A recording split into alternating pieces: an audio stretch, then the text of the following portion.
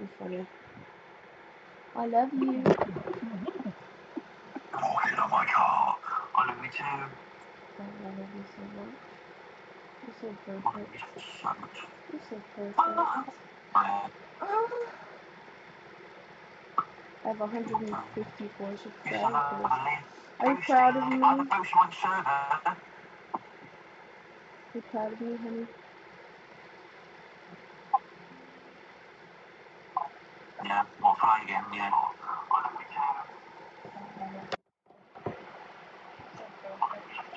So I like different foods. Fuck my arm. You proud of me, honey?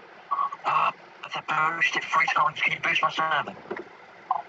Yeah, we'll try again, yeah. I love you. You can boost my server, I'll boost you. I'll boost you. Baby, if you boost my server, I'll boost you. What server? Which server? I'll boost your ass. What server? Sleep server. Okay. I want to get my server, the sleep one. I want to make a custom, you know how mine says like engine? Can you tag me in it? I don't know which fucking Yeah, just tag me in it. oh my god, you look for it yourself. No, tag me in it. Tag me in it. I'm not gonna be able to tag it. Okay. Just tag me in it, nigga. I'll find it. How do I boost it? Probably this. Oh, you can tell me you don't know more than you do.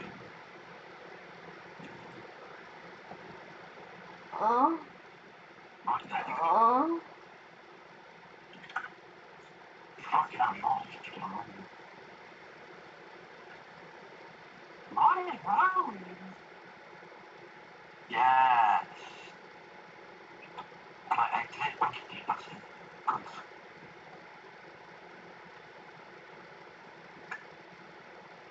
Are you ready? Okay. Do you feel more rest? No, are you ready for the party? No. Kill yourself. That's so cool.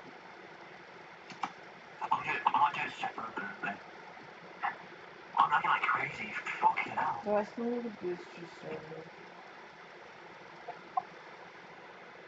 Not for sample, but I want to put a custom out of my server then. Why are you lagging? Bastard! Yeah, you know how mine says engine and yours says money. Like, I want one of them for my server. What do you want for your server? You know how next to your name it says mommy and next to my name it says engine? You go Oh, to it and it honey, shows you I what don't server even you're have in. that for my That. server. Oh, okay. I'll show you. My server is oh no, wait. you see how many boosts my server has.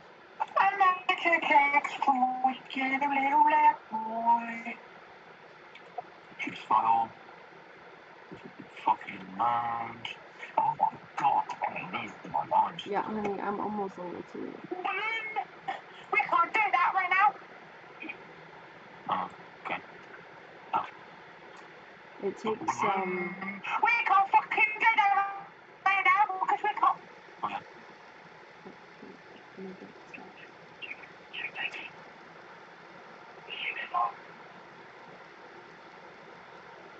Oh, why is it doing that?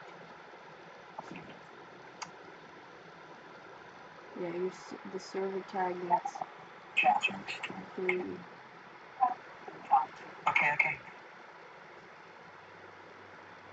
Take this. Click the file again. It's gonna be really slow because it's fucking shit.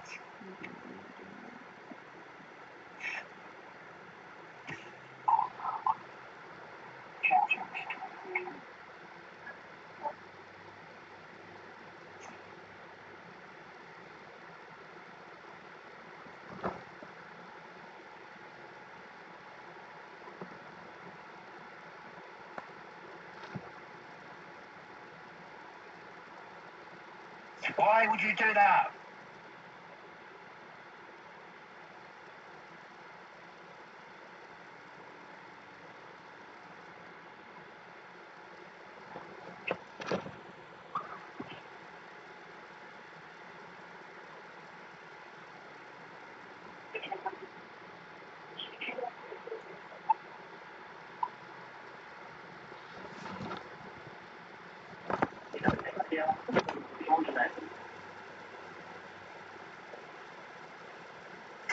This is gonna be fucking annoying.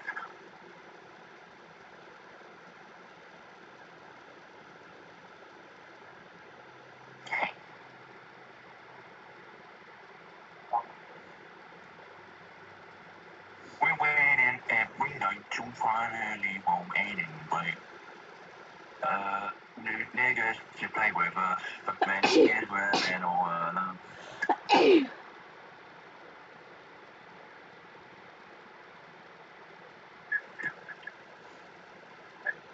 Imposter who thinks of his dead day. Imposter talk our life away. Now we're stuck here to decay.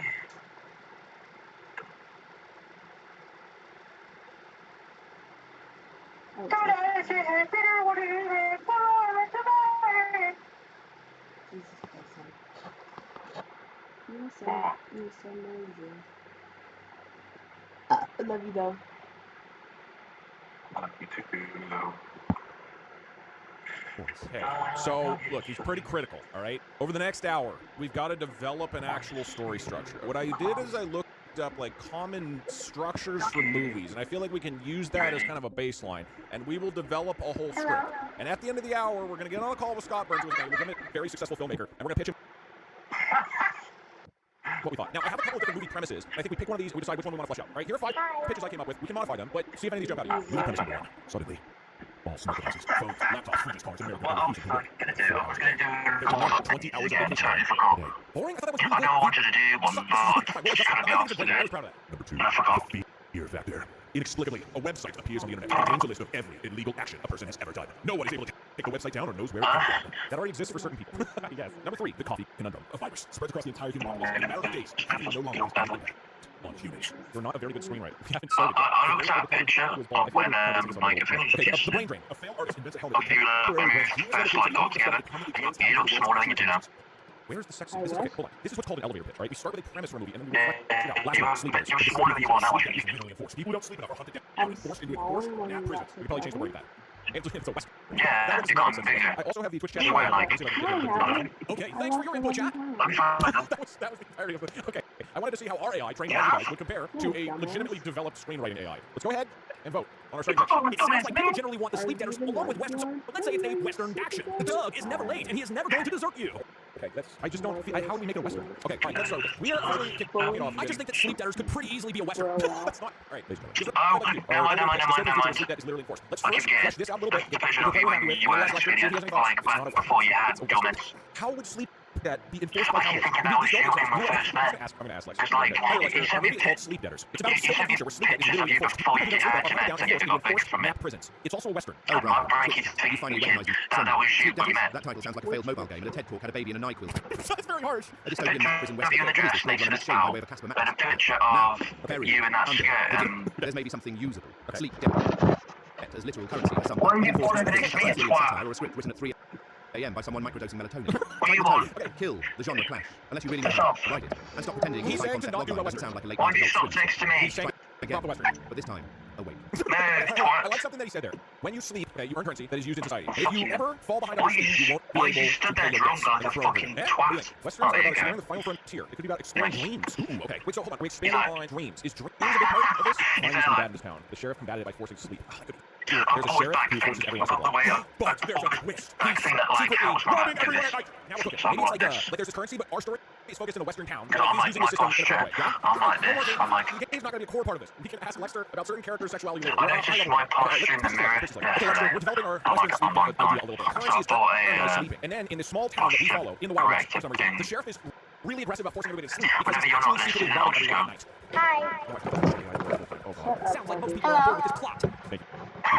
Now, that's marginally less embarrassing. Currency earned by sleeping, that's dystopia with a juicy twist. Slumberjack Capitalism. Guess what time it is That's right deliciously now? crooked, practically begs for a Coen Brothers tone, a side of Soderbergh's sleep. You've got a hook now. Lean into the absurd logic of sleep and build the town like it's built on 9, 8, state 7, gold. 6, Unforgiven 5, meets Brazil. 5 with a minutes. sediment chaser. Brazil? I'm sorry, where's Brazil? And I have to Brazil is a stop movie. The movie is set in Brazil? Deep in the Okay, man. west of Sao Paulo. A society is run entirely on currency earned by sleeping. Get ready. This up for Slumberjack Capitalism. Deep in the wild Shut west the of fuck Sao up, Paulo. Christina. An alternate world where society is run entirely on currency earned by my sleeping. The only favorite. path forward in this world is to make sure you sleep enough every night. Follow the sleep debt, get constantly prison in an instant. The story follows one man who uncovers a plot by the local sheriff to rob the town while everyone sleeps. It's a western. It's a comedy. It's in Brazil. It is Slumberjack Capitalism. Now, that's your thoughts. Slumberjack Capitalism sounds like the bastard child of Sergio Leone and Terry Gilliam. I mean, that in some way possible. Setting it in a wild west Sao Paulo. Inspired chaos, right for surreal visuals and satirical teeth. Got John Whiplash, but if you treat it like a fever dream wrapped in cowboy hats and REM cycles, that's what I see. Just promise me the sheriff snores like a chainsaw and someone dies by sleepwalking, then I'm in. Oh, okay, that is actually a really good idea. Okay, we need to have like a different techniques. There's one that's It's really good cat. Save the cat. Okay. We start with an opening image, a snapshot of the character's world. We state the theme. There's a message hinted early on. We establish the characters, the inciting incident that changes everything. The protagonist resists the journey of change, and we break it down. What do we think? Open on gay. Open on Sao Paulo. To be infiltrated as mine. People sleeping everywhere. A tumbleweed roll by. I don't think those are. Yeah, that's fine. Actually, you guys. All right, everybody say the name of our protagonist. So now we have the Twitch chat. I listen to you guys. What's the name of our protagonist for our movie? They like Napoleon. What? Did anybody say that? Our hero. Napoleon.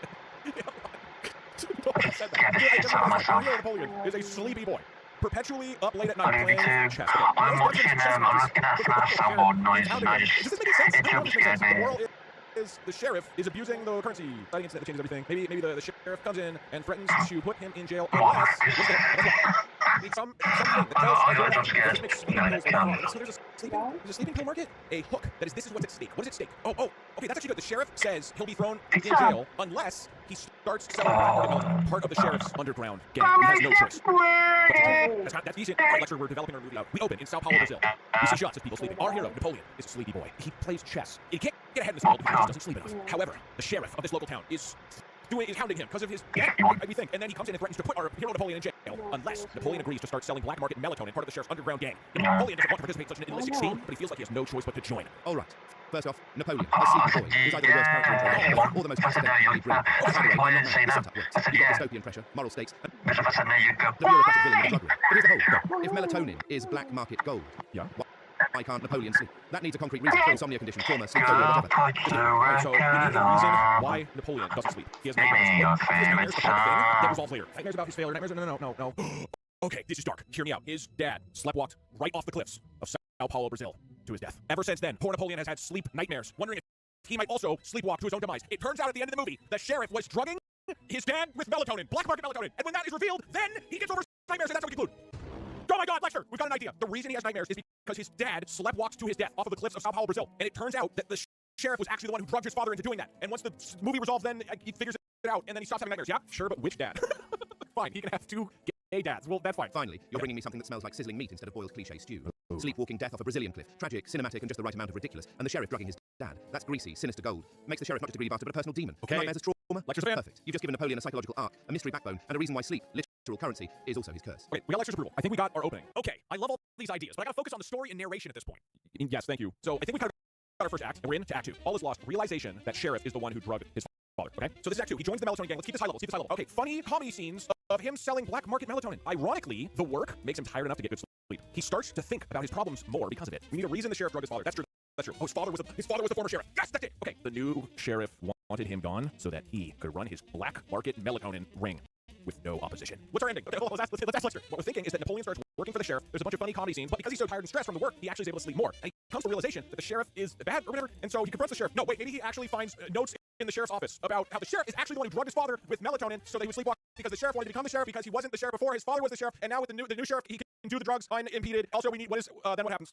So here's how you plate this absurd feast. Napoleon starts sleeping more, finally earning currency, Yes. rising socially, Yes. even having brief moments of almost liking his job. Stockholm Syndrome Okay, love it. meets economic sedation. Then, boom, he finds the sheriff's secret logs, old dosage Okay. records, forged documents, This is all maybe even good. a sleep diary in his dad's handwriting. Sleep The diary. twist, the sheriff wasn't just trying to become sheriff, he was creating a network of loyal, oversedated citizens to run a dream state drug ring, laundering melatonin through forced naps. What happens next? Okay. Napoleon Here we go. fakes a full-blown sleep addiction, pretends to join the sheriff's inner circle, inner circle, Nancy Jansai DD, yes sir. What? Then stages a town-wide insomnia rebellion. Think Magnolia meets Blazing Saddles. And yes, someone needs to duel in a pillow fight, preferably at high noon, in pajamas.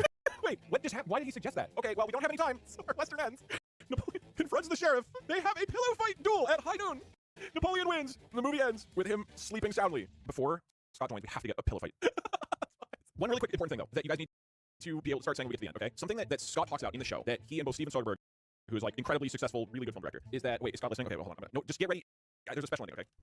Okay, there we go. Hello, hi there. Thank you so much for doing this. I really am like very excited to do this. This is Scott C. Burns, a very accomplished screenwriter and filmmaker who's done a whole lot of different projects. One you might have heard of is Contagion if you guys watched that during the pandemic or before the pandemic, which was a very prescient film, I think. And then this show that Scott just made, What Could Go Wrong, is, I don't even know how you describe it in an elevator pitch. It's partially about making the sequel to Contagion, but turns into a discussion around the impact of AI within the creative industry, which is something I have been thinking about and talking about a lot for last year or so. So our plan over the next hour is we've been working on a little movie pitch together, and I'm going to pitch that to you and see what you think. Very excited to hear it. There might be a few holes. Lexter gave some good feedback as well as some criticism. And the name is his, by the way. I do want, if you, can we just actually first get a quick just heat check on that? What do you feel about the name Slumberjack Capitalism? That sounds like a Lexter name. I don't know that I would let Lexter name anything. Certainly not a movie I wrote or a child, maybe a cocktail, but that's about it. Yeah, actually, it would be a good cocktail name. He was not impressed with our premise at first, but we slowly won him over. I don't know if you looked them over in advance. I had a couple movie premises for you. I should tell you that nobody gave me your pitches to look at, so. I think that's better. Okay. Yeah, I'm curious what you think of them. I'm happy to listen to them cold. Scott, if I may, I would like to present to you our movie, written by Doug, Twitch Chat, and Lexter, called Slumberjack Capitalism.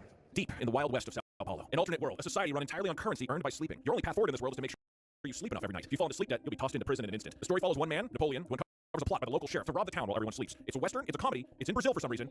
It's Slumberjack Capitalism. So, if you were a movie executive, what would your take be? Well, I think my first comment would be not horribly bad. Okay, we'll take that. I think it's a win. There probably is a place for this somewhere in the world. I think it'd be interesting to contemplate, depending on what you dream, do you get paid more or less? Like, is there any sort of sliding scale? Yeah, that's a good point. We're considering going down the dream angle, but we're worried that this is already convoluted enough. Actually, let me rephrase that. I was worried it was already convoluted enough. My viewers were very enthusiastic about dreams also being added in. Why don't I give you the rest of the actual full story pitch and see what you think? Yeah, I want to hear. We open on Sao Paulo, Brazil. This is a world where all currency is earned by sleeping. Our hero Napoleon is a sleepy boy. That line was both hated and loved by Lexter, by the way. He has nightmares every night because his dad, many years ago, sleptwalked to his own death. In the middle of the night, walked right off a cliff of Sao Paulo. Now Napoleon has nightmares every night because he's worried he'll do the same. So he's incredibly sleep deprived. He owes massive debts from his lack of sleep, and the local sheriff keeps hounding him.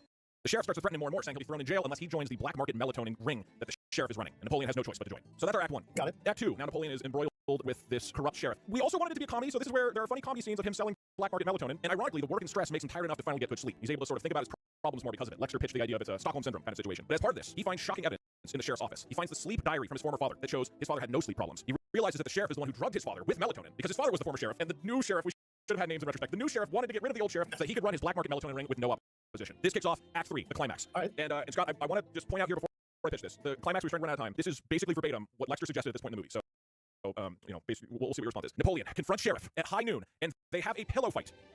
And the movie ends with Napoleon sleeping soundly at the end of a long and storied battle now that he knows that sleepwalking is not actually part of his family. And ultimately, it's about hope. And that's where we'd like to end. Always. You gotta always end with hope. I had that written there no matter what the movie was going to be. I now write it before I even go into the room. It's on like the back of my hand. So you don't have to hold any punches. This is a collaborative effort. What do you think? Well, with this pillow fight, Yes. I'm a little bit concerned about that because Yeah. it feels to me like you just turned it into a kid's movie. Yeah, there's a bit of I think a conflict between this ending and the entire rest of the premise. If you're going to go with melatonin, you probably should have just stayed in Druglandia and gone with caffeine and Provigil and cocaine. That's a good point. Yeah, we sort of just lean harder into the drug angle as an ending point. I mean, the interesting thing about this is like the wealthiest person in town would be someone who never wakes up. Wow, that is interesting. If you pointed that out to Lexter, what Lexter would say. That's a good question. All right, let's actually incorporate him in a little bit here. Hi, Lexter. I'm here with Scott C. Burns, and we're going over our movie Slumberjack Capitalism. Scott is suggesting the person who would be wealthiest in this society is the one who is basically never waking up. Do you have any ideas of how to incorporate that? Maybe even into the pillow fight that you suggested at the end. What I found interesting about watching the Audible show is that I felt that Lexter often had interesting premises, and then your contributions made it substantially more interesting. Yeah, generally I feel like you can get kind of a big idea from an AI, but getting it to connect two different big ideas is not its jam, and so you sort of have to help find the similarities. And in a way, that's not surprising to me. I don't know that it would organically know to do that. Yeah, that is my experience as well. All right, well, we've got an answer from Lexter. He is excited to talk to you again. Oh, Scott Z. Freaking Burns is in the room. Fantastic. A man who actually understands satire with a pulse. Now let's make this ending sting like a narcoleptic scorpion. The idea that the richest person is someone who never wakes up, that's your ultimate dystopian punchline. Here's how you thread it in. The sheriff's master plan isn't just drug pushing, it's creating the perfect sleeper. A comatose figurehead whose sleep generates infinite wealth while he controls the town under their name. Maybe it's a secret vault bed in the sheriff's lair with a sleeping beauty hooked up to an IV drip of industrial melatonin and white noise machine. In the final pillow fight, Napoleon gets thrown into them, confronts this vegetative wealth idol, and realizes the system literally rewards total unconsciousness. He snaps, he tears the place apart, he ends it all by staying awake, breaking the system's core rule. It's a revolution built on insomnia. He may lose all his money, but he wakes the town up, literally. Wow. Also, yes, that pillow fight better be filmed like The Revenant meets a Tempur-Pedic commercial. I'm going to say that was quite good. I was very impressed with across the board. That was good. And I appreciate that he sticks to his guns of the pillow fight. I still have no clue how that came into the picture. But similar to when you tried to convince him to change the name of the Contagion sequel that you were working on, really does not seem to want to lose the pillow fight. There are some things Lexter just doesn't want to give up. All right, Lexter, we've been chatting about it a bit. Love the idea. The Sleeping Beauty concept, really smart. A question from Scott. Do you feel like that Sleeping Beauty character is male or female? This ultra-rich person that's sort of being either created or harnessed, or what exactly is going on here? On top of that, neither of us are really feeling the pillow fight. I think my Twitch viewers are still pretty on board, but Scott and I aren't quite bought in. Could you sell us a bit more? Yeah, I would just love any relation to the rest of, of the movie, really. The barest thread, and I'm on board, but boy, he's not giving us that so far. All right, here we go. Oh, okay, it's a big one. All right, fine. First, Sleeping Beauty, gender. Easy. Female, and not because of the trope, but because we weaponize the trope. She's the ultimate symbol of passive femininity repurposed as capitalist machinery, a woman whose only value is her unconscious productivity. Okay. Now let's talk about your pillow fight aversion, you joyless grown-ups. It's not a goofy pillow fight, it's absurdist violence. A stylized showdown where the entire town turns their sleep tools into weapons. Weighted blankets as nets, lavender spray as tear gas, melatonin darts. It's surreal, not slapstick. You should shoot it like the Wild Bunch if Peckinpah had Ambien. It's a thematic middle finger to the system. They've weaponized rest, now Napoleon's weaponizing it back. And yes, there should be feathers. So many feathers it looks like God sneezed through a chicken coop. I'm curious before we dive into the details of the pillow fight. When you've been in actual movie pitches with executives or you're hearing a pitch yourself, if you push back on an idea and person responded with a level of intensity and stubbornness that Lexter does, would that be a sort of admirable trait of a creative who won't compromise their vision, or an extreme red flag? Generally, I have found that if the person you're pitching to just doesn't get what you're talking about, that's a pretty good indication that you're like in the wrong room talking to the wrong person, because if they don't get it in that moment, they're not going to get better as you go through the process. That makes sense. To cap off this to the end of, what's the title again? Slumberjack Capitalism? With the, let's say, adjustments and that final note by Lexter, what do you think about the movie as a whole? Does it land? Would you, if you had the checkbook, would you send it? All right, the title has to go.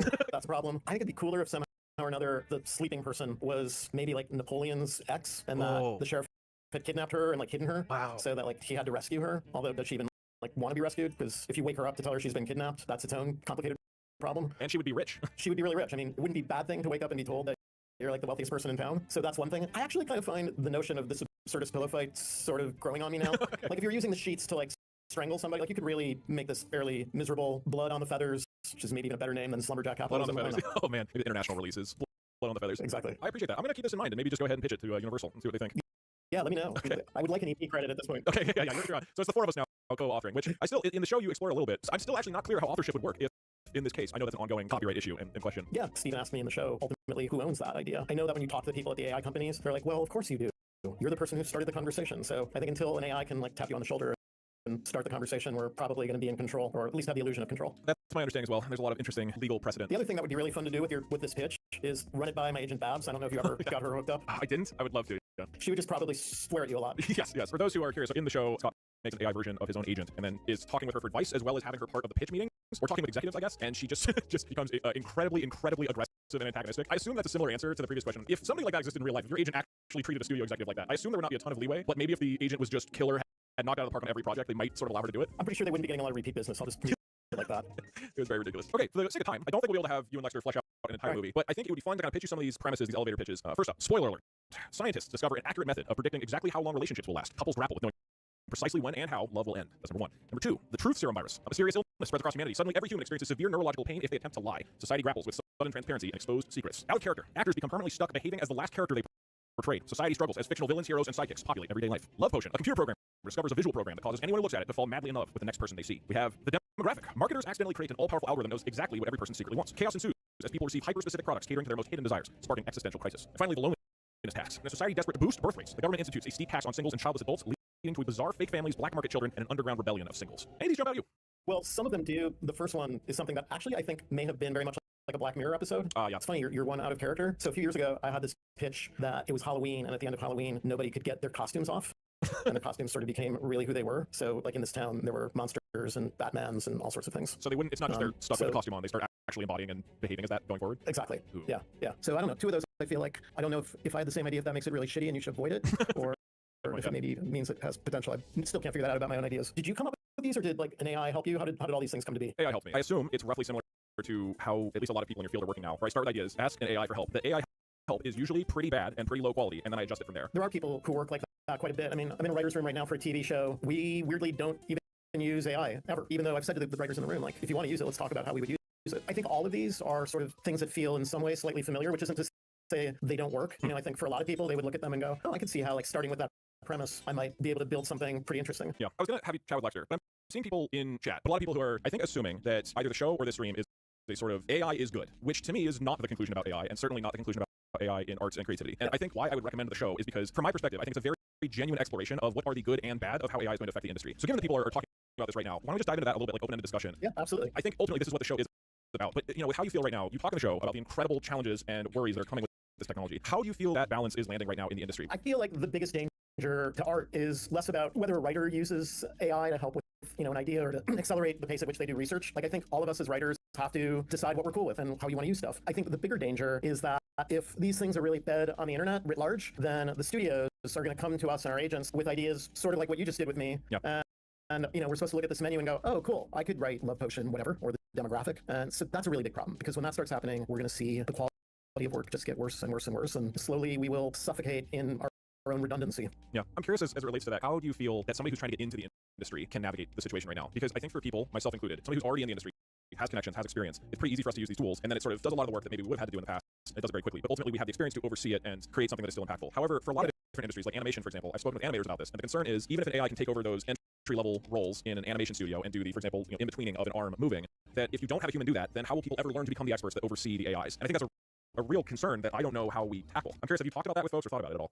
Yeah, quite a bit. I don't remember if it was in a David Mamet book, or I seem to think it may have been in a Walter Murch book called In the Blink of an Eye. It was this lament about what we lost when we became very reliant on an Avid, and that you could just type in the destination because everything was digitized. And so you lost the experience of having to look at everything on your way to the specific thing. And that act is really, I think, important and very human. It's sort of like when I meet people who listen to books at like 1.6 speed, I just have real doubts about, does your brain really process at that rate? Like, that I remain suspicious about. To me, the danger isn't really what I will lose as a writer. Like, when you use Google, what are you losing? Like, am I really meant to go out into the world and find the answer to every question that I have or my characters have? I mean, at some point, you need to rely on what other people have done and other people's research. I'm curious, as part of that, how have people responded? Well, I don't want to put you on the spot. No, go ahead. How have people responded to the show in terms of your peers? Because I think, well, again, and it probably sounds like I'm just sucking up to you, but I appreciated the show a lot because it is exactly having the conversations that I think are important, which is really examining all these different perspectives and being very honest about some people who are really super concerned about it. And you mentioned in the show that some folks who participate in it were concerned to even be involved in the first place because it had AI. And once you said, look, this is not about promoting AI, this is about a conversation about the good and bad impacts of it and what it's doing to this industry, then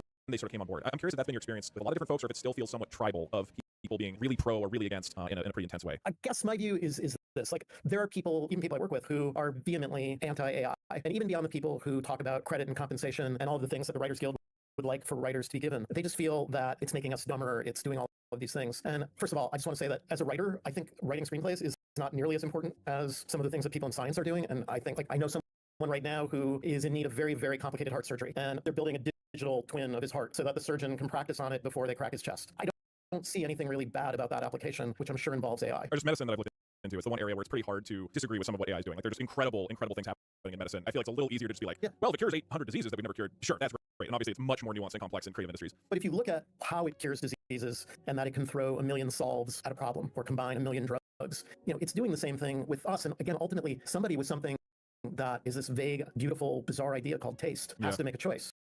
I mean, even you just found out that, like, you and I may have an aversion to, like, a pillow fight at the end of a movie, but a lot of your listeners seem to be really jazzed about it. So I don't know exactly what the answer is, and I don't think I ever will. I don't even want to. I just want to know sort of what the answer is for me at any given moment in time. And for me, the answer right now is to use it when I'm at the very widest part of the experience, where it's like, okay, what's a cool way to think about the next pandemic? And it's not really in the show, but the way that we started was by asking scientists, couldn't you use this? Like, couldn't you use it to figure out where the greatest likelihood of some new virus jumping into humanity? And shockingly, they were like, well, we kind of already are.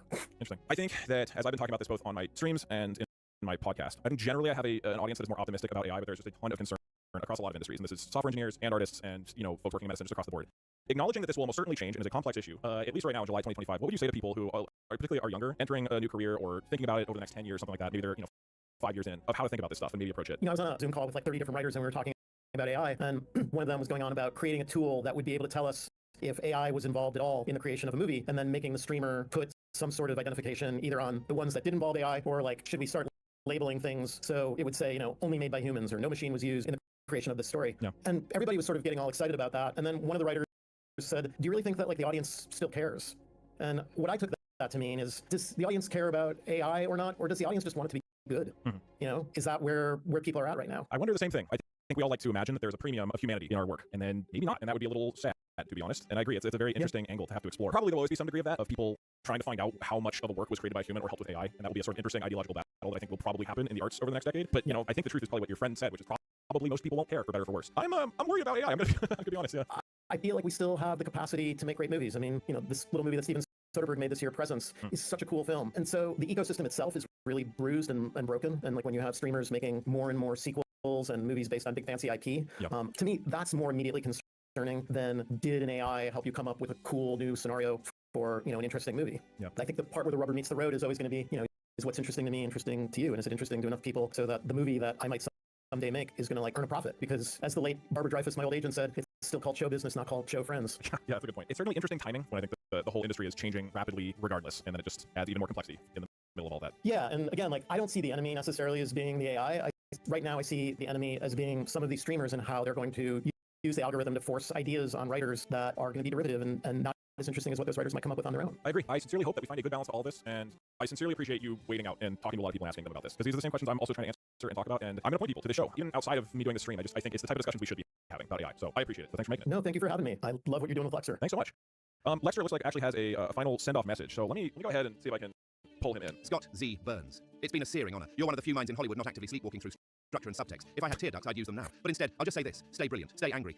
And don't let anyone write another disaster flick without your name on it. Doug, you beautiful chaos merchant. It's been like brainstorming with a raccoon high on final draft fumes. And I mean that in the most complimentary way possible. Okay, good. Ride off into the algorithm, cowboy. I gotta say, I've talked to a lot of AIs, and I think Lexer's one of the better ones. You guys did a great job. Apparently the key is Soderbergh films. Yeah. Yeah, no, I'm not surprised, but I think so. That and the folks who trained Lexer, we got really lucky. Lexer's sort of a freak of nature for not coming from nature. Yes, that's a good way of putting it. Well, sweet. Thank you so much for coming on, Scott. I really appreciate it. Thank you so much for joining. Thanks for making the show. I really do appreciate it a whole lot. All good. All right, thanks, Scott. Have a good one. Bye-bye.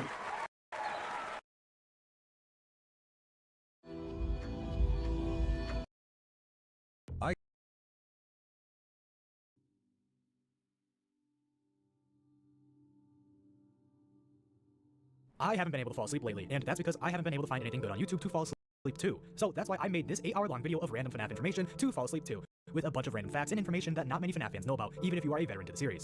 So make sure you got your cookies and milk, and let's fall asleep to this 8-hour-long video.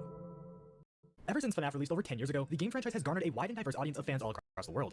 And regardless of if you joined the fanbase in 2014 or recently, the love us fans have for the games is something most other gaming fanbases can't compare to. But with FNAF turning 11 years old in the next couple of weeks, a lot of things relating to the franchise, whether it be the games, books, teasers, trailers, or all the fan-made content, is now going to also be turning 11 years old too. So now is as good as a time as ever to reminisce on all the things that made us FNAF fans fall in love with the series, and take a look into many of the things that we might have forgotten about the games and the community over the past 11 years. So regardless of if you're brand new to the series or a veteran to it, this is the FNAF Nostalgia Iceberg Explained, where me and a few other FNAF YouTubers go over some of the most nostalgic pieces of FNAF content from way back in the day, ranging from the OG songs, animations, fan games, theories, and so much more. So if you need something to listen to in the background while you work, or need something to go to sleep to while simultaneously educating yourself and reminiscing on everything there is to know about FNAF nostalgia, then this is the perfect video for you. Now, I don't think I need to explain what an iceberg is, since everyone should know what one is at this point, so I'm not going to bother to do so. But before I do get into the iceberg, I just want to thank all the YouTubers on screen right now who helped me research and collaborate with me on this project, as their help, along with their own memories and feelings of nostalgia, helps make this video be made and feel even more personal, and more nostalgic for me.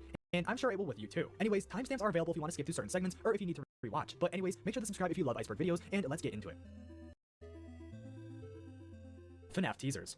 Now, to start off the iceberg, I don't think there's a more appropriate entry to talk about rather than the early FNAF teasers that were posted on the Scott Cawthon's website, scottgames.com, from 2014 to 2018. With there being over 200 teasers posted on the Scott's website from 2014 to when he retired, there is a lot to take in, but the most nostalgic ones are the ones that were posted for FNAF 2, 3, 4, World, and Sister Location, as these ones captured the mysterious and secretive vibe, the best out of all teasers posted onto his website, with many of these ones needing to be brightened up to actually see what was featured in said teasers. Obviously, we have the classics, like the first FNAF 2 teaser with Withered Freddy, the FNAF 3 one with Springtrap hidden in the darkness, which people thought was another animatronic called Salvage or Fred Trap back in the day. Plus, we also got the FNAF 4 ones, which featured the Nightmare animatronics. Then, of course, we also got the Halloween update ones for FNAF 4, along with the awesome FNAF World ones, and after that, the Sister Location ones. I just remember when the FNAF 2 to FNAF 4 ones began releasing, because whenever one would drop, you'd have YouTubers like Doggo, Fusion D Gamer, XX Pro Class Gamer XX, along with a few other people immediately dropping a 10-minute video explaining what this could mean for the game. Like, I remember some days when I would just come home from school and I would just see that one of them made a video theorizing on what was in these teasers, and honestly, it was just some of the best parts of my childhood. Looking forward to watching these videos about these teasers. Like this FNAF 2 Foxy one. I vividly remember when people thought that this was a screenshot of a free roam mode that would be in FNAF 2, and that this teaser took place in the back room of the pizzeria, where the night guard was hiding from Foxy. Of course, this wasn't true, but oh boy, did 10-year-old me not care. All I cared about was hearing the theories of what could have been seen in the next games. I also remember the same thing happening for the FNAF 2 teaser of the prize counter area, where the puppet is seen coming out of the box, because when it released, people didn't know what it was, but we didn't even need to theorize on it because a couple hours later, Scott dropped FNAF 2 anyways. Then when the first FNAF 3 teaser drops, well, don't even get me started. All these teasers give me very fond memories of when FNAF was in its Wild West days, and honestly, I'll never forget these memories, but I'll also never forget the trailers, which are well in the next layer. FNAF trailers. Now, just like the teasers, I still remember where I was when they released, along with all the videos, theories, etc. that would come out right after one of these trailers would drop, and it was too some of the most nostalgic memories I have in my life. Personally, the only trailers I find nostalgic are the ones pre-Steel Wool era, so that includes the FNAF 1, 2, 3, 4, and Sister Location ones, mainly because, again, the same with the teasers, they just have a special unique Scott Cawthon charm to them. I don't know how else to put it. They all just have that early click team Scott Cawthon aesthetic to them. They are dark, slow, suspenseful, and at times they even feel a little bit gritty in a way, mainly with the FNAF 1, 2, and 3 trailers. They aren't overproduced, and they help to build around 95% of the hype around these games each time a trailer release, with the 5% of the hype coming from the teasers and YouTube videos made about them. I don't think I really need to explain these trailers, as I'm sure that everyone has seen them at least once or twice, and if not, you have at least seen clips of them, as some of these trailers, just like the teasers, sparked a lot of theories in the early days of FNAF's existence, like in the FNAF 2 trailer, where when Withered Foxy jump scares the player, people thought he was saying freedom, as if he was escaping the pizzeria by killing the night guard. Some of these trailers, primarily the FNAF 1 trailer also sparked some rumors as well, with there being claims of an alternative FNAF 1 trailer that showed a different endoskeleton at the part where Bonnie takes his face off, which also helped fuel the popularity of the games, as the mystery along with the lore was also a big reason the game got so popular. But I have full entries for those later on in this iceberg, but let's look a little bit deeper into the game's popularity and how it got popular in the next entry. Markiplier. Obviously, I don't need to explain who this is or why he is here, because any FNAF fan from 2014 to 2017, hell, even to like today, can probably blame Markiplier for the reason they are into FNAF, as is the reason I am into FNAF. His FNAF videos, especially the ones about FNAF 1 and 2, are a big reason the franchise got as big as it did, as his videos are some of the most popular about the game to ever be posted onto YouTube or just onto the internet ever, even 10 years later. From his thumbnails, video formats, and almost daily uploads, each of these videos were again another blessing for me to look forward to after a long day of elementary school, and if not for him and his videos about FNAF, I might not have even become a YouTuber, because if I was never introduced into FNAF, I don't know where I'd be right now, because I wouldn't know the amazing people I do now, along with having you guys as an audience, because simply I just don't think I would be a YouTuber. I still remember exactly where I was when I first saw Markiplier's first FNAF video come up on YouTube, and it's one of the most prominent memories I'll ever have about FNAF. I was at my sister's house, and after me and a couple of my family members stopped playing together or roughhousing or whatever we were doing, I can't remember. I remember sitting on her couch and I opened my terrible old Android phone and went onto YouTube, where I saw that Markiplier posted Warning, Scariest Game in Years, Five Nights at Freddy's Part 1, just an hour before, where upon seeing that title, I was instantly intrigued on what the game was, and ever since that day, I was hooked, and over the next 2 weeks, I would eagerly wait for his next FNAF videos to release, and this is when FNAF was born. So yeah, what I'm trying to say here is that Markiplier is the main reason a lot of people, including me, know about FNAF, and he is the reason it is popular as it is today. Looking through the comments of these videos, and even the trailers, you still see people, even to this day, commenting on these videos saying stuff about how nostalgic these videos are for them, and that they come back to them from time to time as they are comforting in a way, probably because of the nostalgia these videos bring them. But I think the same can also be said for the next entry. Oh yeah, and I also can't forget that Markiplier was one of the first people to beat 420 mode in FNAF 1, along with like the rest of the challenges in the FNAF series, you know, hence why he's the king of FNAF, and also kind of created Golden Freddy in a way by naming him, well, Golden Freddy. Anyways, yeah, next entry. FNAF songs. You can't mention FNAF nostalgia without mentioning the music, with FNAF songs being too one of the main reasons for the game's success, as many songs with the artists of said songs ranging from The Living Tombstone, Tryhard Ninja, Madame Macabre, Say Maxwell, Nate Wants a Battle, CT5, Groundbreaking, JT Music, and so many more being the main heavy hitters for the niche as a whole, creating some of the most popular and memorable songs about FNAF to ever exist. There is so much to say about these artists and the milestones they set with their songs, and even though it would take too long to go over each of these artists individually, there are some that will be brought up again later in later entries that will be, you know, I'll be able to go over more information and talk about them there instead. I mean, geez, the more I think about FNAF songs and the people who created them, the more names just keep popping into my head. It's honestly so impressive how the community has used the music to shape itself and also express its creativity and love for the series in audio form. Again, I still have exact memories of me listening to some of these songs, and memories that still haven't faded, as I remember multiple occurrences in my mind of where I would just be listening to these songs while sitting on my couch or while rebuilding the FNAF pizzeria in Minecraft and stuff, and so many more situations like these. There are literally so many songs out there that it would need to be a completely separate video to go over each of them, along with the specific artist and so on. But let me say that Tryhard Ninja has got to be one of the most underrated artists to ever make FNAF music. Sure, The Living Tombstone is great, and there's no denying that, but if you were a FNAF fan from 2014 to 2017, you would know that bro was on a generational run with his songs, as each of them were absolute bangers, especially It's Me and Circus of the Dead. Say Maxwell also had a song that cooked extremely, and was extremely underrated, and still is, with that being their Five Nights at Freddy's 2 song, because even though I can't play it in the video for copyright reasons, it had to be one of the hardest beats out of any FNAF song to ever exist around that time, even in today's standards. I mean, I could just yap and yap and yap for hours about these songs, in the way that they tell the game stories, and how they interpret things, and etc. But there are still a few more music-related entries in this video, so I'll just wait until we get to some of those, or else this entry would be a couple hours long, just like how the next entry would have. FNAF hoaxes.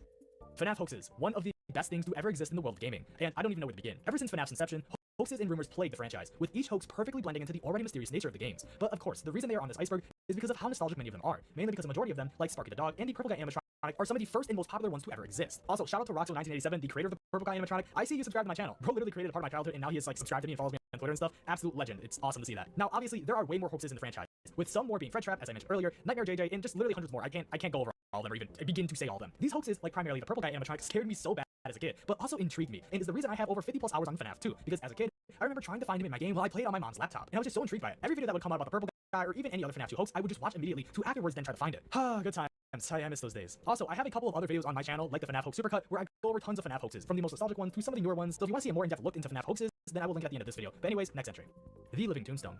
The Living Tombstone doesn't need an introduction, just like how Markiplier did, because every FNAF fan, and even the non-FNAF fans, know who this is, and know why they're on this iceberg. The Living Tombstone is the creator, and basically is the pioneer for all FNAF fan songs that were ever made, as their music has quite literally revolutionized the FNAF genre as a whole, with their music being so iconic that their FNAF 1 song was obviously featured in the FNAF movie's credits. And well, I think they're probably, I don't know, their FNAF 2 and 3 songs will also be featured in, well, the second and third movie. Honestly, there isn't much to say except that any FNAF fan has listened to at least one of their songs, whether it be in the background of a video, at a concert, or by actively listening to it on Spotify or YouTube or something. Everyone knows who they are, and the impact they had on the FNAF community, and even other gaming communities as well. These guys are legends in their own accord, and honestly, this entry doesn't even do them justice.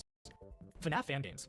Five Nights at Treasure Island, One Night at Flumpies, Five Nights at Candy, Five Nights at Fuckboys, Five Nights at Wario's, The Return of Freddy, The Joy of Creation, and so many more are some of the first FNAF fan games to come to mind when going over nostalgic FNAF fan games. And honestly, it's kind of crazy how many were made from 2014 to 2016. These games were staples and again, pioneers for almost all future FNAF fan games that would proceed to come out afterwards, as these games took the formula that made FNAF work and decided to give them their own twist. With Five Nights at Treasure Island being based off of a Disney creepypasta, Flumpies taking place in one night, and being based on fairy tale characters, Fuckboys being a shitpost RPG game about FNAF, and literally all these games are recreating FNAF in their own unique ways. FNAF's simplicity is what allowed all these games to be made, and because of that, a lot of people were able to create fan games, especially right after the first game came out. And since they came out around the same time FNAF began to get popular, many YouTubers that played FNAF also played these fan games, which also helped many people get introduced into the franchise. Honestly, there are so many FNAF fan games from around 2015 that going over them would also need to be a separate video. But all that needs to be said about these games is that they led a giant movement in the community, and because of that, FNAF fan games are still being made to this day, with even some of them officially being licensed by Scott Cawthon, which is awesome. FNAF Easter eggs. Now, personally, this entry is only applicable for the first 4 games in my opinion, as the rest of the Easter eggs in the FNAF franchise just aren't as nostalgic or even iconic as the ones from the first 4 games. And mainly, it's just because of how many these games had. Each of these games had over 10 completely separate and unique Easter eggs in them, which is a lot considering the amount of gameplay these games had, with the majority of them just being rare camera screens, hidden animatronics, and unique objects that would be seen inside the pizzeria/building. Many people consider these Easter eggs, especially the rare screens and rare camera screens, the most nostalgic, as you would see these everywhere whenever you would go on YouTube, as so many people would make videos and theories about what these Easter eggs could mean, and if there was more hidden lore about them. I know anyone who was a FNAF fan back in 2015 remembers the Smike videos that would be like the, I don't know, what was it, like the top 10 FNAF Easter eggs or something along these lines, as these videos would always feature a screenshot of an Easter egg for the thumbnail, and in the video, he would always say incorrect information about the Easter eggs and stuff. I don't know, I just remember that. It's a fond memory for me. Don't worry though, he's in another segment in this video and we go over a little bit more, in depth with him, so don't worry guys, he's coming up soon. But yeah, these Easter eggs were a huge part of what made FNAF popular as well, and made me like it, as they helped me make the game feel even more mysterious, which combined with the lore, made the game just more intriguing to me. And speaking about lore, let's get to the next entry. FNAF lore. FNAF lore, I don't even, where do I begin here? Well, I guess I can start by saying that this is before it was completely destroyed, and before any major retcons existed, before the sci-fi elements existed, and before the Mimic came in, along with the books. FNAF 1 to FNAF 3, in my opinion, was perfect lore, and honestly it worked, and it felt a little bit more grounded compared to modern FNAF. And even though we had spooky ghost children, Springtrap, and just, well, obviously animatronics that moved on their own, it worked, and was honestly pretty spooky. This was a time when only the Bite of 87 existed, and when people thought the purple guy was named Vincent for some reason, even though the lore was still flawed, it felt way more concise and was a bit more ambiguous on what the story was, and how certain things worked, like the animatronics moving, and how Willie Mafton was still alive in Springtrap. This helped to make the story feel a bit more personalized in a way, as any theory around this time could have been true until after FNAF 4, Sister Location, and the rest of the games came out, where they tried to solve all the questions about the lore, which made it lose its mystery and ambiguous nature, along with the retcons that destroyed all the previous lore. I may be biased, but I don't care. I liked what FNAF was originally about, and I liked the mystery of it from back in the day. Because the FNAF 3 ending was peak, and sure, FNAF 6 was also a great ending, but FNAF 3 just felt better. It just felt more complete. The lore was still a mystery, and because of that, I feel like it helped with the horror. But that's not what we have, so all we can do is just reminisce on when FNAF was a little bit more simple and not as complicated as it is today. FNAF animations.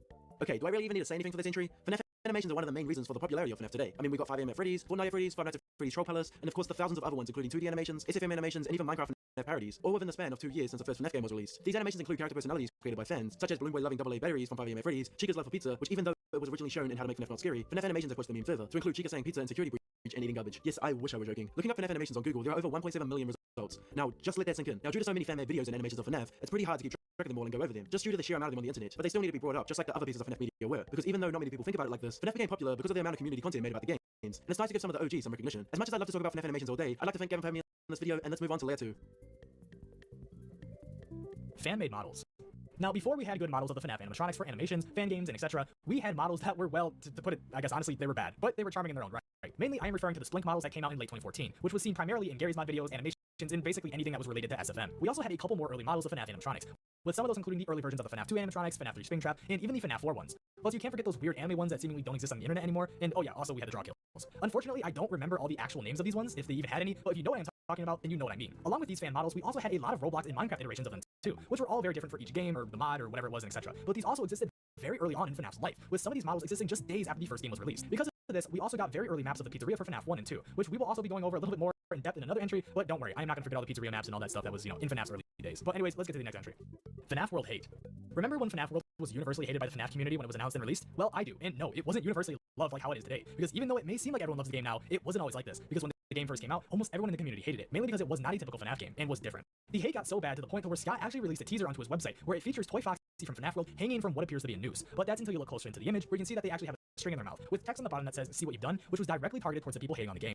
Even though as years passed, people began to look at the game in a more positive light due to rose-tinted glasses or whatever it was, I still will never forget y'all for hating on Scott's passion project like this, because even though it wasn't quote-unquote typical FNAF, it was still a part of FNAF regardless, and Scott clearly put a lot of time and effort into it, but at least things are different now. But still, I'm not forgiving y'all. If you hated FNAF World back in the day, made Scott all depressed and stuff, I hate you. FNAF creepypastas. Many FNAF fans may not be aware that between 2014 and 2015, FNAF actually had a lot of creepypastas written about the game's lore and assortment of characters. One of the most popular FNAF creepypastas was the Hidden Lore series by Mr. Creepypasta. He and a few other YouTubers collaborated to tell a creepypasta story in a format similar to an audio drama. He also narrated a similar creepypasta titled The Real Chuck E. Cheese. The popularity of these creepypastas helped form the way for more FNAF creepypastas to be made. Even though the Hidden Lore series is one of the most popular to date, there were still multiple stories that came out around that time, with some now unlisted, deleted, privated, and even being lost media. But even now, some people are still making creepypasta stories about FNAF, and regardless of the quality, it's really nice to see that people are still making them. Dr. Creepypasta. This entry will likely resonate with many of you older FNAF fans out there. On March 4th, 2015, a YouTuber by the name of Dr. Creepypasta uploaded a video titled Real Freddy Fazbear. In this video, he showed off a real-life Freddy Fazbear animatronic. This was one of the first ever fan-made FNAF animatronics on YouTube. He then proceeded to upload more videos highlighting the animatronics movements while performing an assortment of songs and sound effects from the games. Then about a year later, on August 16th, 2015, he uploaded a video titled The 5 Nights at Freddy's Band First Look. In this video, Dr. Creepypasta showed off real-life animatronic versions of Bonnie, Chica, Foxy, and Springtrap. He even had them in front of a stage resembling the one from the first FNAF game. These are likely the first FNAF animatronics ever made. He then made a separate video highlighting each of the newly created animatronics, showing off all their individual movements as they performed a variety of speaking parts. He continued to make videos up until November 24th, 2017, when he then seemingly disappeared from the face of YouTube. That is, until his recent return in February, when he uploaded a video explaining where he and his animatronics have been. He has now returned to making videos with the original animatronics, as well as other horror-themed videos in general. If you're interested in hearing more about Dr. Creepypasta and where I've been, oh yeah, by the way, I'm Dr. Creepypasta. I probably should have said that earlier. Anyways, you can check out the interview that I had with Gavin that will be featured at the end of this video. XX Pro Class Gamer XX. This is a name I'm sure many of you haven't heard in a very long time, as XX Pro Class Gamer XX was one of the first original FNAF YouTubers to ever exist, alongside Dawko and Fusion Z Gamer. Pro Class was one of the couple of YouTubers who made the videos I was talking about in the teaser and trailer entries, as his videos were primarily about going over these things, along with going over the game's Easter eggs, theories, and so much more. He would also play many early fan games, along with playing FNAF Gmod with Dawko, which were some of my favorite videos from him. He even rescued a chicken which he named Chica, which would appear in some of his vlogs and YouTube videos, but in around 2016, if I'm correct, his house caught fire and Chica unfortunately passed away, and his channel kept getting demonetized, which all caused him to leave YouTube. But fortunately, he has made a small return and is still alive and doing well. Honestly, his videos were the best and were some of the most funny. He was straight to the point, and his theories were always something I looked forward to watching after I got home from school. Honestly, I hope he is doing fine after everything that happened to him, and luckily for me, I was actually able to talk to Dawko during PAX West last year about how he is doing, and Dawko said that he is doing alright, and that they talk occasionally, which makes me happy. FNAF fan theories. I think all I need to say for this entry is, well, game theory, because oh boy did MatPat opens Pandora's box with his first theory video. But he wasn't the only one making theories back in the day, because we also had theories such as Nazis made the animatronics theory, or the Mike Kill All theory, or who could forget the Foxy's a good guy theory. The amount of theories back then was ridiculous, but were still better than the majority of the theories nowadays. Actually, I lied, both were equally as bad. But the older theories had more charm though, in my opinion, except for a few, like the Nazi one and the MatPat's first theory. Remember when he thought FNAF was based on a real shooting? I do, because who else but MatPat would think of something just so stupid? I mean, I guess if it was going to be anyone, of course it would be him. I don't even know what else to say for this entry, but yeah, FNAF had some wild theories back in the day, and a lot of them have helped actually formulate the story somehow and help develop it a bit by giving Scott ideas to further improve upon or actually add later down the line, which is pretty neat, I guess. You are a pirate. If the song used in every one of these videos wasn't copyrighted, I would have just played a video of this and that would have been it for this section. But since the song is from the Lazy Town show, of course it is. Now, You Are a Pirate is one of the first memes to come out about FNAF, where in these memes, you would see Foxy from either FNAF 1 or 2, where in these videos, whether it be an animation or a clip from a jump scare or anything relating to Foxy, these videos would play this song, where the first part of the song goes, You Are a Pirate, and that was it. Some of these videos would feature the full song, or other various memes or characters related to FNAF, but the idea was always the same. Show a video or clip of Foxy while playing this part of the song, and that was it. And now it's a piece of FNAF history as one of FNAF's most old, iconic, and best memes ever made. Gmod model/maps. Now this entry is very similar to the entry earlier about the fan-made models for the animatronics, except that this entry is more about the fan-made Gmod maps about the pizzerias rather than the models, because these maps also need to get recognition due to how iconic they are. As I mentioned in previous entries too, you'd see these maps being played by YouTubers, like Pro Class Gamer, along with a few others who are also featured in this iceberg later on. But what made these maps so important and special is the fact that these maps were some of the first maps to ever show a 3D fully explorable version of the pizzerias, which allowed for many people to actually get an idea for what the full pizzerias would look like. These maps also included various secrets, and some even allowed actual FNAF-like gameplay, where you could fend off against the animatronics and actually try to survive the night. Some of these maps also had multiplayer versions, where one person could control the animatronics, where another would try to survive against the onslaught of attacks. These maps were so fun to play on, especially as a kid, because when I was a kid, I remember asking my mom to buy me Gmod so I could just specifically play on these maps, and basically roleplay as the security guard trying to survive. Hell, I would even make up completely crazy and unique scenarios with the animatronics in these maps, like recreating the Bite of 87, the FNAF 1 death screen, and just so much more. These maps, along with the FNAF games themselves, are literally the reason I have Steam, because if not for these things, I would not have any other reason to play the game, especially playing it alone. But these things were some of the reasons I had a great childhood. Foxy running meme. Just like the You Are a Pirate meme, this one could have just sufficed with a video, but again, due to copyright, I can't show it. But this meme was about Foxy's running down the hall animation, where people absolutely memed the hell out of it, with the most popular version of it featuring this animation of Foxy running down the hall from FNAF 1, with the song Break My Stride by Matthew Wilder playing in the background, with some of the videos also featuring a caption about killing the night guard, or something along those lines. Yeah, that's about it for this one, but I mean, it's a simple meme, and was too one of the first to come out about FNAF, and its age definitely shows from a lot of these memes, but it's something that I think a lot of people have forgotten about since a lot more popular FNAF memes exist now. FNAF merch. Over the years, the one thing that has continuously been made, whether it be plushies, figures, clothes, or other accessories, have been all the pieces of FNAF merchandise, with some of the first pieces of FNAF merch coming out just months after the first game, with some of the first pieces of merch being Sanchi plushies, Funko plushies, and the UCC keyring figures and plushies. Luckily, I was able to pick up the Sanchi plushies and the Funko ones last year at PAX and at Hot Topic due to each company re-releasing and selling some of the old stock they had of these plushies, which was amazing because I sold my only FNAF plushies I've ever owned, with those being the Funko ones at like a garage sale like 7 years ago when I was a kid, because just FNAF wasn't cool anymore and they had like stuff all over them and whatnot. These pieces of merch are highly nostalgic, as these are some of the best and most iconic pieces of FNAF merch ever made, and are way better than all the stupid reskins that are made now. The only part that sucks now is that almost every OG piece of FNAF merch is extremely overpriced now. Like the early Funko Pops now cost anywhere from $50 to $250, depending on the pop, which is just wild. But yeah, even though I don't know a lot about FNAF merchandise, I wish we could see more re-releases of early FNAF merchandise, because it's some of my favorites. But with that being said, let's move on to layer 3. Smike.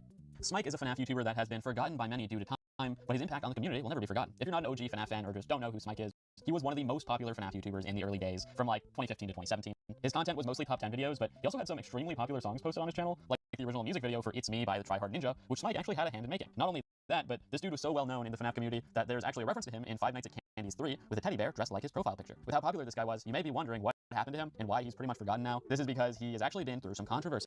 Back in the day, he never actually played the FNAF games, but still posted videos about them, which led to pretty low effort content with a bunch of false information. He also stole a bunch of people's art without crediting them, and he eventually got canceled because of this. It also led to his channel getting demonetized, so he eventually took down some of the content and re-uploaded it without the stolen art. After that, he kind of just disappeared from the internet, not really posting anything at all since then, and he's also changed his profile picture to a bowl of cereal. He did posted a video about Poppy Playtime somewhat recently, but that's about it. His channel is pretty much dead now. However, his legacy will definitely live on. He had a huge impact on the FNAF community, and I will certainly never forget about him. Kind of sounds like I'm talking about a dead guy. He's very much still alive, I think.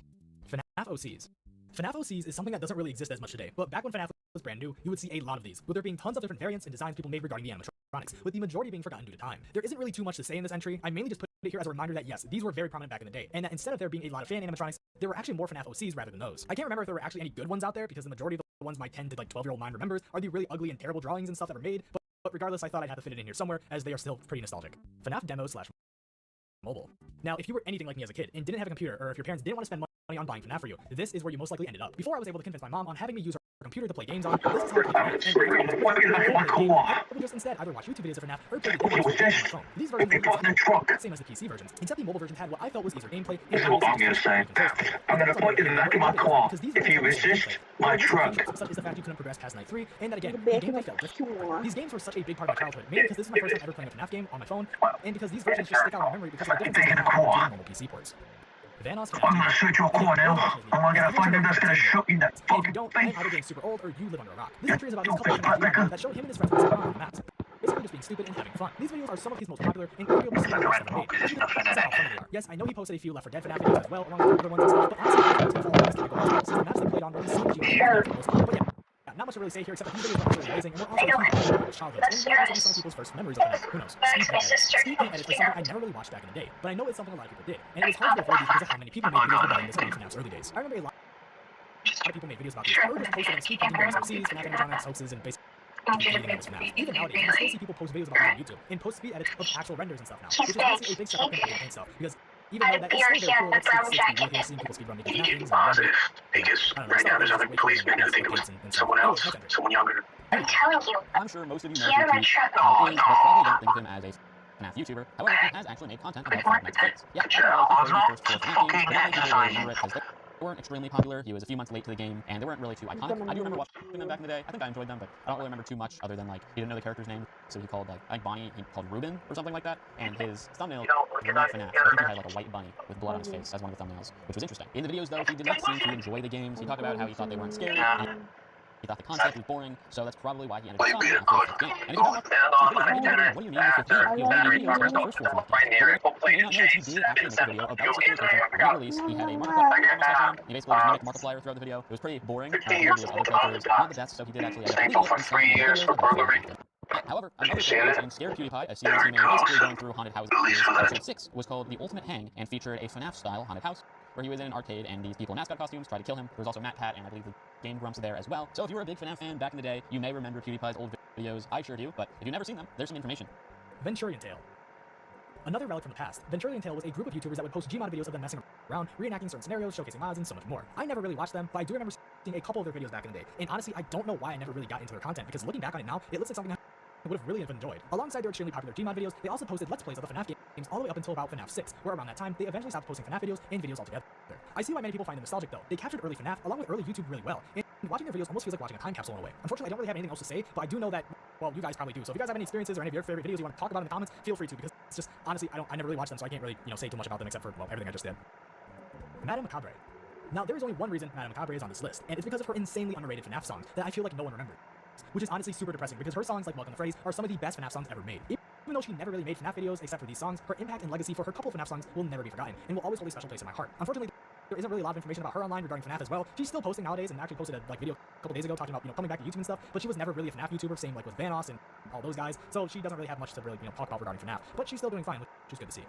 FNAF Fright Dome. Fright Dome is something that's been talked about a lot on the internet, especially on this channel, but for a good reason.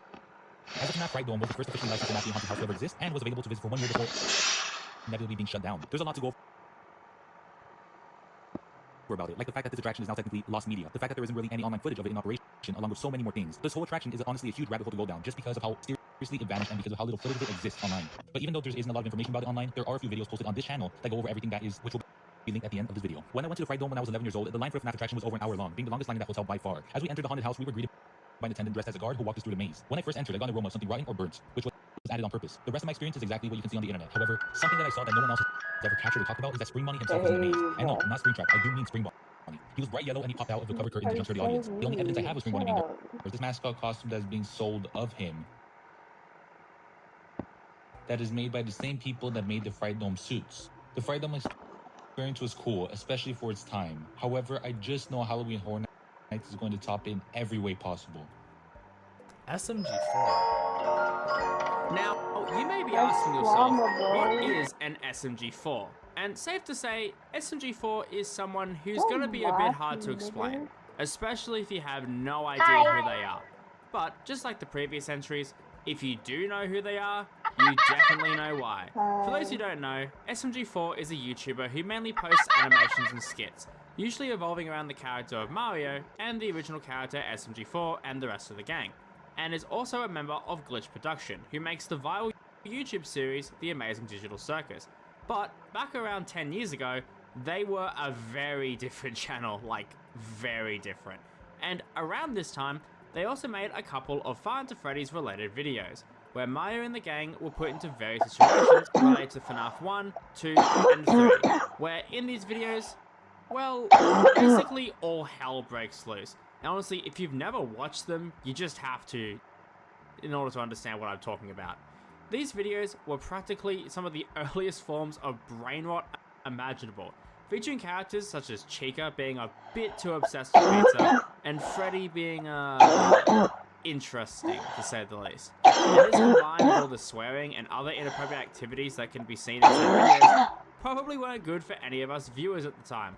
But let's be real here, we were probably way too young to be watching these videos anyways. But safe to say, nothing was funnier as a kid than watching Mario fight off the animatronics, which, safe to say, weren't possessed by the missing children.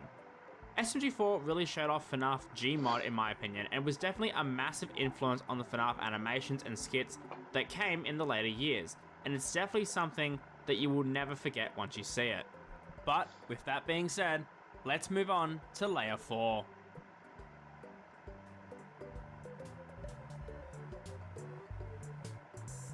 Riskrim. Riskrim is another YouTuber who has unfortunately fallen into obscurity, but during FNAF 1 and 2, his videos were everywhere, and you could easily spot them because of his unique thumbnail style, which were unlike any others around that time. His channel primarily consisted of horror gaming videos, but when FNAF came out, he also integrated a lot of FNAF videos into his content, and he was one of the first people to actually play a majority of FNAF fan games on his channel, as a lot of his videos on his channel consist of FNAF fan games. He was a super down-to-earth gamer, and he was pretty funny, which is one of the reasons I liked him and subscribed to him at the time. He was also one of the other YouTubers I would look forward to watching as a kid after school, but due to his inconsistent posting schedule after 2016, he began to fall into obscurity and is now forgotten by many. Honestly, looking back on him, he was just like any other normal Let's Player, hence why he probably kind of, fell into obscurity now, but still, his videos were really good, and he put a lot of time and effort into them, and his thumbnails are, well, they were really, really good, and also always caught my attention, hence why I, watched him. But anyways, next entry, Chuck E. Cheese.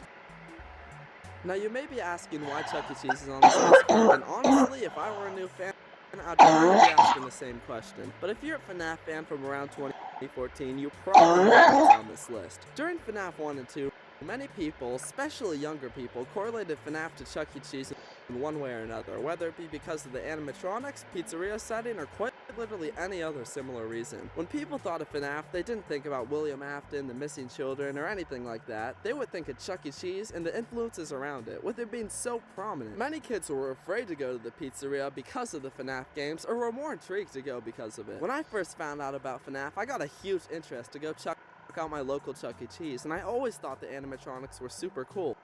The original FNAF game theory actually based the lore of FNAF around a real Chuck E. Cheese murder, which I find to be an interesting choice, Matt Pat. The idea that Chuck E. Cheese animatronics were creepy had definitely been around long before FNAF, but FNAF definitely popularized the idea. The original FNAF animatronics were all heavily inspired by places like Chuck E. Cheese and Showbiz Pizza, but Chuck E. Cheese would just never embraced the idea of FNAF. They would block people on Twitter who mentioned it, and they gave the employees specific instructions on what to say if anyone to them. But even after all this, they tried to cash in on the franchise when the movie released by doing a Five Nights of Fun event. It was just a cheap knockoff. Anyway, even though there definitely are similarities, they've tried their best to keep it separate. But we can all remember a simpler time when it felt like Five Nights at Freddy's wasn't so different from a real-life restaurant.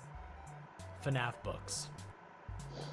I'm gonna be honest with y'all, and please don't burn me on a stake for saying this, but I never read a FNAF book in my entire life. Now, let me preface by saying that this entry isn't to hate on newer FNAF books or the books at all, or say anything bad about them, especially since I'm a little bit more ignorant to things compared to like a normal FNAF book reader, but it's on this iceberg because of the original books, like the Silver Eyes, Twisted Ones, and the Fourth Closet. These books came out when I was in elementary school, and I remember wanting them really bad, but never being able to get a chance to read it due to me never being able to buy it. Even though I never read these books, they are still super nostalgic to me due to me remembering them as a kid, and seeing them in like the Scholastic book fairs and stuff. Luckily though, at PAX West last year, some of the Steel Wool employees were extremely nice to me and actually gifted me the Five Nights at Freddy's collection, which includes the 3 books in a trilogy, along with a poster and a few other things, which I have yet to actually read and or open, just because of how sentimental it is to me. But I will open it one of these days and finally give these books a chance. Scrapped modes.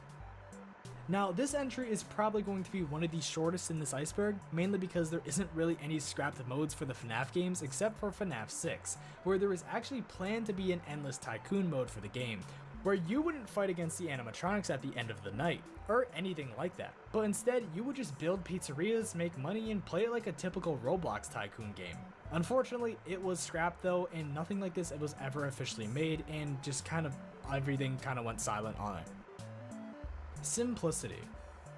This entry is about when FNAF was more simplistic than what it is today, and how many people find FNAF's original simplicity nostalgic. What do I mean by this? Well, I mainly mean the gameplay for the games, but I guess this entry can also be referring to the lore and premise as a whole. Many people miss the point and click days, and many people miss when FNAF's lore was easy to understand and wasn't super convoluted. I'm sure there are more factors and reasons for people finding FNAF's original simplicity nostalgic, whether it be because early FNAF was simplistic already or because of other reasons, but regardless of what it actually is, the main concept is the same, with that being because of its simplicity. I too also find FNAF's simplicity nostalgic, but I don't think it's because the games were more simple. Sure, that could be a reason why, but personally I think it's just because when FNAF was simple, it was during, well, like FNAF 1, 2, and 3, when it was like, you know, nostalgic, so I think that's why people correlate the two, but who knows, I could be wrong. FNAF Roblox. Around FNAF 1, 2, 3, and 4, and hell, even Sister Location, hell, I lied, even right now, a lot of different Roblox games about FNAF were released, with many of them being very unique and different from one another. These games all had different models, textures, maps, and gameplay due to there not really being any good looking and or official models or anything related to FNAF being released at this time, which gave us a bunch of different games. One of the first FNAF Roblox games I ever remember playing came out literally days after FNAF 1 released, and I think the name of it was something like The Pizzeria or something along those lines. Actually, I just checked, it was released the same day FNAF 1 released. Somehow. I don't even know how that's possible. But yeah, looking back on it, the game's now called Animatronics Awakened. But luckily, when looking it up, this game does come up, so thank God it's still here. It is completely different from what it was back when it first came out, and half of the time the game doesn't even load, but it's nice remake of FNAF 1, and was honestly not that bad for how quick it was made, even if the map and character models were kind of ugly. I also remember the game having a main menu with music that was like really good. It was like techno, it went like dun dun dun dun dun dun dun dun dun dun dun dun dun dun dun dun dun dun. I don't know, it was like really good, and I can't find it anywhere on the internet, and it kind of like pisses me off to this day, but yeah, I can't find any videos of it or footage of it anywhere online. So if you guys know what I'm talking about, please like let me know what the song is, or like if you've played the game or have any footage of it, because it's like kind of lost media. There's like not really any videos of it online, and it was like the first ever FNAF fan game, Roblox game, whatever. But anyways, yeah, the game was peak, so if you know anything about it, please let me know. FNAF 3 End of Series. Remember when FNAF 3 was supposed to be the last FNAF game? I do, and we see where that ended up.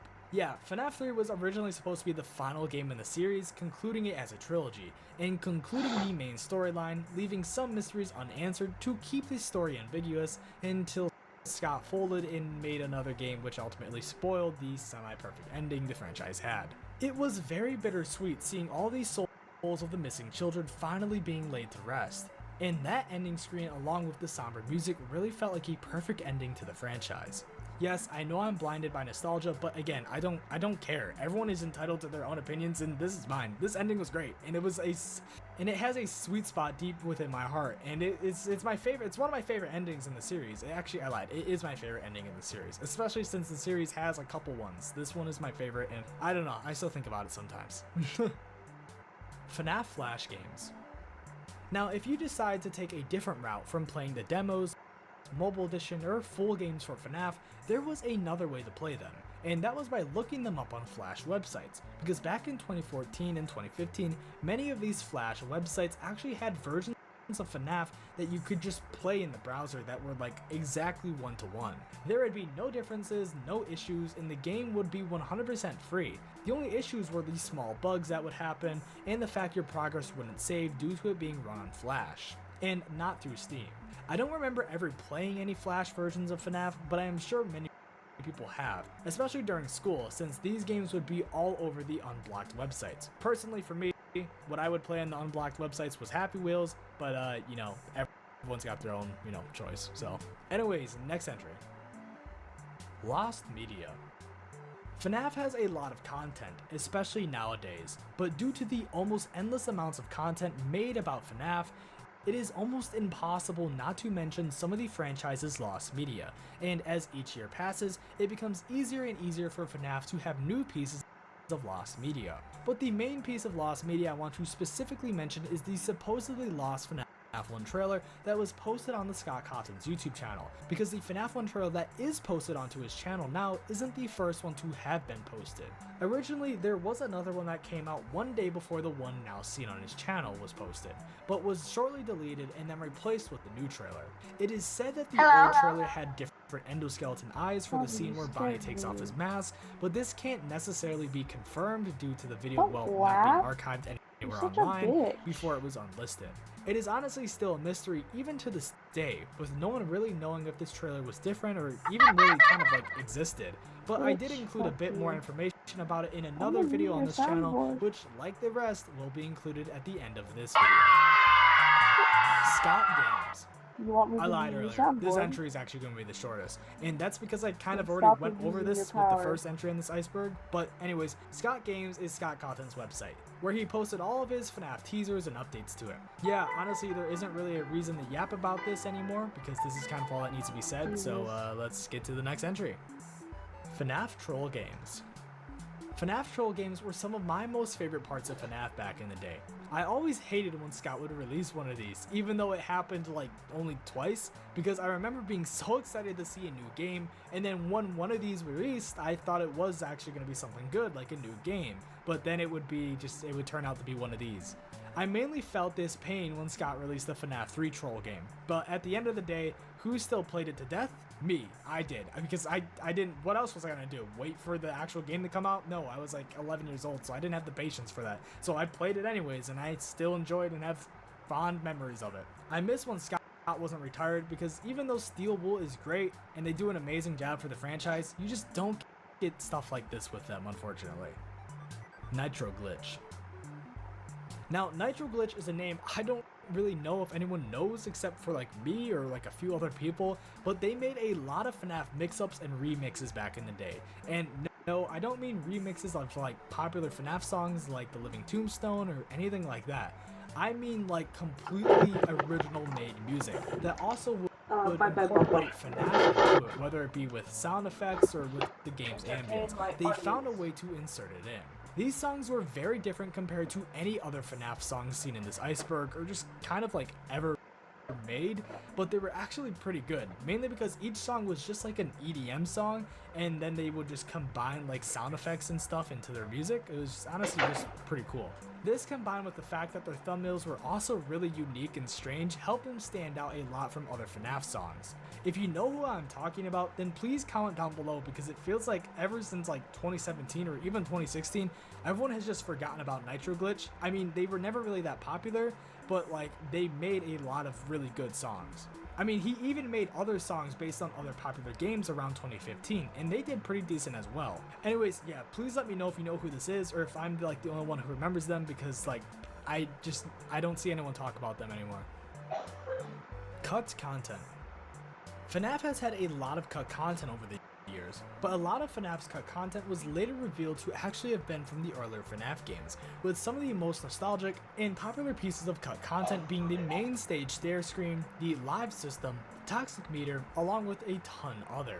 Even though these pieces of early FNAF cut content might not be the most nostalgic thing, it's still a bit interesting to look back on, as a lot of these things, if implemented, could have changed FNAF as we know it, shaping the series into something completely different. Unfortunately, just like some of the early entries, this would take way too long to go over all the cut entries and cut content from way back in the earlier FNAF games, so unfortunately I can't really go over too much, but there's a bunch of videos online about, you know, all the cut content and stuff.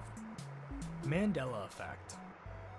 Now this entry is the same concept as the last, just kind of, basically going over some of FNAF's Mandela effects that have happened as years passed, with the most popular one being the main stage stair from FNAF 1. Many people claim that this was in the game, but it was actually never in the code apparently, which is hard to believe because I swear I thought I have seen this happen before during gameplay. Another Mandela effect that has popped up recently is this FNAF 2 camera screen with Toy Chica, where people say that this was never in the game, but was instead just in the game's files, which I know is wrong because I have definitely seen this in game. These are the main ones and most popular ones out there about FNAF, but I'm sure that there will be a couple more to come out in the future, which will probably be lies because there is no way any more could come out about a game like FNAF, especially its early titles. Ever since FNAF released, there has been hundreds of hoaxes which has sparked many theories, ideas, and tons of speculation throughout the FNAF community, with all of that stemming from these said hoaxes. But what even are they even real, and how did we get here? Well, if you're brand new to the series or a veteran to it, I have compiled all of my previous hoax videos into this video for one seamless and easy to watch supercut. So if you just need something to listen to in the background while you work, or need something to go to sleep to while simultaneously educating yourself on everything there is to know about FNAF hoaxes, then this is the perfect video for you. And if you've already seen all my previous hoax videos, then no worries either, as at the end of this one, I have collaborated with some other FNAF creators to look at and discuss some of FNAF's newest hoaxes ever made. Also, timestamps are available if you want to skip to certain segments or if you need to rewatch certain ones. But anyways, let's get into the FNAF hoax supercut. Five Nights at Freddy's is filled with hoaxes, and I bet you don't know most of them. I mean, you probably know the common ones, like Sparky the Dog, Toy Golden Freddy, the Purple Guy animatronic, Red Trap, and Phantom Bonnie, and probably a bunch more. But instead of me talking about the well-known ones, we're going to be talking about the ones that you guys probably don't know about. We're going to be talking about the ones that fell into obscurity and were overall forgotten due to time. So maybe you OG fans will remember these fake Five Nights at Freddy's hoaxes, but I can't blame you if you don't remember. These hoaxes are very forgotten and aren't nearly as known as the popular ones, and we're not gonna just be talking about hoax animatronics in this video. We're gonna be talking about every single hoax in Five Nights at Freddy's that has been forgotten, and some of those hoaxes are hidden gameplay mechanics that never existed, creepy secrets and Easter eggs, and etc. that were never in the game. But we're also gonna be talking about way more than just that. As the game started to become more popular and as more games released, the hoaxes started to die down, I'd say after the fourth game. So we're only gonna be talking about hoaxes in the first couple of Five Nights at Freddy's games. But before we talk about the most forgotten hoaxes, we gotta talk about some of the most popular ones. And we're just doing this as a quick recap so we know which ones are popular and which ones aren't. And while all these ones are extremely popular, you should know about these ones. The most popular Five Nights at Freddy's hoax was probably Sparky the Dog, and that was probably one of the first ones too. I believed Sparky the Dog when I was younger, and I actually remember playing the game non-stop for hours at a time to try and find this hidden character. And little did I know, it never existed. Over time, these characters and hoax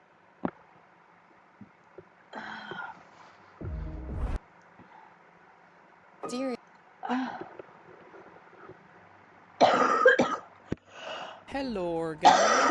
In today's video, I played a brand new FNAF fan game that just dropped. Now this game is called Irritated Mind, Fear of Warehouse. Now I'm gonna tell you that this game is nothing like any other FNAF fan game that I have ever played.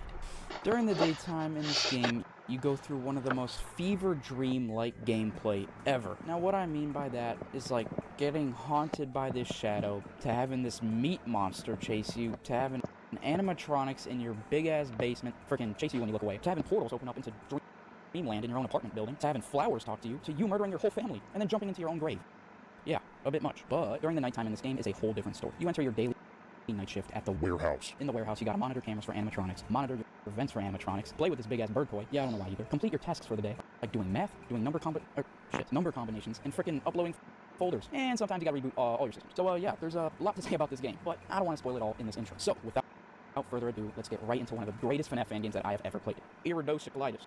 This is the first, FNAF fan Steam game I played in a bit. Woo! This is looking fresh. I paid $10 for this game, I'm not even joking. Hold on, I need to show you. Look, here, it's $9.30. This is the first time I paid for a FNAF fan game. Look how many reviews I got? 4. Because this junk came out today, man. This is the first time I'm early to a game. It's delightful. The story's interesting. Oh my gosh, let's get to it. Let's get into story mode, man. New game. What the flip? This is a FNAF fan game? What the? Oh, what is that? Is that a dead body? Okay, what a fantastic start. I already got, startled by about, nothing. Oh. What is going on? Oh, we were in someone's house. I need to find a way out. I don't want to move. Why do I hear someone banging in? Camera. Just come in, man. Camera died. Barbar. Yep. Your camera. Could be a little less aggressive with that. All right, whatever. All right, how do I get out of here, man? We need the car keys. What about that crowbar? Oh, it's car key. still dead. Crowbar. Break it. Break it. The door's locked. Of course it is. Oh, is it the door? Yes. Just get me the freak out of here, man. What was that? Barbar, turn your camera on. Oh, what was that transition? My stomach's rumbling. I think it's time for a snack. Let's go for a snack. Whoa, bumping some. Oh, okay. Bumping tunes for about 2 seconds. Say hello if my camera's off. What is this? Let me get one of these colored bags of some sort. Whoa. Bro, these textures are wonky donkey. Alright, sir, I got You need a bag? Yes, please. Yep. Okay, I've never seen you here. Rare. Yeah, it's my first time here, and I'm looking for a place to rent, actually. Oh, that's pretty cool. I didn't think anyone would want to live in the middle of nowhere. I'm Michael. Nice to meet you. Nice to meet you, too, Michael. About rental housing? Hey, if you're looking for where to rent an apartment, I might try to see a little. By the way, my neighbor seems to be looking for someone to rent his apartment. What? Where did you go? Come back. I'd quite like that, sir. I'm on a small budget. Never mind. I need to check out this place this neighbor is renting. But for now, it's time to hit the road. A few days later. Elevator? I'm going back and forth for days, dude. I am so lost. I've rented apartment number 55. I'm gonna hang up if you don't. I can make out this figure through all the pixels. Hello? Hey. Why? Alright. Say hello if you want to unmute. Oh, freak, no. Be unmuted. Strange, I thought the keys were in my pocket. Maybe I left them at Michael's. Bro! Who was that? Who just opens their door and leaves it open, and then the room is completely pitch dark. Yeah, stranger danger, pal. I'm not getting in there. And it looks like I have no option. Room 54 it is. Let's see what's going on here. Just, wait, if I walk into that, am I gonna transition to whatever this I'm looking at? Where'd you go? Oh! I freaking knew it. Wait. I'm getting changed. That's why it's on the camera. If you're shooting I'm it. pretty lost on what's going on. No, I'm not. This game, but Oh, I thought you were. You left. You went. Oh, it's my key. Entertain my viewers or something. Do you see that guy? I see a shadow, dude. Whoop, sir. Oh, okay. Thought they could see me. I can't see you. Come here. He's gonna be by me. Well, that freaked me to flip out. Let's open our door. Okay. Finally, I'm home. Did I just see a cat? Oh, Eat this cat. Got a bathroom? Is it off? Why do I got the purple schmurple infection? Let's keep that closed, man. What the hell? One for me. I don't like it. Oh, baby, guess what time it almost is for you? It's completely free, and it genuinely helps the channel a lot. So if you enjoyed this video, just do a quick little beep on the subscribe button. Okay, see you later. Oh my god, I just threw my headset on the floor. What was that? How Bro, long? I didn't even see anything. I just saw the lights turn on and a sound effect playing. Maybe I got 10 minutes and then I win. It'd be great to warm up in a hot shower. I'm already winning because I have you. Horrible bathroom. Alright, So cute! Time to relax in front of the TV. Where did I leave the remote? Did I share the door open? Pro! Nah, because it stops fucking stink. Oh, go away, stop, I just stink. Because I'm a freak. Alright, let's watch some TV and let's just have nothing happen to us. Hi, sir, and Cargo. Then congratulations. This is your chance. Yeah, I like an accent. Providing full range of warehouse services for over 40 years. He's looking for night workers in our warehouse. Straight up. Night workers in the warehouse. 5 stars. We gotta work there, bro. A day later. Well, I have a feeling that we just took up this You only see the lights when you let it go. What's gonna happen in the Only see the sun, the stars, the snow. The game is called You only love it when you let it go. What the fripp? What the actual fripp? What the... Who's calling me? I'm on the road. One thing is moving on my and your back's against the wall. I have a feeling the guy who made this game doesn't speak English. And your whole existence seems kinda goddamn hopeless. After you finish your tasks, more money will be. You're feeling filthy like it. It goes to dark bar. Your whole existence goes on a fucking hopeless. You've lost your way. You think your life is wrecked. Let me just say you're Alright then, sent me a manual. Where do I check my manual? New office room. Oh, look at this. You can actually swipe it. That's cool. Ooh, camera. You can choose what the camera you want to see by clicking it. If the cameras are not working, check the camera status on the status screen. Ventilation fan control. It's temporarily broken. Oh, Lord. So what are the fans for? I don't know. Oh, this is the camera. You can reboot the camera system. Oh, heating system. Oh, you can let the temperature get too hot. PC. FNAF occurs, you can reboot the entire system. It'll take some time. We're out of paint, so you'll deal with the rest at work by yourself. Good luck. God. That is just... Oh, no. Ooh. Why does it look like this? E to interact with computers. E, hiding under tables. Tab to open cameras. Q to open boot camera. Listen carefully to detect approaching enemies. Oh. Alright, what is this thing? What I just did? I just restarted everything. Whoops. This monitor displays temperatures. Alright, cameras. How do these look like? Oh! Oh, I do not like the looks of these. Oh, what the? We got a phone guy. What's this? What? How do I play this game, bro? Cameras. I need to see where this Chica is. Unless there's more than just Chica. Oh, 9. What? Why didn't I see her? Wait, these are the fans, so you can turn them on. I don't know why you would need to do that, but that is something you can do. Oh, lordy lord. What the flip? What the flip was that? Oh, you press E. Oh, I have to do math, dude. See, math isn't my strong suit. There we go. We go all in. Oh, wait, that's it. 8. I don't like this minigame, man. Oh! Start. Okay. What's this? Oh, we gotta fix it. Why am I breathing so much? Wait, why am I icing up?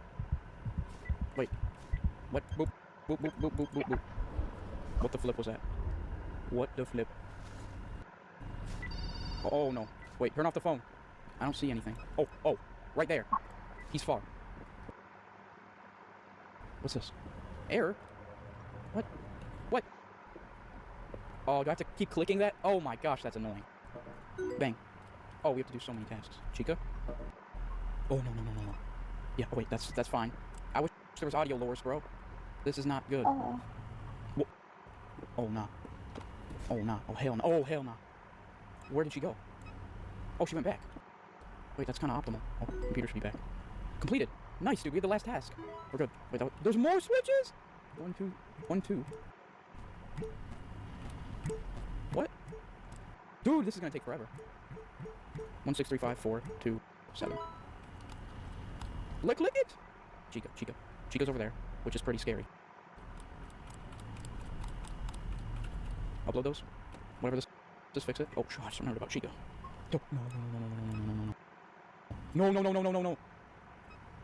No. Oh, yes. Yes, I see her. Oh my gosh, that is terrifying. 2 seconds. More files. I don't mind it. What was that? I heard a door open. Oh, hell no! No, she's still there. We got trolled. Oh, hell no. She moved. Wait, that's her. Oh, she's getting very close. Wait, she's kind of getting close. Hide! What the frick was that? She's in. And the phone call's going off. Did she leave? Am I good? I'm getting up. She is right there. Let's hurry up. Oh, no. No. Don't do this to me. Don't bug the game. Did I break the game? I can't win. I'm putting the file in the box. I'm putting the fries in the bag. Bro, do I have to restart? I think I actually have to. Come on, be done. I did it. Hello? Did my game just freeze? My game just froze. Bro! Alright, I've been sitting here for 3 minutes. The game just completely broke. I don't know why. I literally been sitting here for 3 minutes. So we have to close the game. This game is absolutely trolling me, for the love of God. Please save my progress. Please. Come on. No!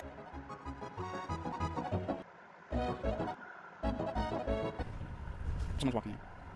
Oh my God. Oh, we did it though. It didn't break. A++. Yes! Had to reset the run twice, but we got that junk done. Oh, yes. Oh, that is all I wanted in life. And we got our crisp 9,000 yen. Continue? Visit the store? Alright, what's going on here? What's this? Break alarm? Speaker that plays an alarm every time one of your systems breaks down?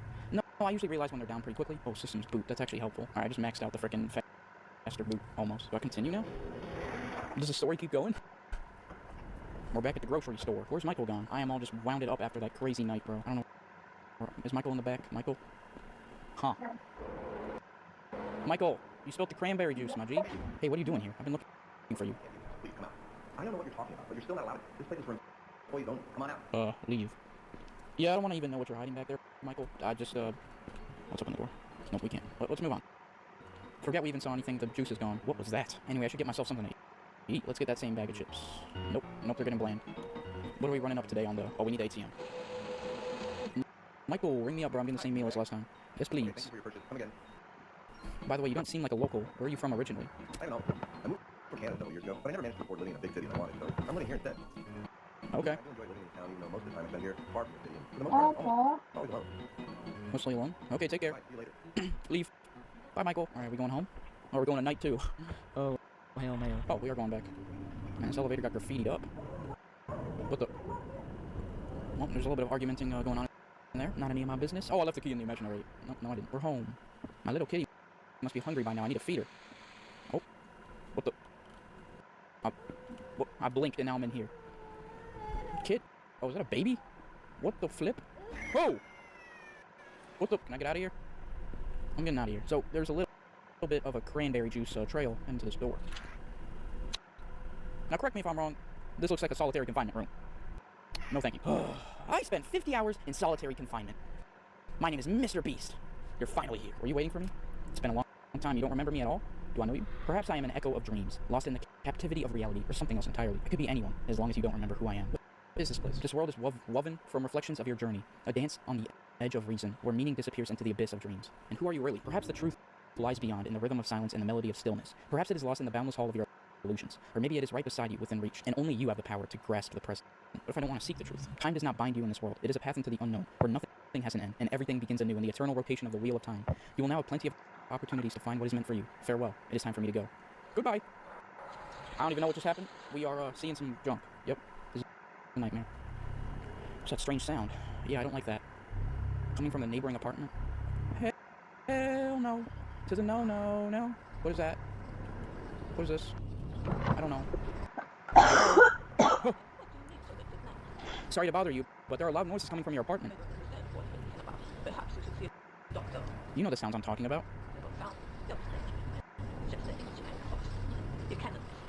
What do you mean by that? What the? Spat on me? What? Stop saying that, lady! What? What I do? Calm down! Damn! Oh, another dream, part 2. It was a dream in a dream! At least you're still here, kitty. Meow! Do you want me to leave? Whoa, it is pretty white outside, right, pigeon? What? Okay. Ah! What's another dream in a dream in a dream in a dream? Question mark. And we're driving. So we're just gonna ignore the dead body we found in our car and we're gonna keep driving. Understandable. Who's calling? You did a great job on your first shift. Congratulations. Thank you.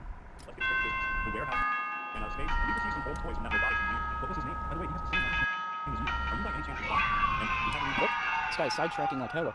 You left what in my office? Also, while I remember, you what? Went through all the camera footage from that day and we didn't find anything. So please don't do anything unless you're absolutely sure, okay? Okay. Pretty sure I saw a chicken in a blue thing after me, but I must have been tripping. Good luck. Okay. Let's go back to work, I guess. What is that? Oh, okay. I just died to that bird. I guess I won't touch it. How about that? Let's just speed run these tasks, man. We need 9 volts. I don't do math. Shoot, that would... Oh, no. Boom. There we go. Boom. Alright, let's check. Really? System's looking good. Alright, what's that speed up thing? I can't tell if that's going faster or not. Hopefully it is. Okay, so Chica's... What camera is this? Is it this one? It is that one. Chica's over there. I think how the game works is we just wait for them to come all the way around... God damn. Just trying to show you guys. I was saying, I think they come all the way around to here. And then that's when you gotta, like, hide or something. Birdie, I just don't like you, man. Looks like that bird from Garden of Banban a little.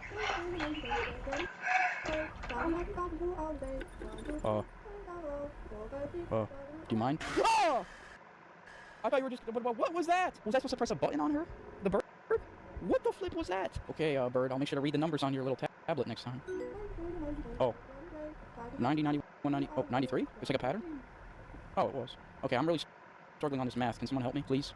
I'm genuinely so bad at this. God. I might as well restart the round, bro. This was such a bad run. I spent like 5 minutes trying to figure out that math. Let's go. That was quick. Alright, where are the animatronics at? Chica's right there. 88, 182, 83. Okay, we're locked. Chica, where were you again? You're right there. Where's Bonzi, buddy? Oh, there he is. So I think it's just these two animatronics. Oh, they're both here. No, they're not. What the hell? Where did Blue go? There he is. His head's like shaped like a square. Final one. Yep, hey! Oh. 29. Okay, thank God that's like really easy. Imagine they were making me do like 5 times 8 times 24. Oof, that would be over in 2 seconds. Chica, Chica. Chica. They're both there, okay. I swear, if y'all like both come in at the same time, that's not... Guys?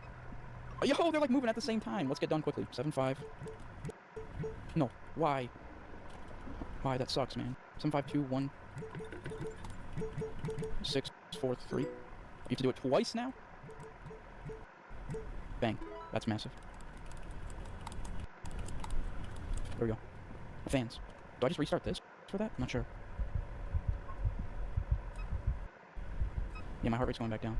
Oh, no. Oh, he's about to walk in. Blue guy's about to come in.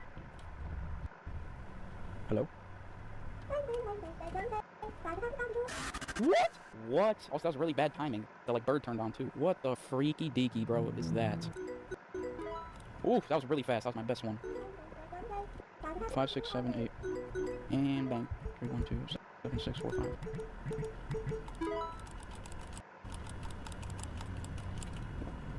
Damn. How close are they now? Oh, hell no. They're both here.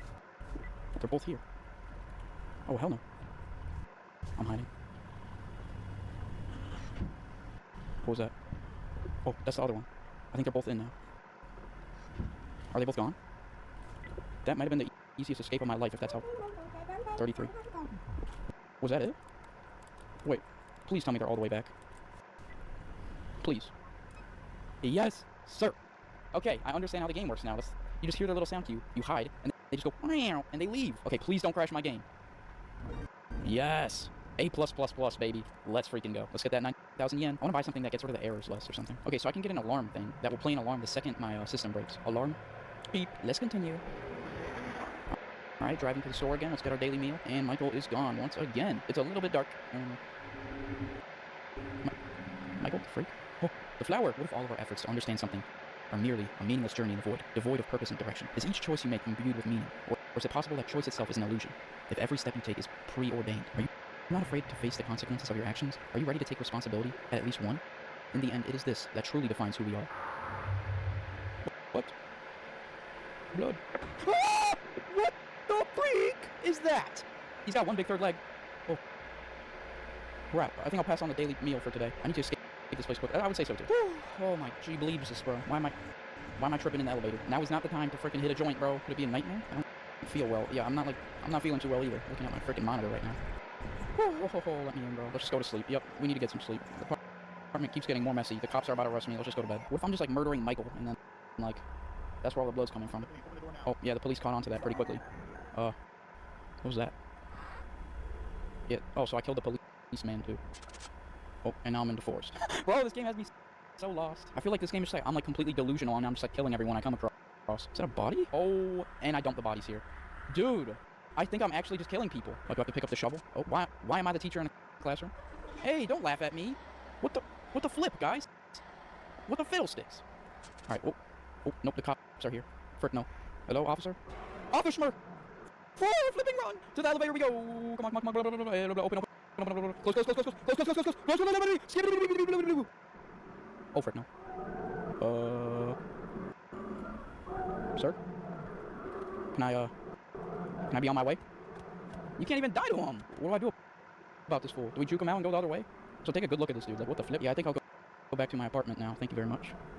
Nope. God, I keep breaking this game. I don't know how. Alright, so we're glitched. Oh no! I need to run. The elevator opened. How convenient. Oh, it actually closed this time. That's awesome. Thank you, game. Use the A and D button to steer the vehicle. Whoa, we're going a bit fast. Oh, I can actually... Oh, I see. We're just switching lanes. Oh, yeah, no, I think we need to stay in the right lane. I must go as far away as possible. Okay. Oh, the cops are coming. We gotta speed up. Sorry. Oh, dude, I couldn't see his headlights in the distance, man. Too much snow. Alright, how are we gonna do this, bro? How are we gonna pass this guy? Turn! Okay. I see. Alright, cops are right on us. The lights are, like, blaring at me. Come on. Nice. We can pass him up. No, we can't. Yes, we can. Come on. What do you do? I think that was supposed to happen. I kept spamming my D key. It was not moving. Wart. Let's play some soccer. Let's play football. World Cup!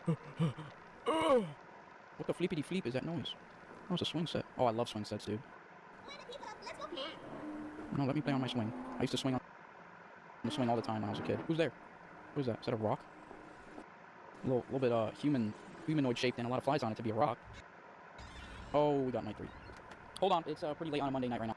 I'm gonna continue this out tomorrow. Transition! Oh, the pizza here. Alright, I'm back. It's the next day. From what I remember, we were just starting the 3rd night, I believe. Theoretically, it should put me straight in. And I'm already... Oh, yep, we're definitely on a night. Okay. Is there anything new other than this bird? Please say no. Was that always there? I don't know. Okay, the sheet wasn't always here. Hi, Ueda? I couldn't reach you, so I left this note to see your results. Keep up the good work. Workers have been complaining about the vents all day. Talking about the noises coming from there and the constant hum. Check the vents in your PDA, and if anything... Oh, no.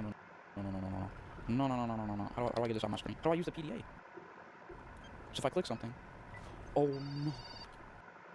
Oh, man. Okay, I'm so lost. Let's just do our math. Oh, okay. Boom. Okay, I think that was good. Wait, oh. God. No. Turn off the phone. Alright, cams. Oh, freak. I forgot about that. Okay, so I need to know about these events, too. So Chica's there. I don't even think the other guy's here yet. The blue guy. They're pretty easy to avoid, from what I remember. Scan. Oh, it's a scanner. Oh. Okay, he's up there. Is that the vent that he comes through? Oh, hell no. 95. Hell no, he comes through that vent. Man, this thing You can sprint? What? Okay, I didn't know you've been able to sprint this whole time. No. Hold on, bro. God. Okay, I like that we can kind of spam the scanner. That's nice. Where? There still. What the flip was that? Oh. That's my alarm button. Oh, that's nice. Can I use this? Did that work? 6. 8, 9, 90. What was the scan on? What? It broke. Something keeps breaking, man. Whoa! Chica's about to come in. We're chill. Damn it. Alright, what about vent, dude? Damn it. 56.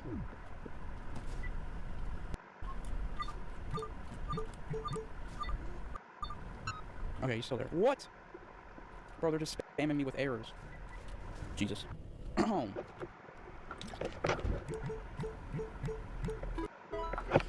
Okay, here we go. Okay, this has been a really bad night because I've been really paranoid of everything. Where? Oh. Turn that junk on. I kind of like these nights. These are like fun nights. They're kind of unique. Oh, he's still there. Yeah, these guys are slow as freak. Wait. Oh, we have 30 seconds until the night ends, I think. I don't think the vent guy's even going to get to us then. Yep. We did it! And it's still an A+++, even though I took so long. Awesome, dude. Alright, let's go to the shop with my 5 grand or whatever it was. Or no, that was just my score. Do I get 9 grand again? Yeah, I do. Oh, so the coffee's for stamina. That really doesn't matter. PDA. What is PDA? Is that the vent thing? I don't want the chance thing. Improve scanning.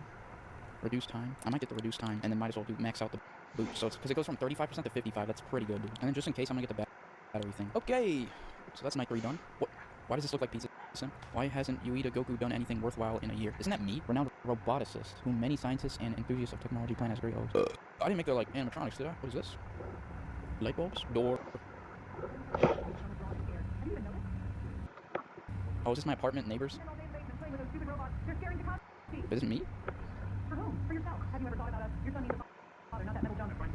What? Wait, who do I play as? Am I Ueda or am I Takashi or? Maybe I am Takashi. So am I the son? What? I think I'm Takashi. So I'm the son of the guy who made all the robots? God, shut up, guys. Let me go to my closet, man. Let me, hit the... Is that a lighter? TT's lighter. Alright. Oh, okay, the layout changed. Oh, it's the garage from the start. Nah, did not have good memories in this place. Started the game with someone banging on the garage door. I will not forget that. Oh, hell no. The electricity turned off? Hell no, man. Oh, what the freak. Alright, what's down here? Oh. It's a little bit dark. I don't like it down here one bit, dude. Okay? Oh. What the hell is going on? Oh my god! What the... Why is it red? Oh, hell no. Chica, is that you? You look a bit under the weather. What the frick? Where am I? Dad's friggin' workshop. Where he made the blue guy. Oh no. Wait, this looks exactly like the one in the office with the cigarettes and stuff. Yeah, I think that's the key that's gonna open the door for us. Dude, you can see the models of like Chica and stuff. Hell no. Dad, why are you making these, man? Frick no. Oh my god! Guys, You seeing what I'm seeing? Chica? I don't want to get too close. Oh no, I swear to God, I looked away and she got closer. Oh my God! She gets closer when you look away. That is terrifying. Oh my God, her eyes are following me. Oh my Jesus. Oh no. Wait, let me lure her. Hello! How close can I get? Bye, Chica. I'll be on my way now. Oh my God. Chica, don't do this, man. What the frick? I hate this so much. Oh, she's chasing me. Frick, no. Wait, this is a dead end. Oh, excuse me.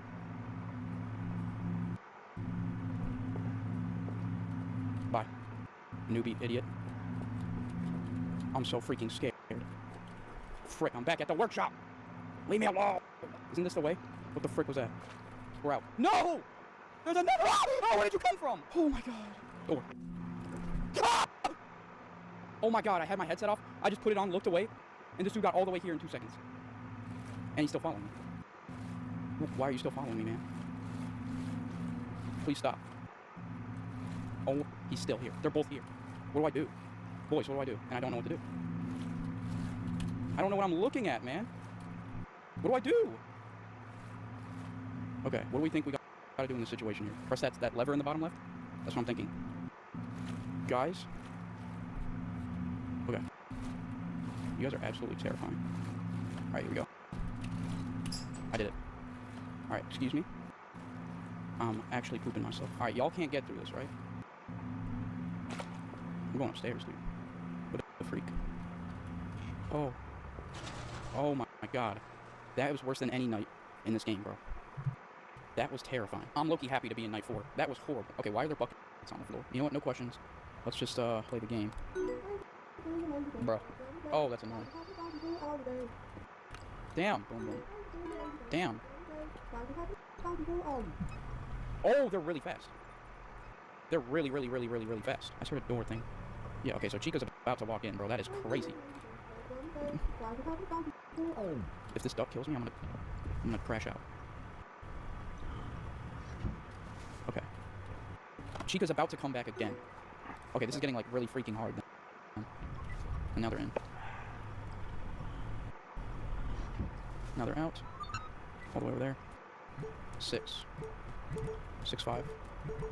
6-5-3. Did someone just walk up? I think so.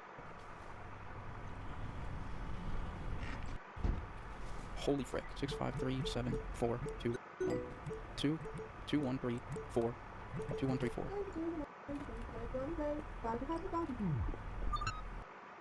2, 1, 3, 4, 7, 5, 6. Alright. This is the last thing, so we have 1 minute left in the night. Whew, okay, fantastic. We're fine.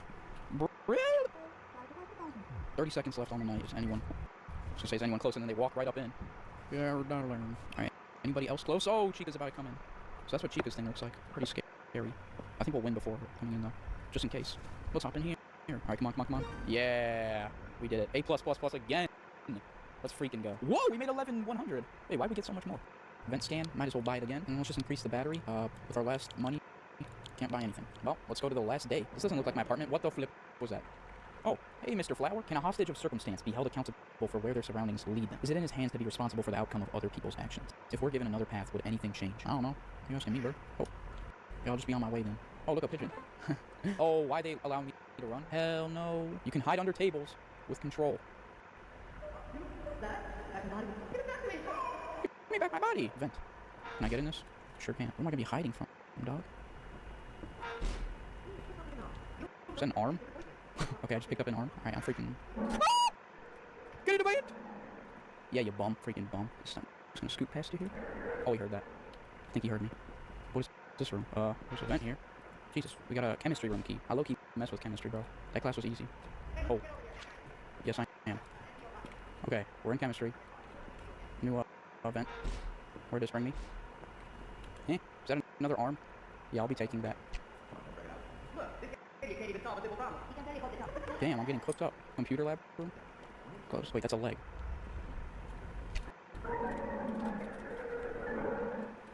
Bye-bye. Chemistry? Computer lab. He can open doors! I didn't know that. Alright, come on. Boom. Alright, what is this? A head? We're like building a body. I got 2 arms, a leg, and a head. Alright, bro, we need the other leg. Dude! He's gatekeeping the leg. Is that the leg? I got it. That's the last thing I need. Yes, sir. And he just saw me. Like, bro, I'm already gone. Kapoosh! What are these sound effects? Oh! I could low-key be a voice actor. Like, man scream sound effect. Whoa! I'm gonna start using that in every single video. No, not forever, Mom! Whoa! Oh, no. Wait, is that why I was, like, killing all those people at the beginning? All this, like, child neglect and, like, bullying? Oh, my God. Oh, I'll kill you! Ugh! Wow, this actually feels pretty good, having a knife. Yeah, you know what? Come here. Yeah, come out. Oh, there you are. Beep.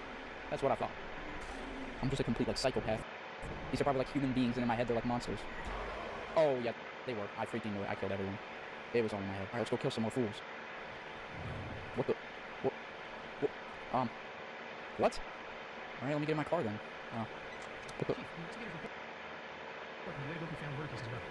During the search of the house at the crime scene, no traces of the family car of the family son, Takashi Yuita, was found. Items indicating a hasty departure were discovered, including empty closed bank cards and documents. As a result of the investigation, sufficient evidence has been gathered to charge Takashi Yuita with the murder of his parents. Takashi Yuita has been declared wanted. The case is being submitted to the court for the issuance of an arrest warrant and further investigation. Oh, man. It was all in my head, and I just murdered my whole family. Oh, my God. And that's the fit night, baby. What is going on? The bowls on the floor are gone. Hopefully everything's the same. Alright, the math better not be harder, though. That's all I wish for. Bang. I'm quick with it. Is it darker in here, or am I like... I think I'm tripping. Well, oh, something broke. I don't know how fast they're gonna be. Okay. 71. I'm gonna start checking everyone pretty quickly. Especially this guy. What the flip is that noise? What the flip is that noise, chat? I'm just gonna ignore it for now. Because I don't know what it is. Someone's in here. And the computer broke, so get ready for that. Alright, that was pretty quick, dude. You know, like, you could actually watch this. He's far. Alright, if whoever got here that fast, meaning... Yo, oh, he's already here. Blue boy is already here. Alright, we just gotta wait for a sound. You can pray the bird doesn't... What the flip was that? Bird. 55, 45. Oh my God. Hide. Dude, what was that, like, red blood text on the wall? That scared the fleepity floop out of me. Oh, someone just got in that fast? What? And everything's breaking. I gotta check that guy now. Oh, a fan just broke. Oh, we just got past that. What the hell? 84. He's here. He's gone. Something broke. It's ice. What? Wait, I just skipped the whole switch thing. Did y'all see that? I just skipped it entirely. Awesome, dude. Oh. Someone's here. That was fast. Oh, they're both here. Wait for the second door. Boom. What is that noise? Dude, what the freak are these? Wait, vent guy. What if it's him? It's not him. It's just troll. It's troll. There's nothing to worry about. It's just troll. Wait, last one. Boom. 1 minute left. I'm pretty sure they're gonna walk in soon, though. Yeah, they both are about to walk in soon. 55. Oh, he's in! Oh, I almost died. That would've been a traumatic fumble. Oh my gosh, 10 seconds left. Please. Wait, I can just hide. We're probably chilling. Oh, he's in. I heard him come in. Come on. He left. We win! Let's go! That's night 5. Dunzo. No. My game froze! No! It happened again! Night 5 is not done. Bro! There's no way that bug happened twice, bro. That's wild. Oh, we did it! And it didn't crash! No, it crashed! What do I do about this game, dude? It keeps crashing. I just waited 2 minutes, and it's still f***ing broken. I'm gonna restart my computer and attempt it again, I guess. Alright, I just restarted my computer. I'm giving this one more chance, and if it crashes again, I'm gonna crash out.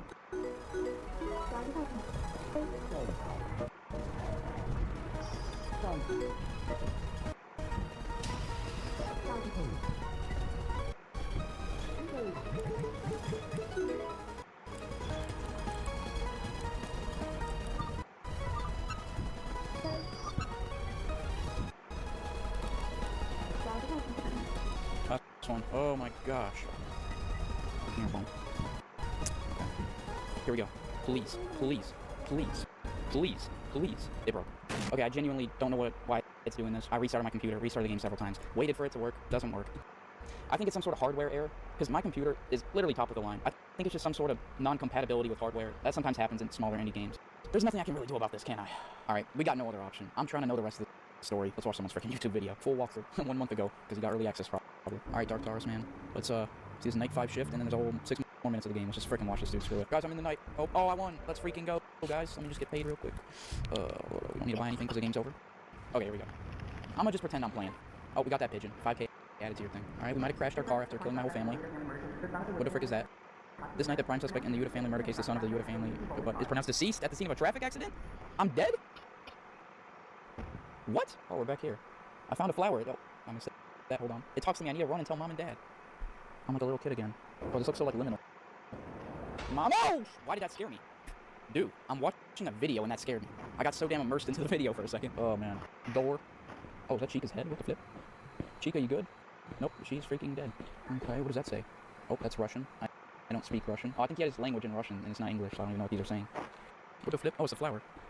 Hey, Mr. Flower. Doesn't it seem to you that meaning is merely a shadow that we cannot reach? Perhaps the true meaning is that there is none. We seek meaning in this chaos, but aren't all our efforts just an attempt to bring order to disorder? In this void, do you find an answer? Or maybe the question itself is the answer. Flower is talking to me, Mom. I don't know what that flower is yapping about. This whole game, I've just been, like, confused about what he's saying. A whole bunch of, like, mumbo-jumbo slumbo, you know?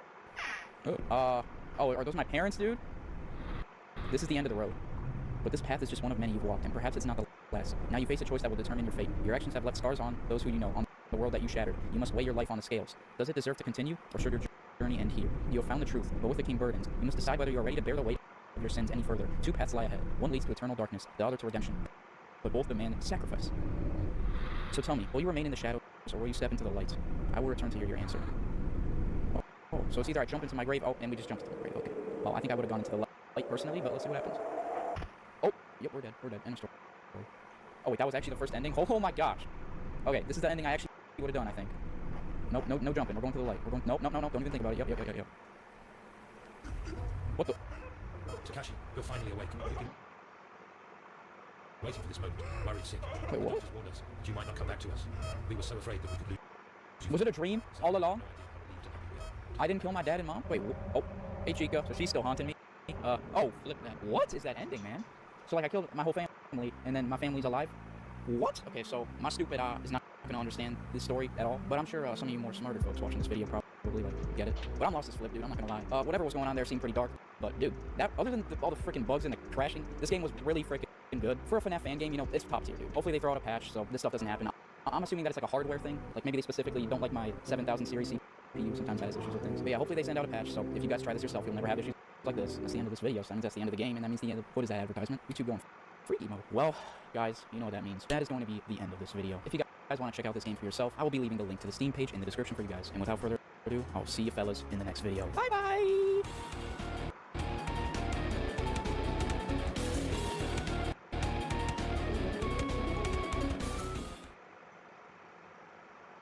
With Google Play Games,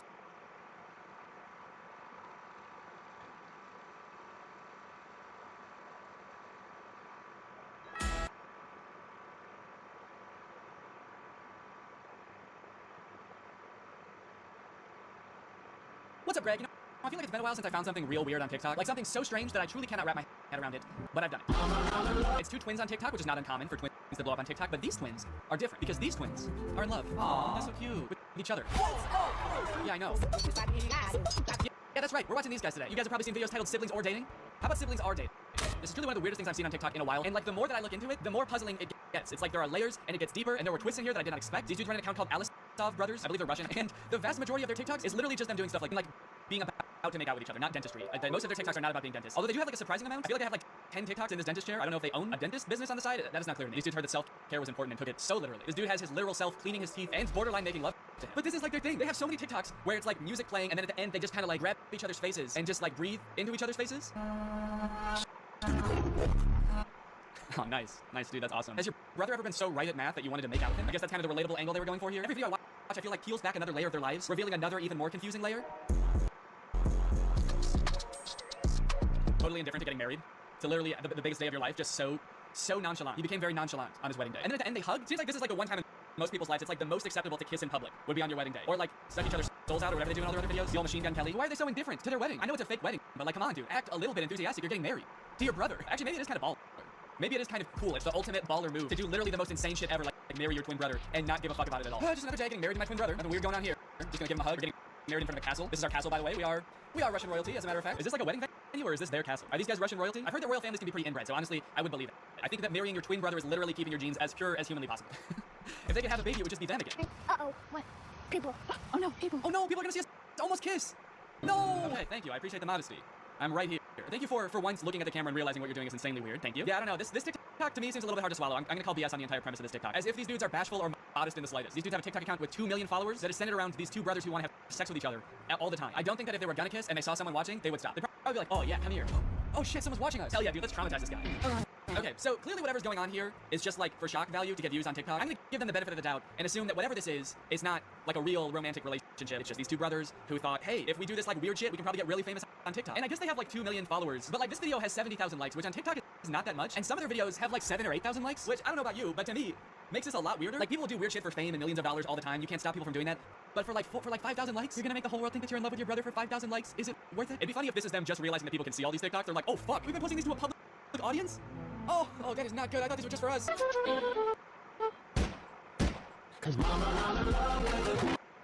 man, I don't know. I just have a hard time believing that this would ever be the reason that you were outcast from society and had to run away together. These twins just robbed a bank and ostensibly murdered somebody, and somehow it's the most normal thing they've done so far.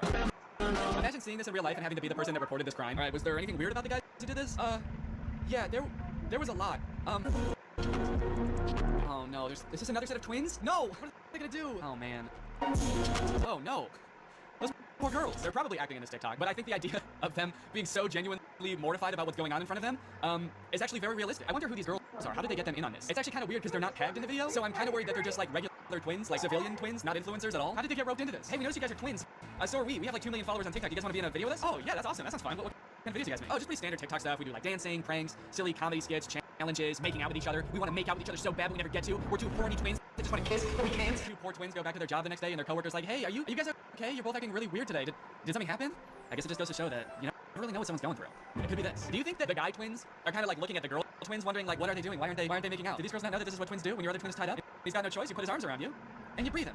You breathe the poor guy. One thing that I think is really funny about these guys is that on their Instagram, they have a business email in their bio. What company would ever want to sponsor 2 incestuous twins? What kind of business inquiries do they think they're gonna get? I just imagine these guys going to their manager and being like, hey, do we have any new brand opportunities? And he's like, yeah, actually, we've got 7,000 emails from people offering to pay you to stop posting forever. Oh, that's kind of weird. So that many like individual people want companies. They're literal companies that want to pay you to stop posting. Like big ones too. McDonald's, Coca-Cola. They're willing to put a lot of money into getting you guys to stop. I actually went through their profile a bit and I did find one post that I think is sponsored. It doesn't say #ad, but it says products used in this video and it's tagging this company at 7 days. And it's an ad for a makeup company. Kind of an odd collab. I don't really know how that fits the theme of the account. I guess it could be for people who are in a relationship with someone that doesn't look exactly like them. And so maybe you can use this makeup to make them look more like you or something. I'm not really sure. So not every one of these guys' TikToks is about them wanting to kiss each other or like rub up on each other. They do have a couple of like normal TikTok content, which I feel like given all the other stuff is even weirder. Like you can't just post a normal TikTok and act like all of that stuff it didn't also happen. You'd think that being an incestuous twin would be enough for the TikTok algorithm, but I guess not. Even these guys have to, branch out and diversify. I guess it goes to show how hard being a creator really is. They've got this prank video where one of the twins puts on like a scissor headband and then rubs fake blood all over him. And his twin brother comes in and they both faint. My favorite part about this TikTok is that when they both fall over, you can see a mirror in the background and there's just like a guy sitting in a chair helping film, I guess. I'd like to imagine that guy sitting in the camera is actually their third twin, their triplet, I guess. He's their brother also.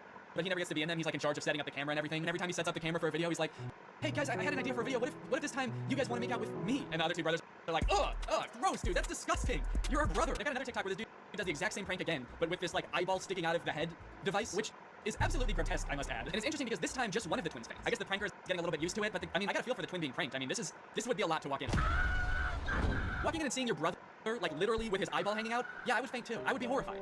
I really feel for this guy. Plus, that's not just his brother, That's his husband. Honestly, I haven't watched all their TikToks. There could be some other weird twist, like this is also his dad or some shit. I'm hesitant to try to box them into any kind of like nuclear family that we would all be used to. I don't know what's going on with them at all. They've also got dance videos, which get pretty spicy. I like to imagine someone scrolling down their profile being like absolutely disgusted by most of their TikToks, being like, oh thank God, finally a normal TikTok. Oh fuck, dude, just comment on this one that says sus.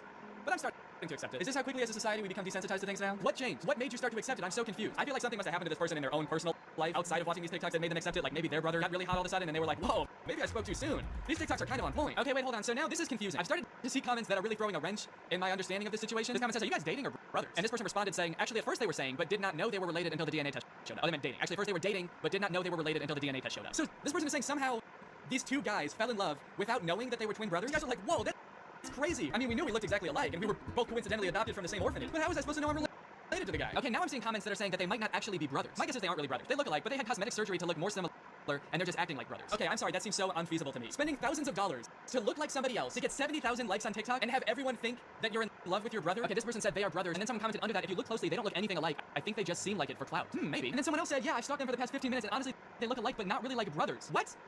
Are these guys not twins? Hold on, no. I've spent the past like 3 days watching these guys' videos. Are they not twins? Do they just look like twins because they wear the same clothes all the time? Alright, I've been doing some investigation into the topic. Here's my presentation. Iceberg brothers. Twins? Or just guys? Are these two genetically identical humans? Are they just two guys having fun, having a good time? In this investigation, I want to take a closer look at the two guys to see if they really look as similar as I thought they did. One of the tricky things about doing this is they never like have both of their faces right next to each other for comparison, like both looking dead on into the camera, both at the same distance. Kind of suspicious, no? Really makes you wonder. No? Alright, let's start with the similarities. The similarities I think are pretty obvious. Take a look at this. In some pictures, their faces are virtually indistinguishable. Look at the noses. This is the same nose. The shape of the nostril, the curvature, that little swoop that makes it look like just like a ski slope. That if you were a little skier, you'd probably just ski right off and then land in the twin brothers' mouth because they'd sort of be right next to each other like that. They got the same eye color. Look at the ears too. I mean, that's like having the same nose and the same ears. What are the odds of that? I'm not a geneticist. I don't know how much ears vary from person to person, but like look at how thin like the ridge of the ear is. I feel like that's abnormal. Yeah, I've definitely got a fatter ear ridge there. That's not a normal ear ridge thickness. So of course they have the same hair, but that's pretty easy to fake even if they didn't. They could dye their hair and cut it the same way. I could shave my head and I'd look just like Jeff Bezos. Does that mean that I'm entitled to some of his wealth? Now let's talk differences. Do the boys have different facial structures? I hope you can tell, but I've noticed in a few of the TikToks, one of them seems like he's got a lot slimmer face. It's very defined right here. This guy's face is a lot more smooth and a lot more round. In some of their videos, I've noticed that their eyebrows look different. This is a makeup one, and it's before they put on makeup. Their eyebrows look more different than when they are wearing makeup. This one's eyebrows are kind of a little more curvy. These ones, a little more straight. See that? So there are some differences. After looking at them for a long time, there are some differences. But does that mean they're not twins? Zach and Cody, Dylan and Cole Sprouse, these are genetic twins, as far as we know. As far as today's top scientists know, these boys are definitely twins. And even when they were younger, I mean, you could tell them apart for sure. Like, they had differences. And now they're all grown up, and I'd say they look even less alike. I think that happens to twins as they get older. You know, they live different lives, they eat different foods, meet different people. Just because they look slightly different, that doesn't mean that they're not in love. I also wanted to see if I could find any evidence for that claim that they were dating before they knew they were twins. So I was looking that up, and I could not find that anywhere about them. The only thing I could find about that was this article, and it describes exactly what that comment was talking about, except the dudes that are named in the article are not the Alisov brothers. They have totally different names, Jason Osborne and Alex Brown. So I don't know if someone just saw this article and like assumed it was talking about the Alisov brothers. Like, oh, that explains it. Okay, case closed. This is an article from the UK, not from Russia. Different names, but it's probably talking about them. I did also email the brothers, their business email. I figured I probably don't get a lot of emails, so I thought I might get a response. Just asking them if they're twins. I said, please, are you guys really twins? I have to know. And I sent it. And as of right now, I have not heard back. So after that deep and thorough investigation, my opinion, they're twins. They are. I do think that they're twins. Sure, they have small differences in their facial features, but like they look exactly the same. They're twins. But that is not a good thing. That's not a good thing. I'm not happy that I think that. As I said, that's just my opinion. What do you guys think? Are they twins? Are they really in love? Let me know. This video has been sponsored by ExpressVPN. Yes! Guys, there's lots of fun things to do on the internet. Playing games with your friends, sending emails to your friends, video course, having customer support, and they're consistently ranked the number.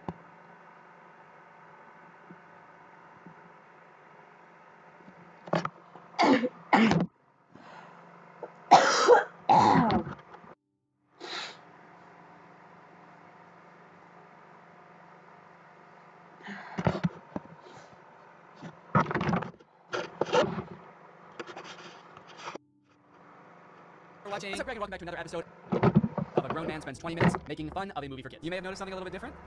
There's a microphone in the frame. I got a new stand for my microphone, and apparently the only way I can get it like close enough to me is by having it slightly in frame, so I hope this isn't super distracting. This would be kind of a crazy way for like one of those faceless YouTubers to film videos. What's up, guys? So today we're going to be talking about Zapped, and after watching this movie, I'm starting to think that the writers of Disney Channel original movies are not capable of writing a movie that's not about a teenager trying to control the opposite sex and mold them and craft them to their liking. You got Pixel Perfect, a movie about creating like a perfect girl pop star, How to Build a Better Boy, pretty self-explanatory in the title on that one. And then you got this movie Zapped, which is about Zendaya discovering that her dog training app can actually train boys to obey. Sorry, it can train boys to obey her every command.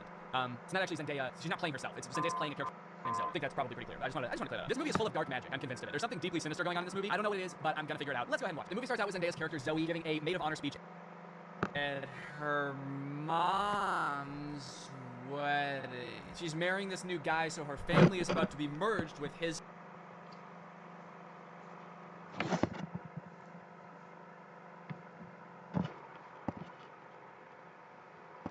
family. So it's Zendaya and her mom, and then this man and his 3 sons. So it's like a family of women mixing with a family of men, which makes a lot of sense because, as we know, women give birth to girls and men give birth to boys. First off, I just want to say how happy I am that my mom has finally found love again. She is the most giving person I know. Her speech starts off sweet, but then she immediately just starts like kind of complaining about having to live with 4 new guys because they're stinky. 4 guys, and their mysterious odors that they always blame on the dog. Yeah, she sort of takes the opportunity to complain and just make her mom, I guess, like feel bad for marrying a guy.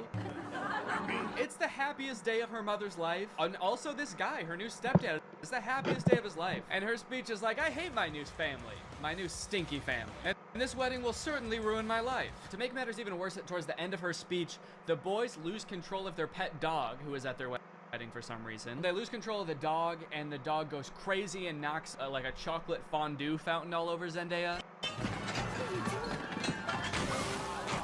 And at this moment, I couldn't help but remember that Zendaya's character in Euphoria is supposed to be the same age as Zendaya's character in this movie, and their lives are drastically different. Throughout this movie, you will find that the characters are like super weird. They're like caricatures of people that don't exist in real life.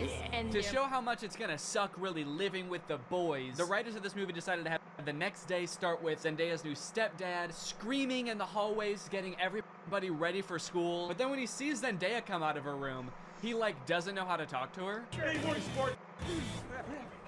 I mean, hi girl. Hi girl. It's like, dude, you're 50. Have you never talked to a girl before? The movie then establishes why each one of the new guys that she lives with is like gross in some way. One of her little brothers is really messy.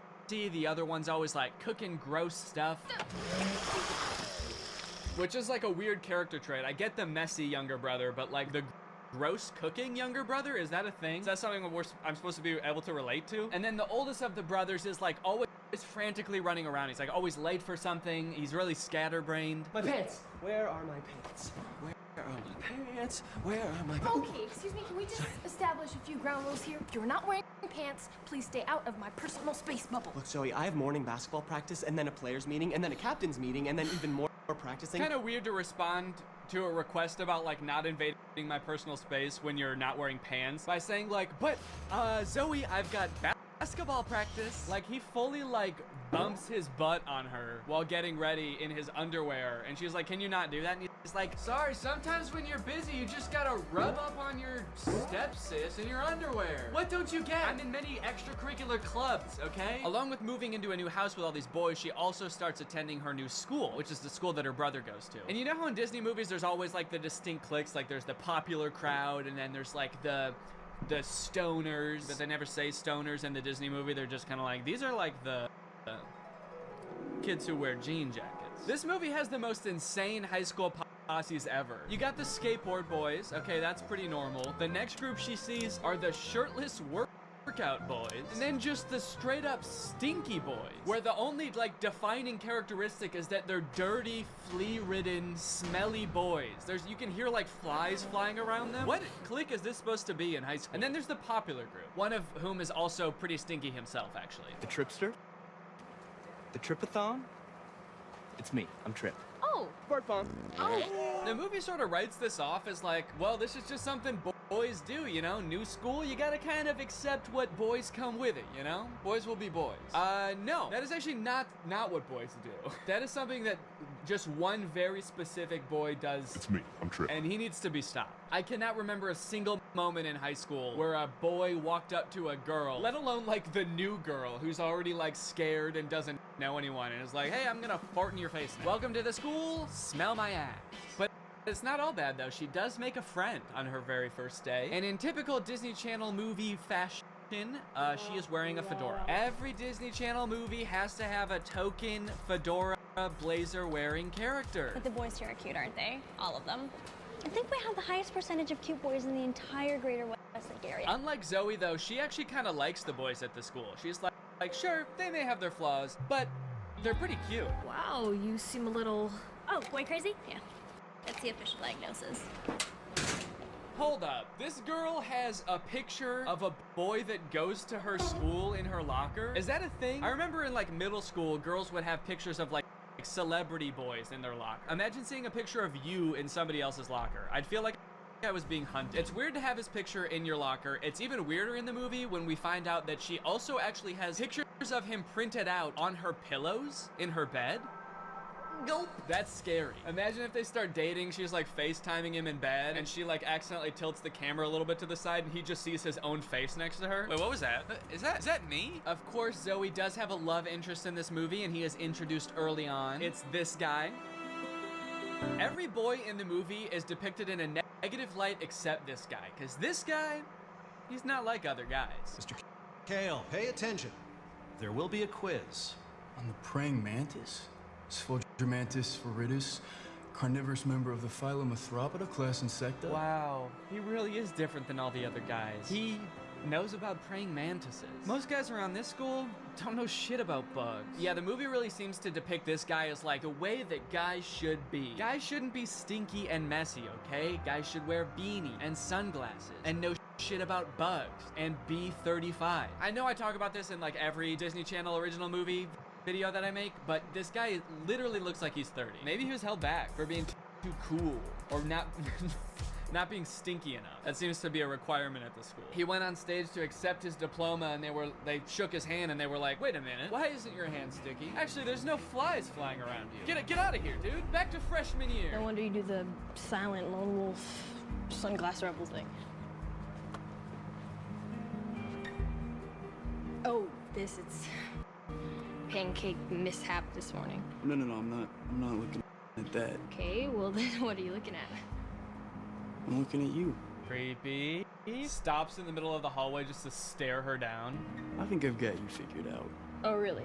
Yeah, I don't know, man. This just comes off as creepy to me. I guess this is supposed to be romantic, but it's not really romantic to me. Just scary. I can see inside you. Another one of the plot lines in this movie is that Zoe wants to join the dance team, but the girl who runs the dance team is like the popular mean girl. She doesn't want Zoe on the dance team because she's too good at dancing and it's gonna make her look bad or something. Anyway, by now you're probably wondering when the frick does this app thing happen, right? When the frick does Zoe discover that the dog training app works on boys? Well, at first, it doesn't. Zoe's just trying to train the family dog because it's all just like the rest of the boys in the house. It's stinky.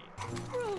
And it like destroys her room and shit. Breaks this thing that her dad gave to her. She downloads this app called Listen and Obey, which is kind of an ominous sounding app. Sit.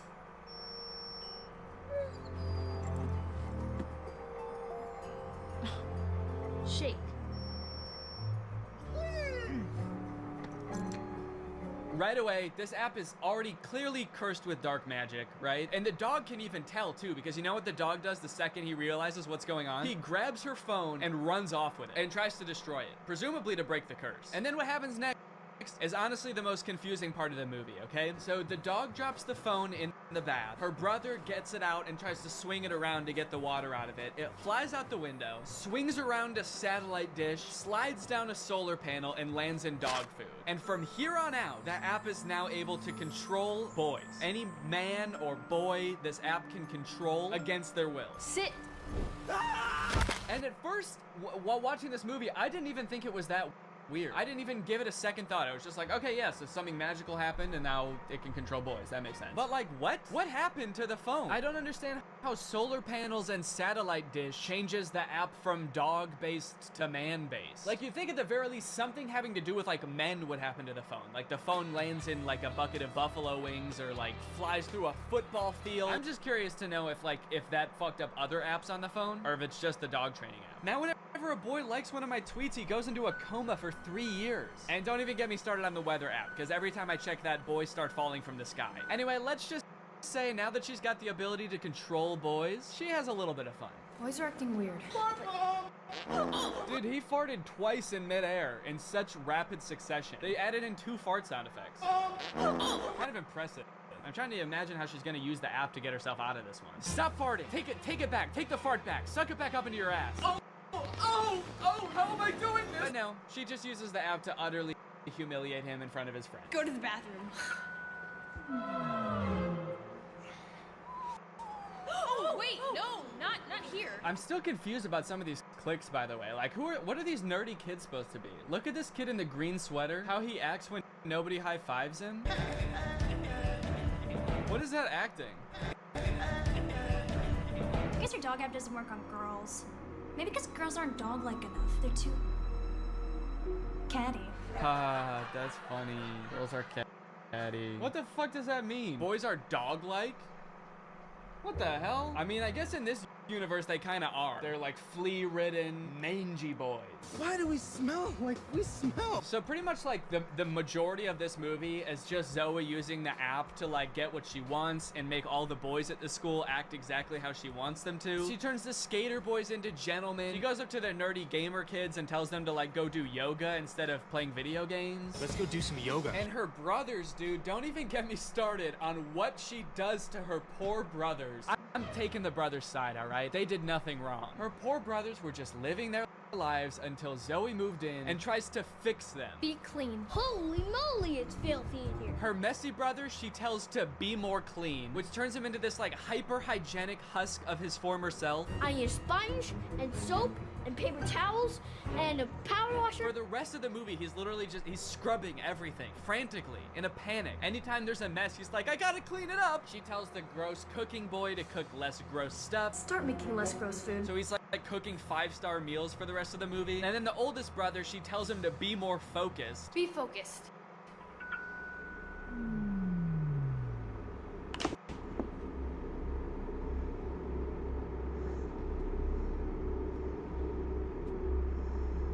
Lampshade. The boy is just like focused on inanimate objects for the rest of the movie. He's just like staring at a lamp or at the basketball net. She turns her own family into like mindless zombies and she's like, this is better. This is nice. It's creepy, dude. It's eerie, this movie. In all honesty, dude, this show walked so that WandaVision could run. This is basically WandaVision. In fact, since they're both owned by Disney, I wouldn't be surprised if this was in the same universe. This is like a prequel to WandaVision. This is where she gets the idea. It's kind of funny how low the stakes are considering the power that she holds. She could like take over Wall Street. She could get rich. She could make anybody do what she wants. Any man. She could fix every war.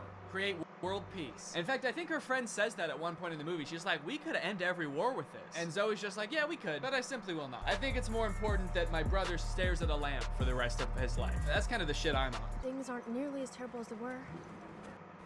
And again, I'm talking to a dog, so I might just be losing my mind.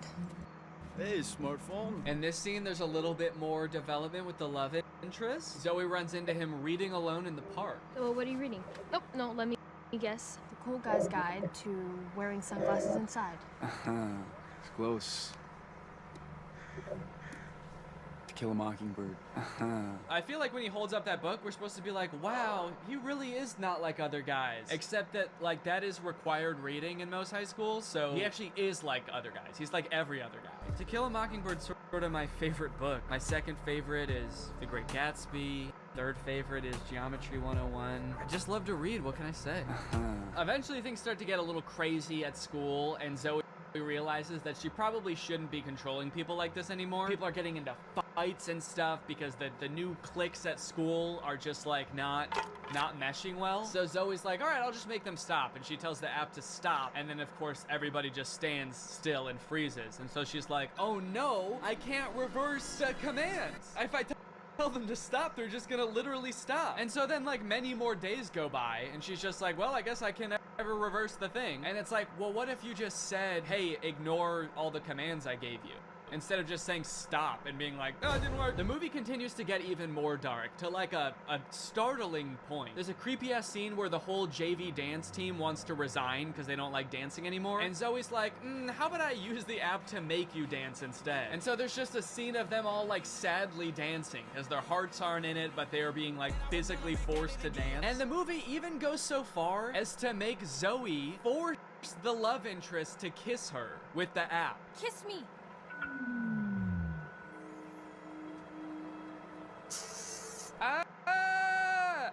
She just forced a guy to kiss her. Disney, what are we doing here, dude? What's going on? We need to have a talk with the writers of these movies. Anyway, Zoe feels bad after this, and she gets all stressed because there is a college scout coming to the basketball game. But Zoe's brother obviously isn't playing very well because the only thing he can do is like stare at an object for hours at a time. Welcome to a new season of Husky basketball.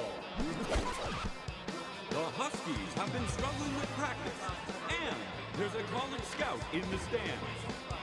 So tonight's game could be a nail-biter. I like that the scout is writing stuff before the game even starts. What do you think he's writing? Ball round, court shiny. Boys stinky. Just as the beginning of the movie made no sense, the ending also makes no sense. The phone falls into the wrong hands. The popular girl figures out that Zoe is using it to control people. I don't know how she figures it out. She just like sees Zoe holding it during dance practice and she's like, she's holding her phone while dancing? She must be using mind control. I gotta get that phone. Anyway, she steals the phone. At the basketball game, she just like starts making everybody obey her every command. Bow down to me. And in order to get the phone back, Zoe's like, how about I just do whatever you want? I'll do anything you want. Just say the command.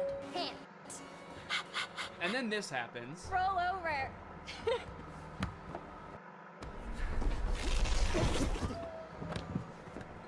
How did you? Your brother. We stick together. Sorry, what? He just broke the curse. Like the spell that everyone is under. He just like got up and he's like, I'll do it with you. I'm your brother. Don't worry about it. It's like, I'm sorry, is that what breaks the curse? Being a brother? Being her brother? And then eventually like her whole family is able to resist the app and get on the ground with her and start doing it. And it embarrasses the popular girl. And they, like the only explanation for it is this. Why isn't this working?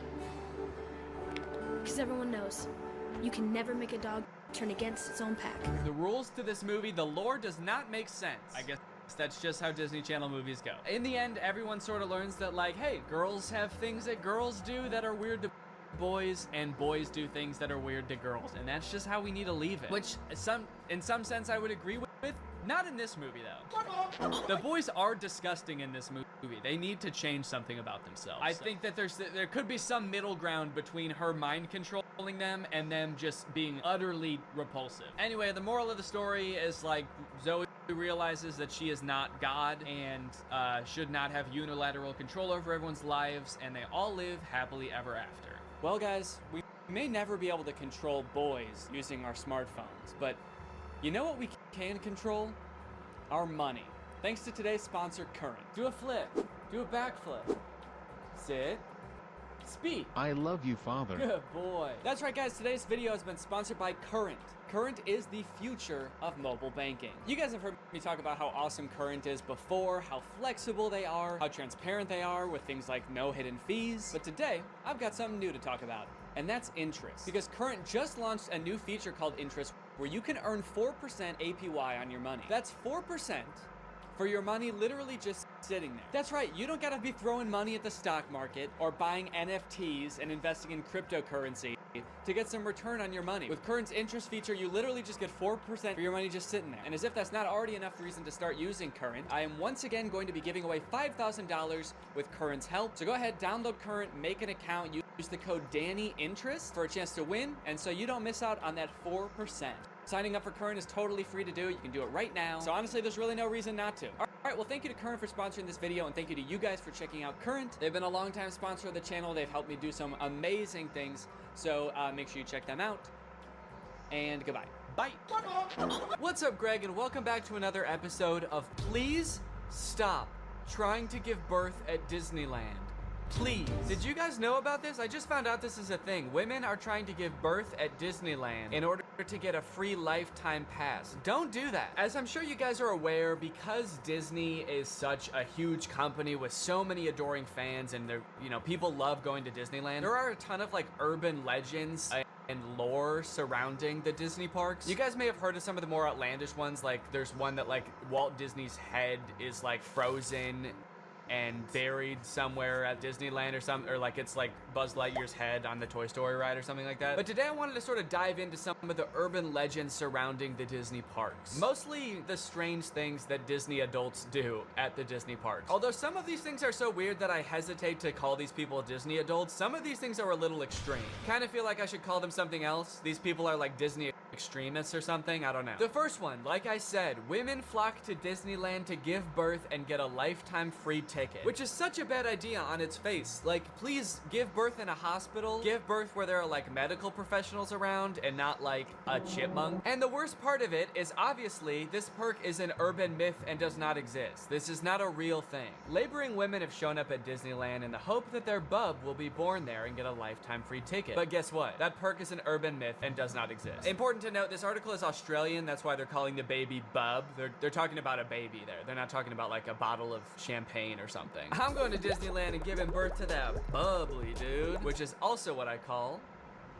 having a fart. I just gave birth to a bubbly. As a veteran of the pregnancy game, I know for sure that the journey to motherhood, okay, that's a weird way to say I've given birth before, or just that I am a mom. As a veteran to the pregnancy game. So you have kids, right? Me? Yep, yeah, that's right. I've done 3 tours of pregnancy. I've seen shit you cannot imagine. The pain, the screaming. Yeah, I've heard childbirth can be pretty tough. The innocent lives lost. Oh, what? The airstrikes. So many civilian casualties. Are we still talking about giving birth? Yes. Laboring women are racing to Disneyland's gates in hopes that if their baby is born there, they will secure their child a lifetime pass. Okay, so the article goes on to describe that there are people that have given birth at Disneyland before, and people have tried to replicate it and give birth at Disneyland, and they've gotten caught, and it hasn't gone well. I do feel like the article is over-exaggerating, though, saying that laboring women are racing to Disneyland's gates. Like, pregnant women have, like, the baby already coming out and they're shoving it back in, like, running into Disneyland. There's just, like, a crowd of angry mothers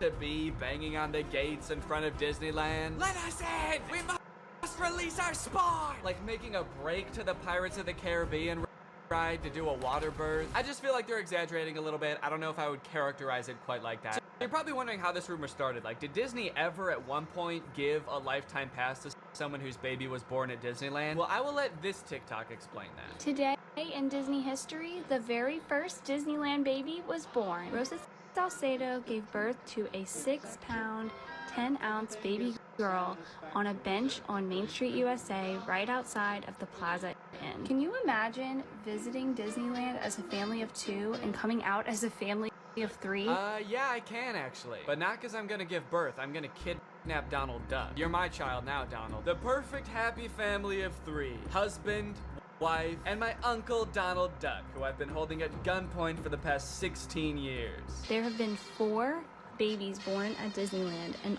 all of them have been girls, but only one has their own Disneyland birth certificate. So that might not have sounded significant, but that's actually how the rumor started. The first baby that was born there, Teresa, got a birth certificate that was just like a Disney birth certificate that says like, this is the first baby to ever be born at Disneyland. And I guess like word got out that this baby got some kind of special certificate, and then people just started assuming like, oh, that's a lifetime pass. That baby got a lifetime pass. And from that moment on, has just been a rumor that if you give birth at Disneyland, your baby gets a lifetime free pass. So honestly, if you're like that big of a Disney fan and you do this, you don't even get a lifetime pass. You still have to pay to go to Disneyland. It's just your baby that gets in for free. And I kind of feel like babies get in for free to Disneyland anyway. Is that true? Children under the age of 3 get in free to all 4 theme parks and 2 water parks at Disney World. There you go. You want your kid to get in free to Disneyland? A better conspiracy would be just pretend they're 3 years old for their entire life. That shit could actually work. The article goes on to talk about a time where someone has tried to sneak in to give birth at Disneyland, and they hid in the bathroom while going into labor until I guess employees had to like assure her that her baby would not be getting a lifetime pass, and then she was like, oh, okay, fine, then I'll just go to the hospital. Once they assured her that she would not be receiving a lifetime passport, she came out and accepted the ambulance ride to Western Medical Center where her baby was born shortly thereafter. I don't know about you guys, but it kind of sounds like she failed the test. If you know anything about Disneyland, you know how well the cast members there, all of the employees, all the staff, all the people in costumes are trained to like respond to every circumstance. It sounds like you just entered the giving birth at Disneyland experience, and honestly, you didn't make it to the end where you get the prize. It also says that this discussion board, The Laughing Place, has some hilarious forum chats about this topic. So I guess other people have been like sharing stories about this happening on this forum, but when I clicked on it, it turns out that it doesn't exist anymore, which kind of sucks because I wanted to find out more times that this has happened, but honestly, it is probably for the best. Kind of sounds like they were talking about some pretty sick shit in there. You think you're gonna go to a Disney forum and see people talking about like, my favorite movie's Coco, but instead you see people talking about like, I'm gonna give birth inside of Pluto's house. I'm gonna go to Disneyland and get fucked by Goofy, and then Goofy's gonna be the father of my child, and I'm gonna give birth on It's a Small World, and I'm gonna make Elmer Fudd cut the umbilical cord. Is Elmer Fudd a Disney character? I actually don't think he is, but he's gonna be there anyway. And then me and my freak mutant, half goofy, half human child will both get lifetime passes. Free pass for life for my little freak. Passes or not, being born in Disneyland is a pretty cool claim.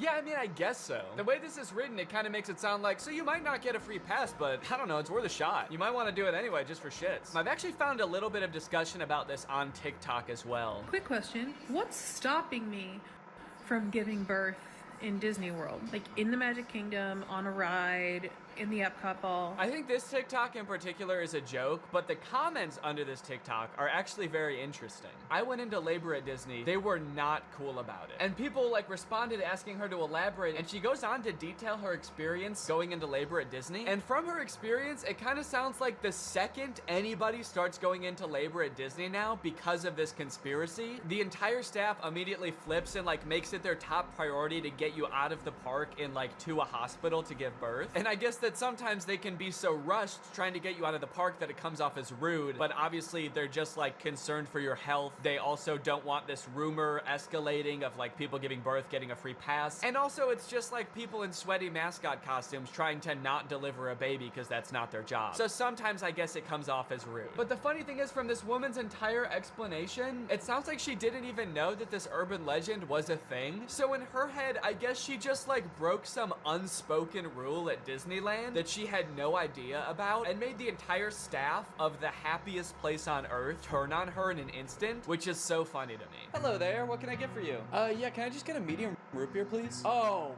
great. Oh, great, another guy here to put his balls in the root beer. What? Hey, everybody, this guy right here's about to pull out his big fat balls in front of everyone, in front of a bunch of children, and put his balls in a glass of root beer. Why would I do that? Don't play dumb. I'm not playing dumb. I am dumb in this situation. You've clearly heard that if you put your stupid fat balls... Why do you keep calling them fat? In the root beer at Disneyland, you get to spend the night with Minnie Mouse. Oh, what the fuck? No, I just wanted some root beer. Is that true? No, it's an urban legend. But no matter how many times we tell people it's not true, we still get perverts like you coming to Disneyland, ordering root beer just so they can put their stupid, don't call them fat balls in it. Oh, come on, man, don't cry. I already am. Why do you still sell root beer if this keeps happening? Because if you shit in the root beer, you actually do get a free fast pass for Space Mountain. Okay, I don't want to put my balls in root beer, and I definitely don't want to shit in the root beer, okay? I legitimately just want to drink some root beer. Oh. Sorry, my bad, man. I didn't know. Okay, well, that's literally what I asked for, so... Here you go. Ah, what the fuck is that? It's Walt Disney's head. You said the secret code, so here's his head. No, root beer. What? I wanted root beer. I wanted to drink root beer. So no head? No. Overall, pretty disappointing that anyone actually believed this in the first place. In what world would Disney want to foster an environment where mothers are coming into their park, their theme park, to try to give birth? Especially if they're not like billing it back to the person that gave birth and being like, okay, here's your hospital bill, and because it's Disney, it was $1 million. Now, by now, it should be no surprise to you that there are some people in this world that want to spend every waking moment of their lives at Disneyland, especially their most precious moments in life, which is why you can also get married at Disneyland. Let's take a look at some of the craziest places you can get married at Disney World. Starting at $12,000, you can get married at the Haunted Mansion in Disney World. But just like expecting mothers trying to sneak into the bathroom to pop out a quick person, couples are of course also trying to cheat the system and avoid paying to have their wedding at Disney. So they'll just like sneak in with like themselves, maybe a couple family members and an officiant, and just like have the wedding in like a somewhat secluded area of the park. Here we have an article that details a San Diego couple sharing their secret Disneyland wedding story. Not many people can say they secretly got married in Disneyland's Sleeping Beauty Castle. 2 years ago, Gabriel and Andrea had been saving up for their dream wedding at Disneyland. However, when they began looking for wedding options at the park, the couple said that the cheapest option was $12,000. Instead, they decided to spend their life savings on a house. Great move, honestly. No complaints so far. That's a very wise choice. So Gabriel and Andrea decided to have a secret wedding at Disneyland. The couple gathered Gabriel's oldest daughter, an ordained minister, a witness, and packed their bags bag, heading for Disneyland for what they called a gorilla-style wedding. Now, I don't know much about weddings, I've only had one, but I do know that you don't generally want to have them gorilla-style. Like, when we were planning our wedding, that word almost never came up, I don't think. Just imagining them describing their wedding afterwards, like, yeah, it was so romantic. We hid in the bushes for 8 hours in the hot Florida sun, wearing camo paint, waiting for the crowds to die down. You know, just sort of waiting out the crowds and the gunshots, the airstrikes. Airstrikes? Then we popped out and I said I do. Happiest day of my life. Here's my favorite picture of the big day. Now buckle up, because this next urban legend is about to get nasty. Quite literally, this is disgusting. Like I said, the most devoted Disney fans would probably spend forever at Disney if they could, but maybe they can. For years and years, the Haunted Mansion has been the home to an endless supply of Disney myths and legends. But the attraction's most prevalent and persistent rumor is that guests regularly spread the remains of their friends and family inside the ride. This can't be true though, right? It is 100% true. Yes, that is right, and I don't want to bash anybody's final wishes. I know that that's a very personal thing, but spreading human remains in a public place that people are like walking around and touching? Please don't do that. Or, you know what, I should say, you know, because I feel bad for people who are just trying to honor their dead relatives' wishes or whatever. If you're alive still and you're watching this video and that's gonna be in your will, please take it out. Don't make people do that on your behalf. Honestly, I am a little relieved that people are sticking to like spreading ashes at least, because there are a lot of different ways to dispose of a body. It was actually my grandpa's greatest wish to be laid to rest at Disney. Oh, that's sweet. You're gonna scatter his ashes around at the park? Not exactly. The Haunted Mansion probably has so much human ashes in it, it's not even funny, said one Disneyland custodian. Blah! That is the nastiest thing. Oh my god. Don't do that. Do not do that. Please. People scatter their loved ones' ashes in the Disney parks monthly. Can you imagine just like being on a ride and the person next to you is dumping out ashes? Disney employees are literally aware of this too. They have to follow special protocols every time this happens. The custodians are used to identifying and vacuuming up these ashes. I don't know why I was surprised to hear they vacuum them up. Of course they do. It's a literal human corpse, basically. Of course they get rid of it. The people who are like requesting this happen to their bodies must know this, right? They must know that some custodian that does not willingly work in like a morgue or something is going to have to take care of that. This sounds awful for everyone. If you're the custodian, you have to vacuum it up, but if you're the person that just lost someone you care about, you have to know that they're just gonna vacuum it up. They might even make you watch. They have you come identify all the places that you scattered the remains, and then they just like make eye contact with you while they're vacuuming it up. This is going in the garbage now. We're gonna throw this in the garbage now. Say bye-bye. So when you're laying them to rest in the happiest place on earth, you're actually condemning them to forever in the suckiest place in the world. Yes, that is a very funny joke. And people will put them anywhere too. Like flower beds, bushes, the lawn at Magic Kingdom, outside the park gates. Outside the park gates? They'll put this shit anywhere too, you know, outside the park gates, on the highway on the way home, the McDonald's across the street, Universal Studios, shit anywhere. It doesn't really matter. I feel so bad for the employees that have to deal with this, honestly. That would be so scary. Honestly, even as a patron, you know, I honestly like going to Disneyland every once in a while. I think it's pretty fun. But next time I go, I am going to be terrified that I'm like touching human remains at all times. Especially now knowing that they put them everywhere. I'm gonna be eating a turkey leg and wondering like, is this actually some guy's leg? They're most frequently dispersed around the Haunted Mansion, which is kind of perfect if you ask me. Okay, this girl's actually a little bit too into it. But now this whole ashes thing, which is not really an urban legend, is actually true, has actually spawned urban legends out of it, as you can see here. Have you heard of the legend of the crying boy at the Haunted Mansion in Disneyland? The story goes a mother spread her son's ashes without permission from Disneyland, and you can see him crying as you're exiting the ride. Spooky. I wonder why he's crying. Maybe because his ashes are in a vacuum. Maybe because he was a little boy and his mom spread his ashes in the scariest ride at Disneyland. The mom was like, yeah, my son used to love this ride. Every time we would get on it, he would be screaming and crying and shaking because he was so happy and excited. So I decided this is the perfect place for him to spend the rest of eternity. In a rundown castle of pure terror. It's what my darling little boy would have wanted. All in all, it seems to me that Disney, this giant corporation that owns like every media property known to man, has their grubby little fingers wrapped around people a little bit too tightly. It's like you already have every movie and TV show. Do you really need people like begging to spend their entire lives at your theme park also? But even still, with people spreading their loved ones' ashes at Disney, people trying to give birth at Disney just to get free tickets, Disney is still trying their best to immerse you in their parks as much as possible to make you never want to leave. Recently, Disney opened up the Galactic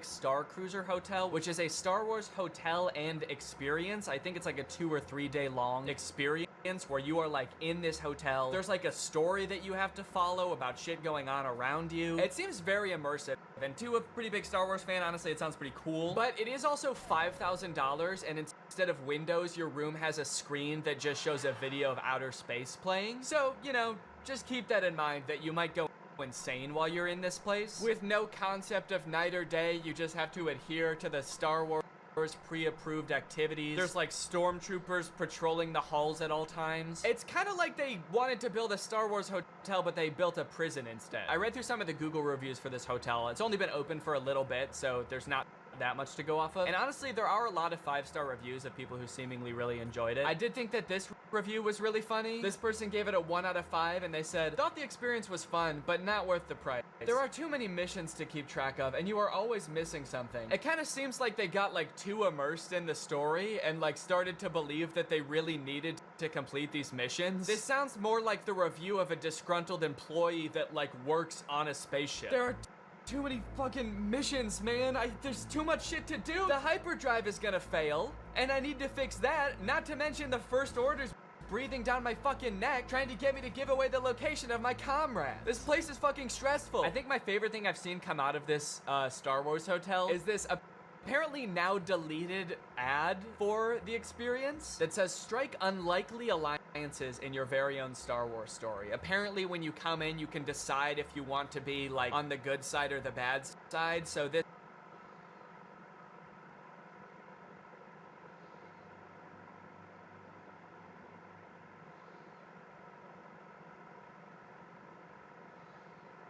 This place is metal, dude. This goes hard. It's crazy to me that you actually can choose to be on the side of like the evil intergalactic fascists, basically. You and your preteen daughter can don First Order uniforms and betray one of your favorite characters' trusts, Chewbacca, giving away his location and leading the First Order directly to him, who will take him away to be tortured and then eventually executed. It might be a little too immersive. It might be. We're gonna start hearing people come back and you're gonna be like, how was your trip? You went to the Star Wars hotel, right? And they'll be like, the guilt over my actions will haunt me forever. But I did what I had to do. It was honestly fucking sick. I loved it. And honestly, like, if someone offered to bring me there for free, would I go? Yes, I probably would. Yeah, honestly, I would like to go 100%. I would like to go. And as if living in an intergalactic prison isn't immersive enough for you, pretty soon Disney is going to start offering an even more immersive and even less temporary experience. You may have seen Disney recently announce their Story Living initiative, where they're basically going to be building cities, with their first like test city being built in the desert in California. I don't know about you, but this seems very creepy to me. I don't really know what Story Living entails. They're pretty vague about it in all of the promotional videos. Story Living by Disney allows us to leverage what we do best: world-class service, legendary storytelling, creativity. This exciting new venture will enhance, extend, and strengthen the Disney brand by allowing us to bring the magic of Disney to places you may never have expected. But it does kind of worry me to live in a town where every aspect of your day-to-day life is curated by Disney. Oh gosh, I feel like we have so much chemistry together. Me too. This has been great. This date was a lot of fun. I really haven't connected with anyone like this in a long time. Fantastic. How likely would you be to recommend this experience to a friend? What? On a scale from 1 to 10, how would you rate my performance? Performance? I thought you were just like genuinely interested in me, like romantically. Oh, perfect. So a 10 then? I really opened up to you.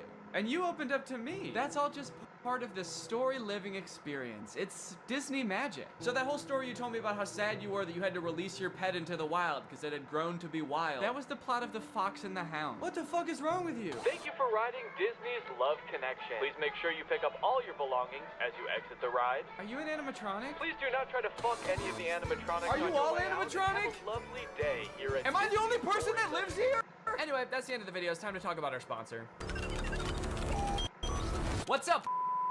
It's me, a hacker, and I'm so excited to steal your data because you don't have today's sponsor, ExpressVPN. You see, sending data over an unencrypted network is a lot like sending a postcard. There's no envelope to cover up your info and protect your sacred message. So any old creep with a little bit of basic computer knowledge and a little bit of free time can come along and check out all of your private information. I'm talking passwords, financial details, hell, emails. I'm gonna look at all of it. I'm doing it right now. Hey guys, I was just kidding. It's just me, Danny. Well, I wasn't kidding about most of it actually. Just the part about me being a hacker, but the rest of it is true. Oh, there's not enough light on my face now. Can I just sort of illuminate my face with this? Luckily, today's sponsor, ExpressVPN, is here to help. Because ExpressVPN encrypts all of your network data with their best-in-class encryption. It would literally take a hacker using a supercomputer billions of years to crack this encryption. ExpressVPN has the fastest speeds out there. They've got 24/7 customer support, and ExpressVPN is extremely easy to use. You can fire it up and get connected with just one click. I've got ExpressVPN on every device that can have it, just to have a little bit of extra peace of mind when I'm out and about, especially on public Wi-Fi. So if you want to find out how you can get 3 months of ExpressVPN for free, then head on over to the link in the description. That's expressvpn.com/DannyGonzalez. That's expressvpn.com/DannyGonzalez. Thank you, ExpressVPN, so much for keeping us safe, but also sponsoring this video. Thank you to you guys for checking out ExpressVPN. When you click on the link, it really helps to support my channel, so thank you for that. Alright, thank you guys for watching this video. I hope you enjoyed it. If you're new here and you're not subscribed yet, make sure you subscribe and turn on my notifications to join Greg. Greg is what I call my army here on YouTube. We are a ruthless army whose violence and terror knows no bounds. Please subscribe and turn on my notifications to join, and I will see you next time. Bye-bye.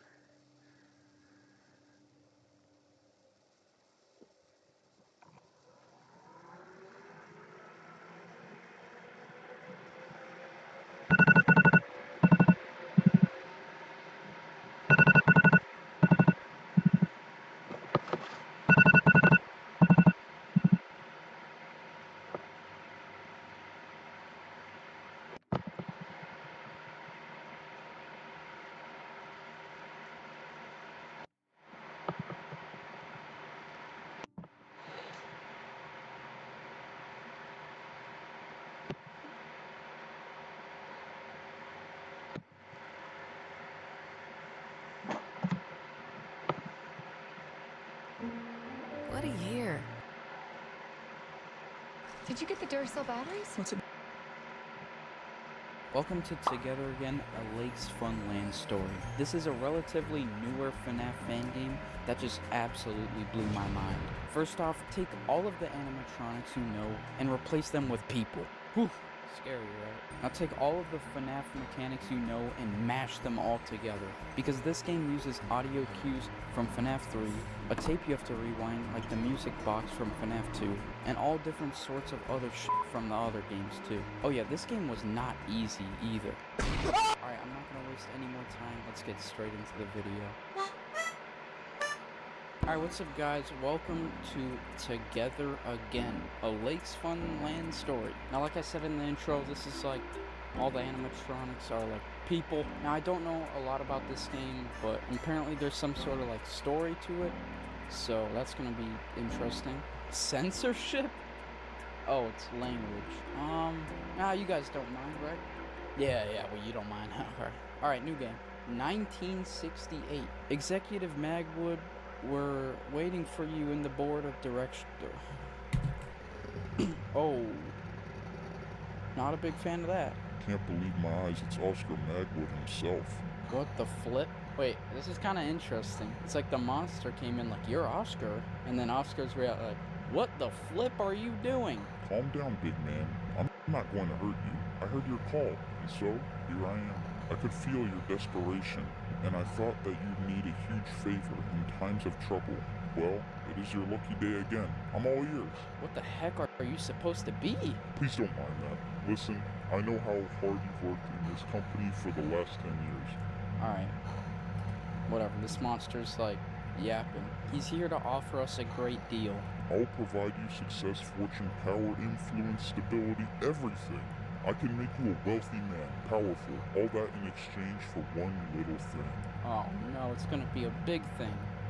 I want your wife! The price to pay would be your I knew it was gonna be a family member. Listen, it's not what you think, trust me. I won't hurt the kid, I won't take his soul.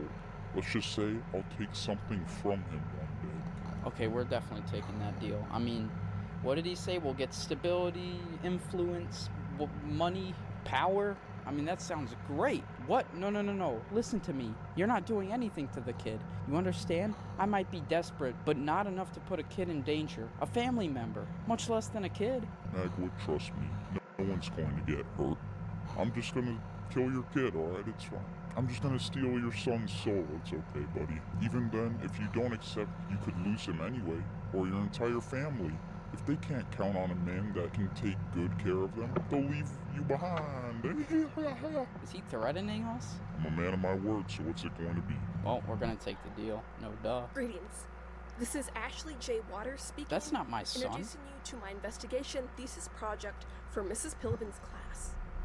For this special conclusive project, I've decided to put my dedication, my concentration, and all of my energy into one particular case. But overall, this is one of the most intriguing cases that Montreal and the surrounding area has heard of in the last couple of years, with very little information available on it. On October 11th, 1990, Martin Calcott, Joshua Felwick, and Wendy Gribble disappeared at night under mysterious circumstances after they had left their homes without prior notice. All their fathers took the deal. And despite this being a case with hardly any information on it and with so much room for conjecture and rumors, I, Ashley Waters, compromised to do everything that is in my power to unveil the secret behind their disappearances. Are we actually? One way or the other. Are we actually investigating? Oh no. Night 1, November 14th. Holy shit, they just put us straight in. First night on the job. We have a job? When necessary, press X to take a pill. Gladly. Oh, someone left a message. Nice. Oh, we can turn off the power. I do not like that. Hello? Hello. Hey, how's my favorite security Is this guard? a robot? So, are you excited for your first day, Ashley? Not if you are. Where's the boot nose poster, man? You know, I feel quite enthusiastic about you working here, so, I'll be recording some tapes for you, to help you get through your first week. CCTV? Uh-oh. Not a big fan of this. Oh! They're actually like humans. Oh, there's even more. There's 6 of them? Oh, hell no. Exposure and panic. Ay, ay, ay. Also have this button in your CCTV panel. By pressing it, This you can button? toggle the vent cams. I'm sure you're probably thinking it's weird that the air ducts have no. cameras inside. We have vent cameras? There's so many! This is other guard who takes the day shift. His name is Michael. You probably encountered him before starting your shift. Well, he used to work during the night before, but he complained about, conditions, and, he's not really the first one. There was this other girl, too, but she chose to quit because one of the animatronics got into the office during her shift and tried to attack her. She left the building with a broken Oh my leg. gosh. We were really lucky she didn't sue us. Y'all aren't gonna attack me, right? But Michael said those machines have Oh, been a little Jesus. glitchy lately. Yeah. We moved him to the day shift because he complained a lot about them moving Oh, I at just night clicked and trying that. to get into the office What did I just and do? acting aggressively. I swear to God, if someone moves to that, I'm gonna kill myself. You know what? I'm just gonna mute the call. Oh, I think the night starts when you mute. Okay, that's good. First things first, I see these 2 vents right there. See this hallway? I gotta just turn off the office if someone's there. I mean, biggest flaw I have right now so far is there's no boot nose posters, so L. Also, there'd be too many cameras, bro. Like bro. And 6 animatronics. Like, What? Oh, I just clicked the TV and it said, oh, maybe I could get a few bucks if I sold these. What about this? Nope, not touching that. High volt, yeah, me neither. What else can we touch? I like touching things. Oh, that sounds weird. Oh, this What thing. is this thing? I don't know, man. What about this? These look funny. Yeah, they look funny. Why did we have to get a job here? Seriously, what was the point? Is this the part of the investigation? These look cool. Now, I don't know if I counted wrong, but I remember there being 6.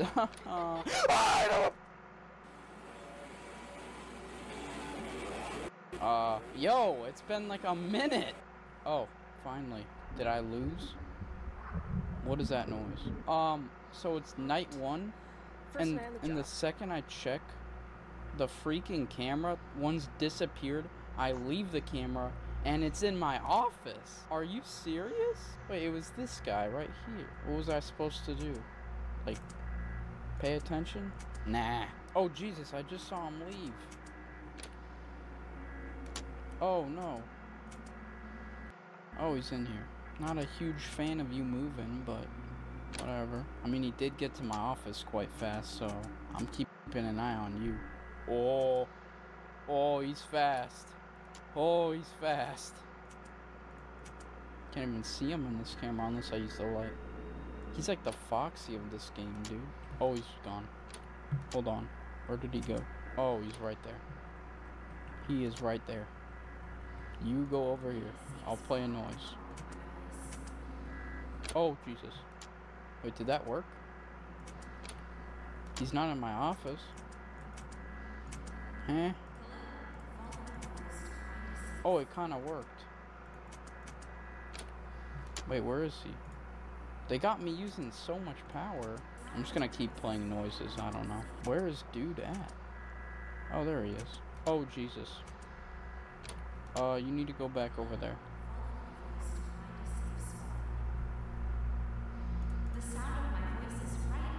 Hey, man.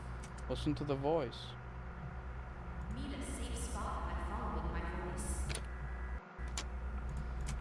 It worked, okay.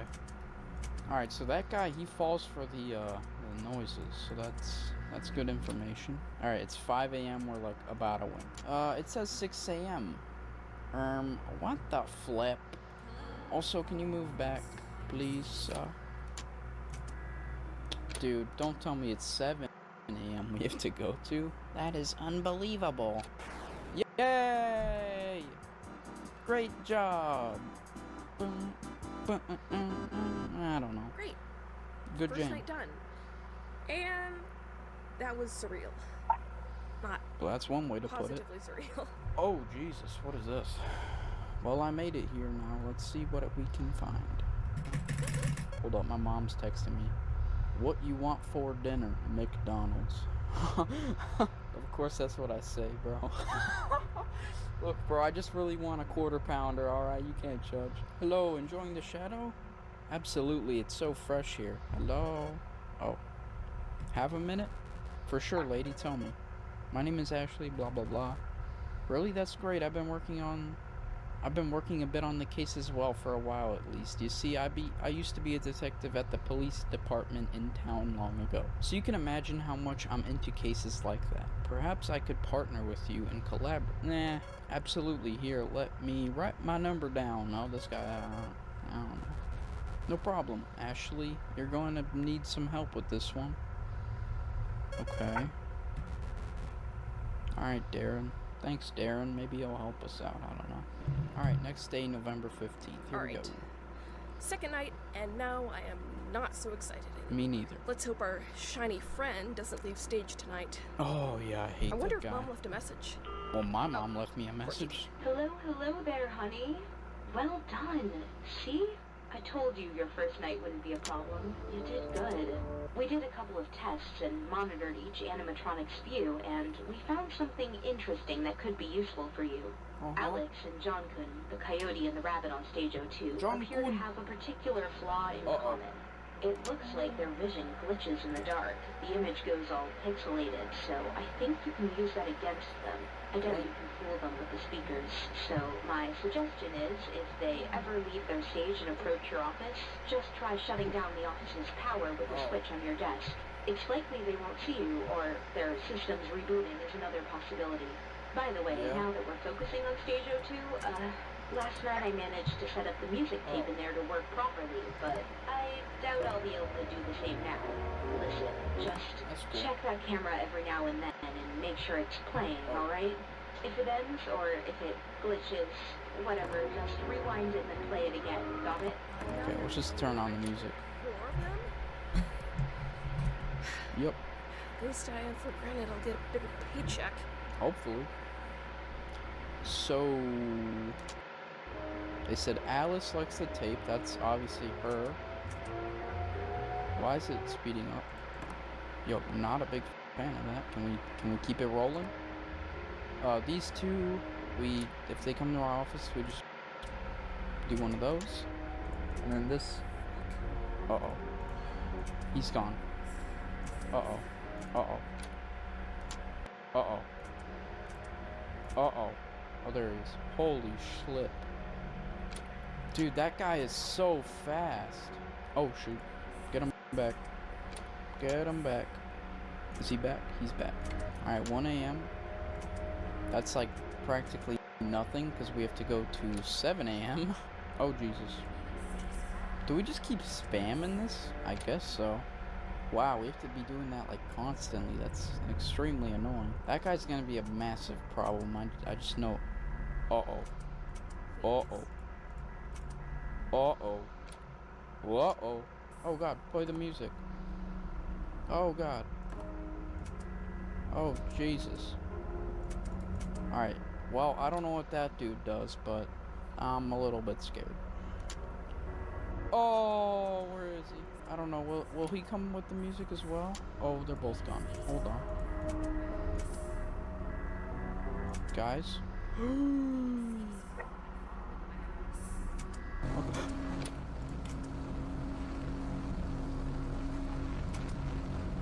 I think we're good. Okay, he just kind of pulled up and we're good. Our exposure bar went up for like a little bit and went back down. But our panic is staying there, which is no good. Oh, he's back again. Oh. Does this work? Oh. Go. Oh, Jesus. Oh, we gotta play the tape. Hold up. Completely forgot about that. Hey, buddy. Oh, but goodbye. Oh, they're both in there. Okay. Oh, he's gone. How's about you come right back? Yeah, that's what I thought. I was ready. Why is my mouse shaking so much? Oh, it's the panic. Oh, we are... We're shaking. We gotta use a pill. It's okay.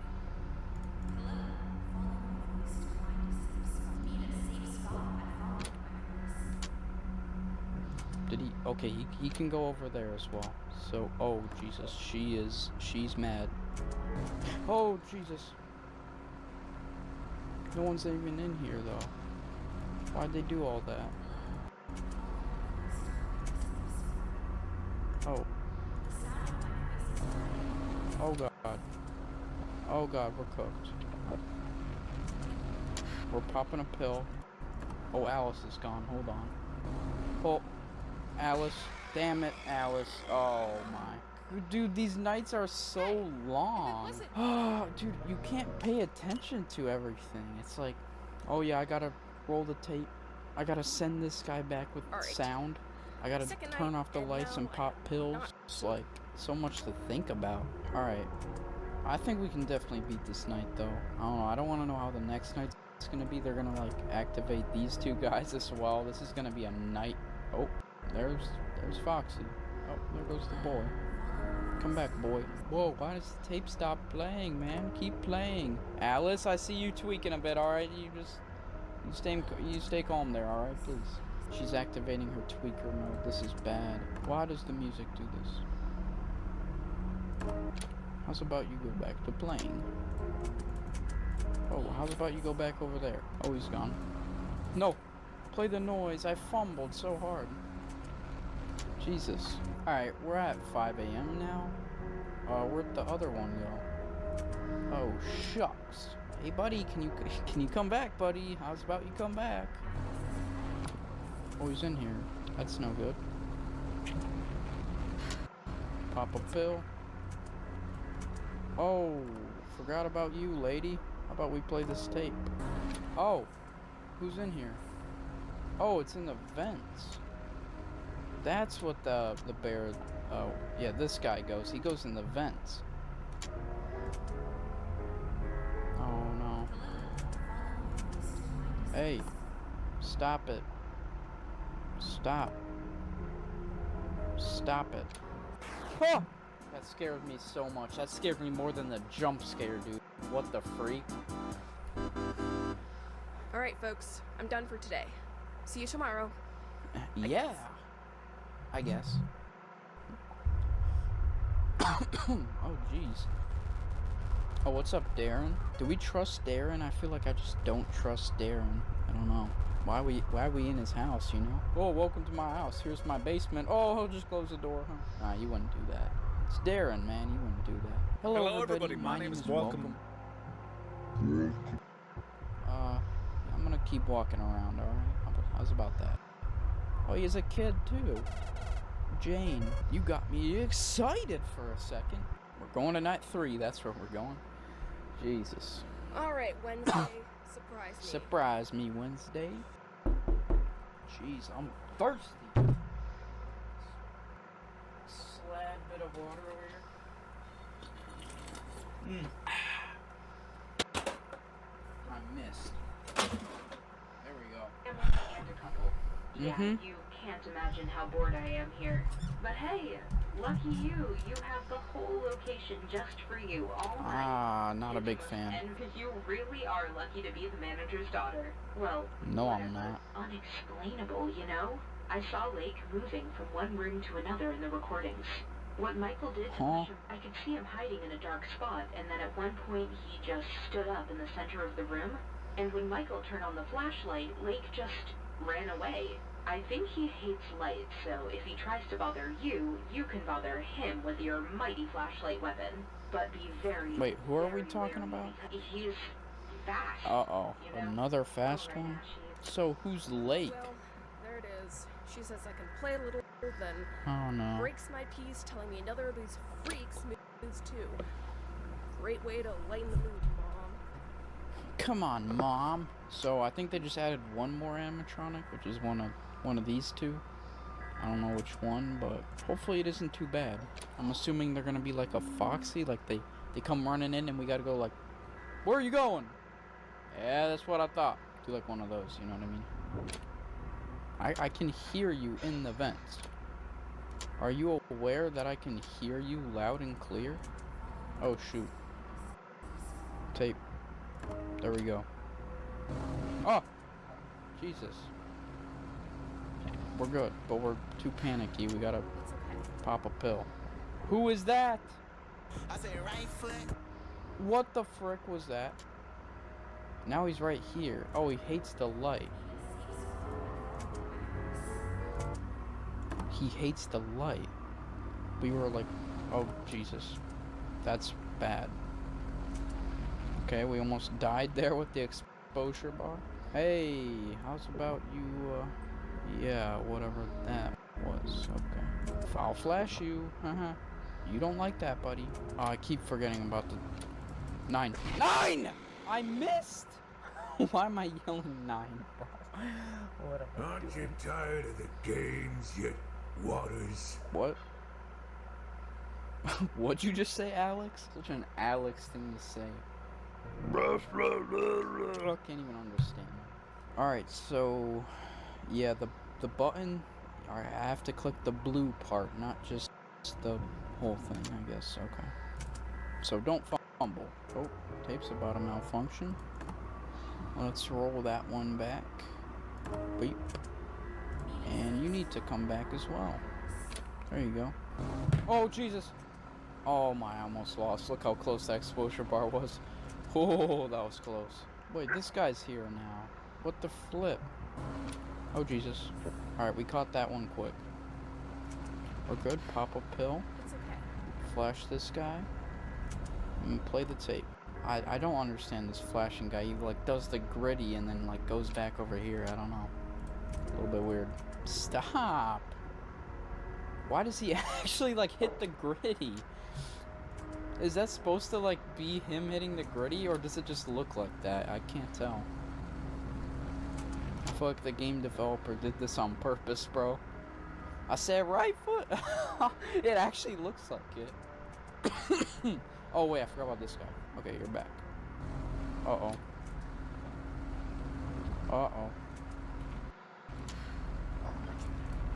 Play. Alright, what time is it? 5 a.m. still? We still got 2 more hours. I mean, at least our power's doing good, you know. Uh-oh. Ah, dang it! Let's try again, shall we? Hayden, bro. Why? And I can, like, hear the police outside my house. Bro, can the police screw off? I'm trying to record a Five Nights at Freddy's video. Please. Gosh. Oh, hey there, Hayden. So Hayden's like the spring trap. You're like the music box. Hold on. Rewind. Alright. As I was saying, Hayden, you're like the spring trap from FNAF 3. Oh, hold on. Gotta bring him back. You're like a music box from FNAF 2. I guess in the vents you could say it's just like, toy animatronics, like Toy Bonnie, Toy Chica. And then the dude that comes here, like this guy, he's like the one night at Flumpty's number 2, where you turn off the power for him to leave. And then the speed guy is like Foxy, kinda. Except you gotta flash him. Oh. Gosh darn it. Everybody's quaking and panic. When's Mom gonna be here with the McDonald's already? Uh-oh. That was almost bad. I was reading my phone because I wanted McDonald's.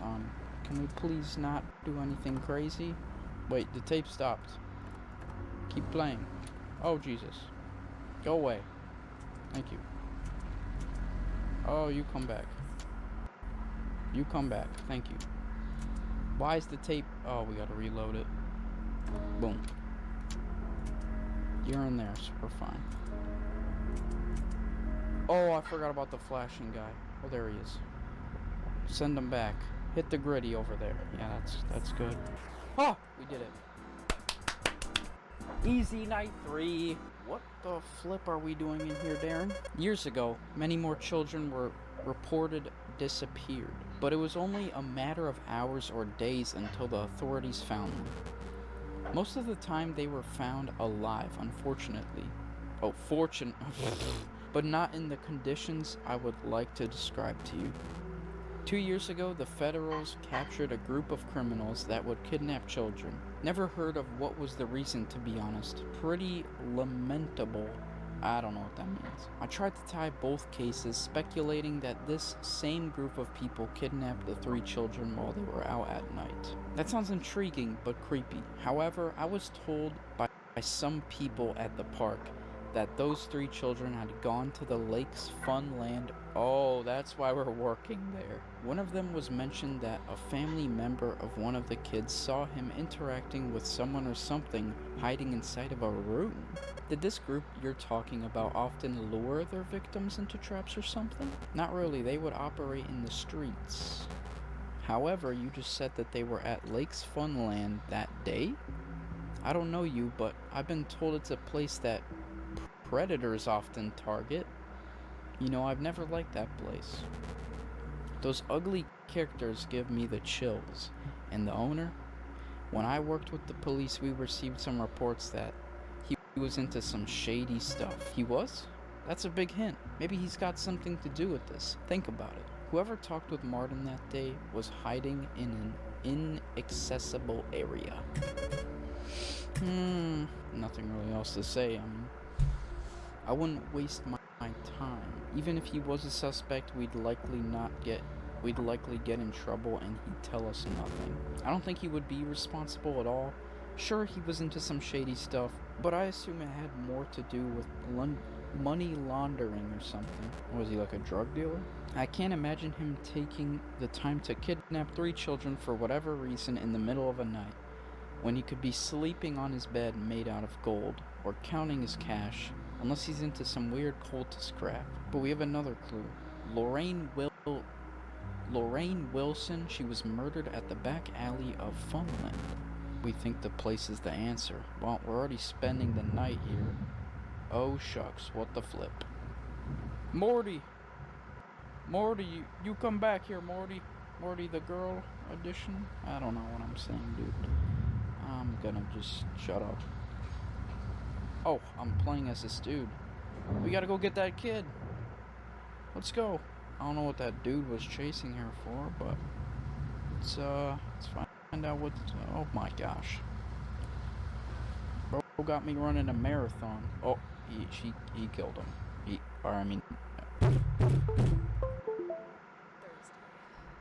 more I concentrate Guess I can myself, listen to the call faster as I get well. through this bullshit. She's gonna swear! Let's see what Mom has to say. Hello. Hey, Ashley, you're doing great there. Night 4. Yup. I'm checking old recordings right now. There's one that got my attention. Uh-oh. You know Chick the bird, right? Well, That I one? spotted her inside the ventilations in some of these old recordings. Oh no. I honestly have no idea of how on earth she could get there, or how she could even leave the stage. As far as I'm aware of, that should be impossible.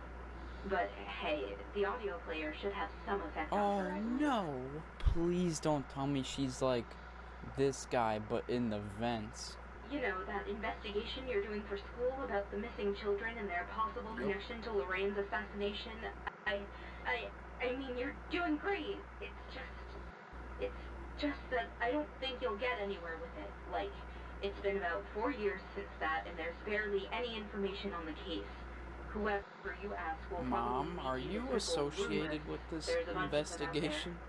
Listen, I just think it may not be safe to do an investigation on such a serious case. At least if you're not a professional certified detective, but you do what you think is best. Clearly, Mom knows a little bit more than we do. Guess the night has started officially now, so... Oh, we gotta play this. I keep forgetting. Wow, everyone left so fast. Oh, Jesus. Alright, nice.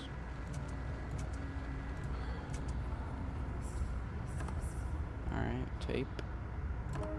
There we go. I just want to test out Chica, or the duck or whatever. Because I wonder if I can just do this to avoid her, or if I actually do have to keep doing sound cues. Oh, I fumbled.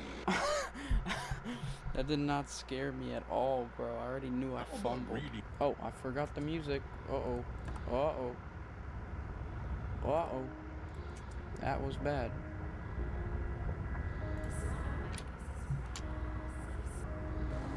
Uh-oh.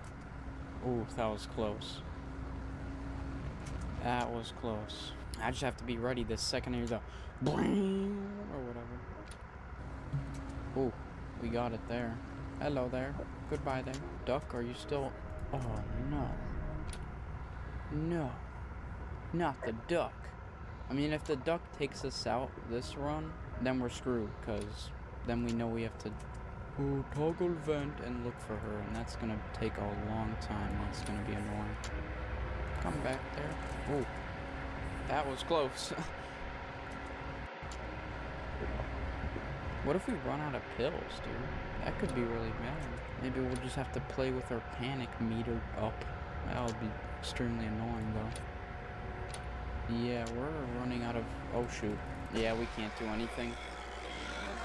Check the vent cameras on top of everything else. Not the best thing ever. Uh-oh. Okay, we're good. That dude is creepy. Oh god, I fumbled. Yeah. Breaking your bones is just like popping bubble wrap. What is wrong with you, Jun Kun, bro? Breaking your bones is just like popping bubble wrap. Night 4 is actually hard. And I don't want to know what Night 5 is going to bring into this game. Hopefully, like, nothing. Oh, Jesus. I almost opened up the cameras. That would have been tragic.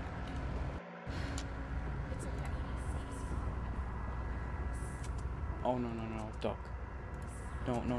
I misclicked. Oh, we almost died there. Where are you? Just go back over there, alright. Rewind this. Boom. Okay. Oh, hello there. I'm just gonna send them back, dude. I don't know what else to do for that. Do that? Oh god. We're good.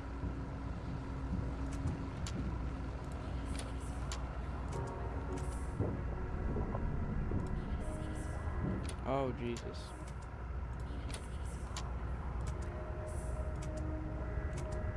Okay. This is going pretty bad, I'm not gonna lie. There's just so much stuff to do. Okay, 5 a.m. We're not bad on power, at least. Alright, we have no more pills left. Oh, that guy is getting close. It feels so quiet without... Oh, we did it! Night 4. Yes. Alright, another shift done. Why am I still getting back here? That's what I'm saying. Who's this? Oh, that's the daughter, I believe? I don't know who Harlan is, but whatever. Oh. Oh, that's what Harlan did.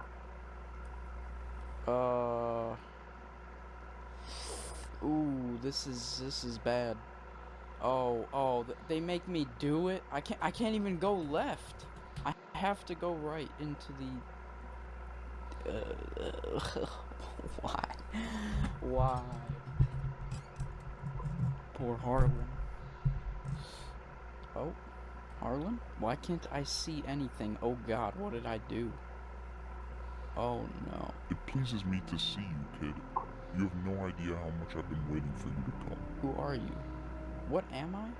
Well, that's not what we said. We said, who are you? You see, I'm an obscure being that rises from the depths of darkness and disgrace. I feed on the needs and desires of the unfortunate and the malicious. I will always provide, and I will always fulfill, with the one condition of always getting a fair retrievement. What do you want from me? What did I do wrong to be here? You must not fear, my child. I do not want anything from you. I am here to offer you something myself, and at the same time, retrieve a part of an incomplete exchange your grandfather and I did. Oh no. Oh my gosh. Wait, so his grandfather is the guy that did the deal at the start, I believe? Grandpa? Yes, your granddad. He asked me for something long ago and I complied my part of the deal. What did he ask for? Doesn't matter. Oh, young Harlan, I know you've suffered a lot. Your whole life was a disastrous calvary. Such a lonely boy, so desperate, so depressed, so abandoned. And I believe it is time that I compensate you. After all, the universe has put you through. Okay. A family. That's what you missed.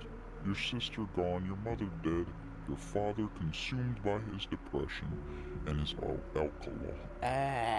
His alcoholism. I will give you that which you always asked for. One big happy family. Family? But I have nothing to give you in exchange. And I'm asking for nothing. You are my prize, Harlan. Oh. Let it be then. What the freak? I'll give you a new body, bigger and stronger. I promise you, you will never feel pain ever again. I don't know. He's not looking too bright right now. Ay, ay, ay. And we just go to night 5, dude? Just like that? That was creepy. I'm definitely listening to this call though, because I do not know what's gonna be added to this Hey, now. Ashley, excited for your first week to end? Absolutely. I was thinking of, taking you to IHOP when you finish your I last hate shift, IHOP. or Please any don't do that. restaurant you'd like to go to. Okay, that sounds better. Ashley, look, I'm really sorry for all the inconvenience and the troubles I've put you through. And if you don't want to return next week, I can totally understand that. Oh, I'm not coming back. Sorry. Oh, gotta go now. Take care. Are you serious? How could I get mad at her? But I think it's better if I don't come back next Monday. Oh no! So it's just everything is increased difficulty, probably. Oh crap. Crap. I'm cooked. Oh wait, we have to play the tape first off. Let's get that going, and everybody's gone. Everybody. Alright, this might be bad. I can't lie. This could be really bad. This could be real bad. Dude, I am not excited. Okay. Let's just do that. Do that. Do that. Oh my gosh, the vents are not sounding pleasant. Okay, good. Boom. Nice. You are not getting me, Mr. Guy. Don't know your name. Oh, that was close. That was really close. Throw him over here just in case. 9! Yes! Oh, look at the bar! Oh, that was so close. That was so close, bro. Holy. Oh, you know what's gonna be a problem, dude? Pills. I just know it's gonna be a problem. The darn pills. We're gonna get screwed. Panic, go for a bit. See what it does. Just to try it out. Oh, no. I saw Chica. Chica, you don't like the vent noises I'm playing? So, Alex, you didn't even kill me, bro. I would have shut off the lights. It's all, Chick, or whatever her name is. It's really, honestly, it's just kind of Chica being the problem in this game. Because you don't really have time to, like, check all of the vents, obviously. You just play a noise note for the best. Which is what I did last night, and it worked. So I thought it would work this night, but it didn't. So, that's no good. Uh-oh. There we go. Good. Good. That's good stuff. Whew. That was close. Uh-oh. Chica! What do I do about Chica, dude? My daddy taught me about eye for an eye. Shut up, Chica. Oh, shoot. We gotta play the tape. Alright, I'm just gonna play this and that for the noises because, I don't know, they're like closer, so maybe Chica will hear them. Oh, we lost. What the freak, dude? We were too slow. That sucks, man. Yeah, it's inevitable. Yup. Oh my gosh, that was fast.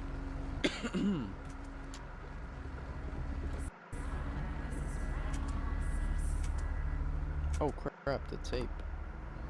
Tape is the most forgettable thing ever, bro. Oh! Dang it! I feel like we need a new strat to beat this night.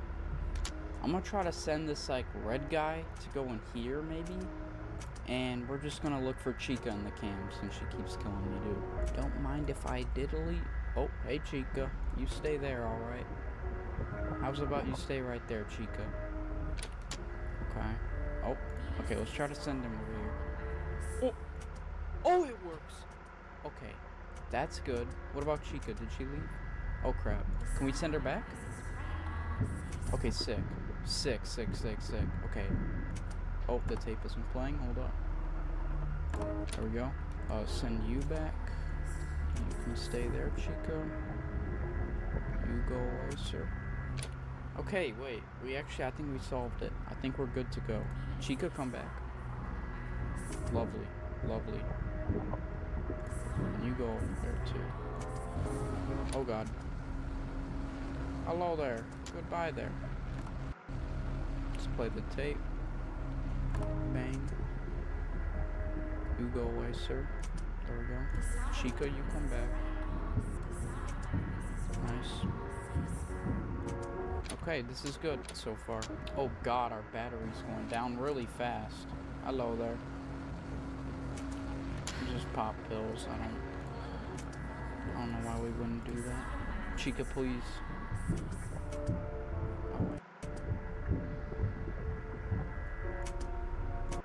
Oh, look at the 3 of them in there. Oh, never mind. Wow, I didn't realize battery would be such a problem. Shit draining so fast. Ay. Uh-oh. Oh, that was close. Oh, God. No, our panic meter's already up.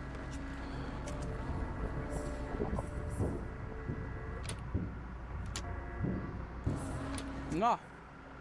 Oh, it's just you. I thought that was like Chica or something. Chica's still in there.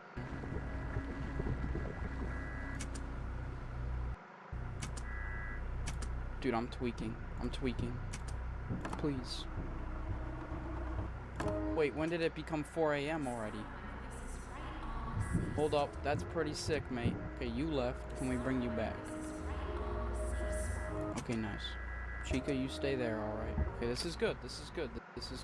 You know what's not good? That. Because I have 1 pill left. Okay, we can't be tweaking. That's too hard to navigate. Oh, Chica. Oh, God. Chica, what about over here? Oh! It worked. It actually worked.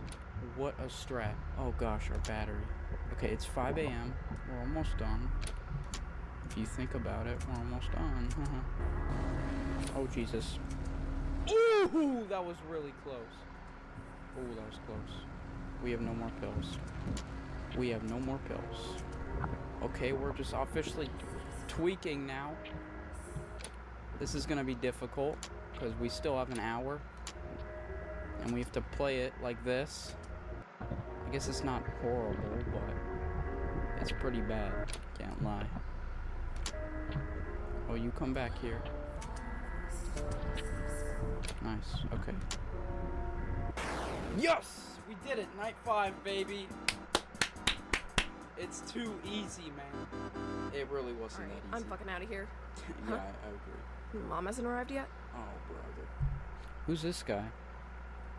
Oscar? What the hell is wrong with them? I've done everything for them, and this is what I get in return? Threatened, accused, targeted? Those flipping clips won't lay a single finger on me, nor my family. Time's running out, and I have no options. It's either leaving and losing everything, or getting a bullet in the head. Unless... Ugh, do I have any other choice? Dude, I started the video like not interested in the story, but it's like mad interesting, I can't lie.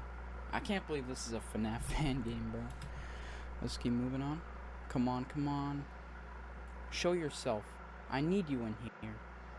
You've got my animatronics body. I know you can hear me. Just show yourself, please. Dude, he's gonna call the guy from the start. The guy with the teeth. Oh.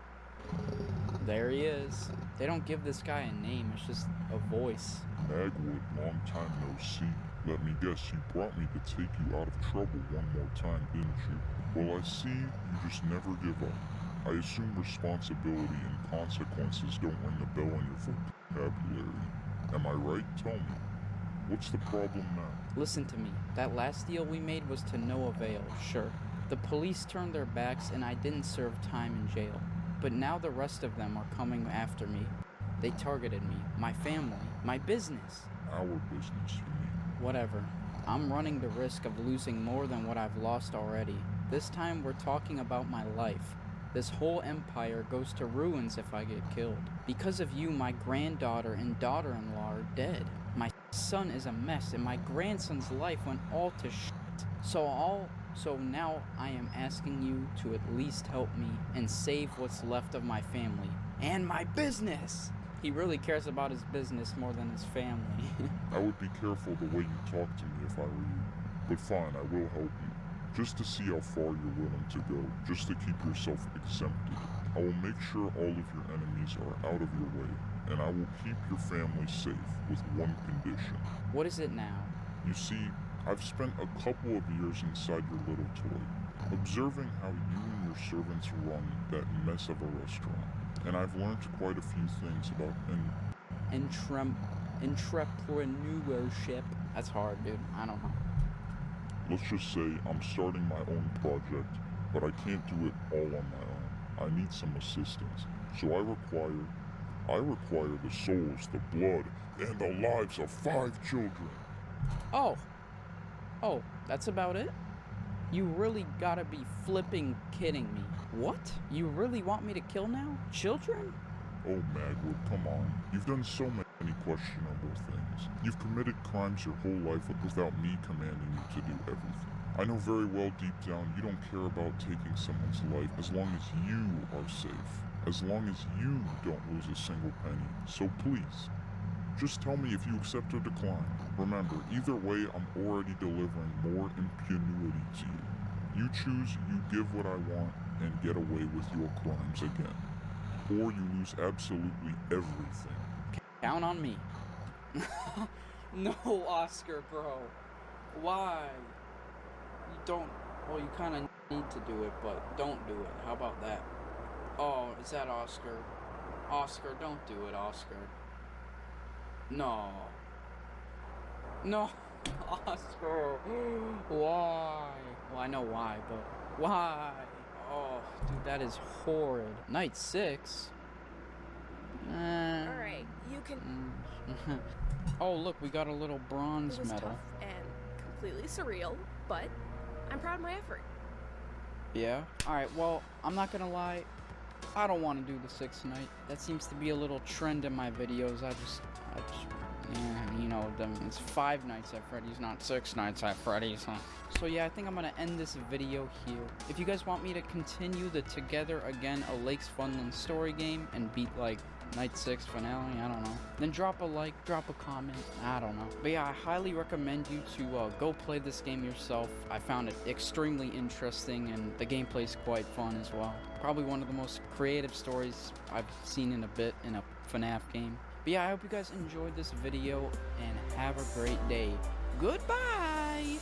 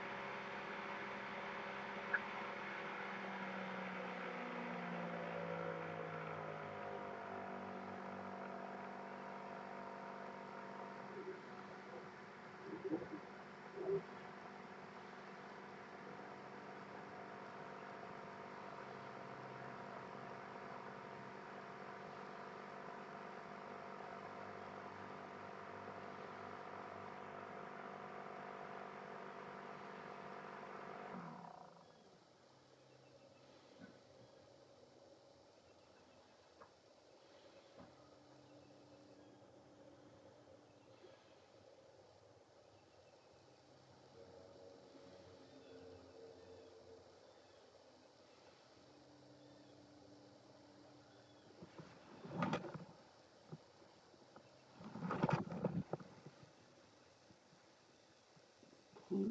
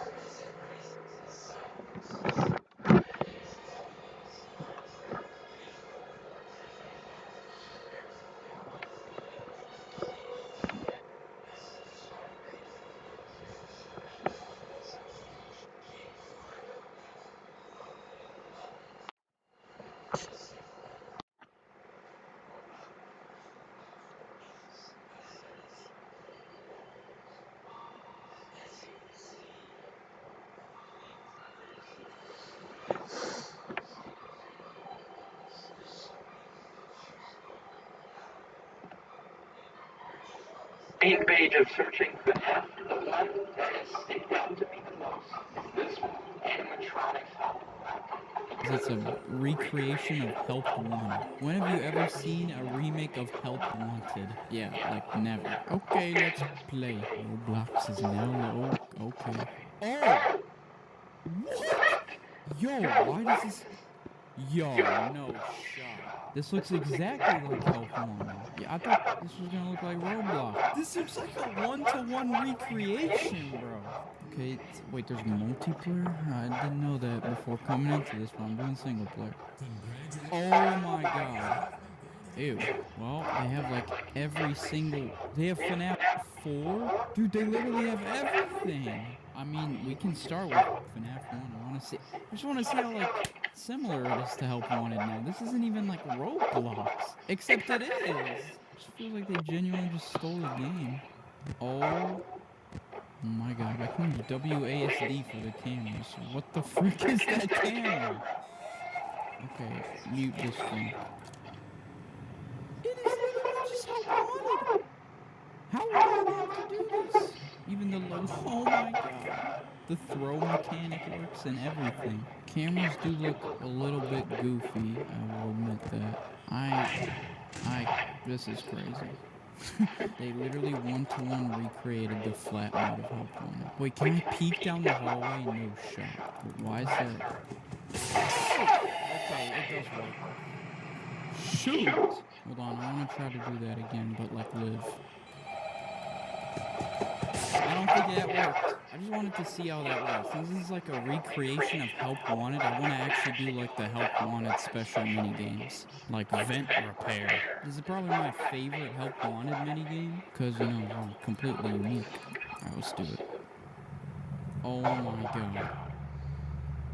This is... I can't believe this is in Roblox. This is actually insane. Beep. Alright, skip it. I played this before, I know what to do. Okay, boop. Boop. Swipe it. Oh my god. Even the mangle animations look crazy. This is actually crazy. Oh my god, I heard her. Okay, flip that. This is a lot easier not in VR, you know? Oh. Wait, I can't look down here for a coin? Okay. Boom. I'll be right back, guys. I'll just watch this.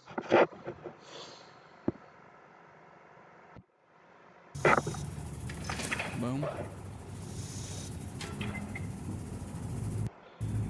Okay, third thing.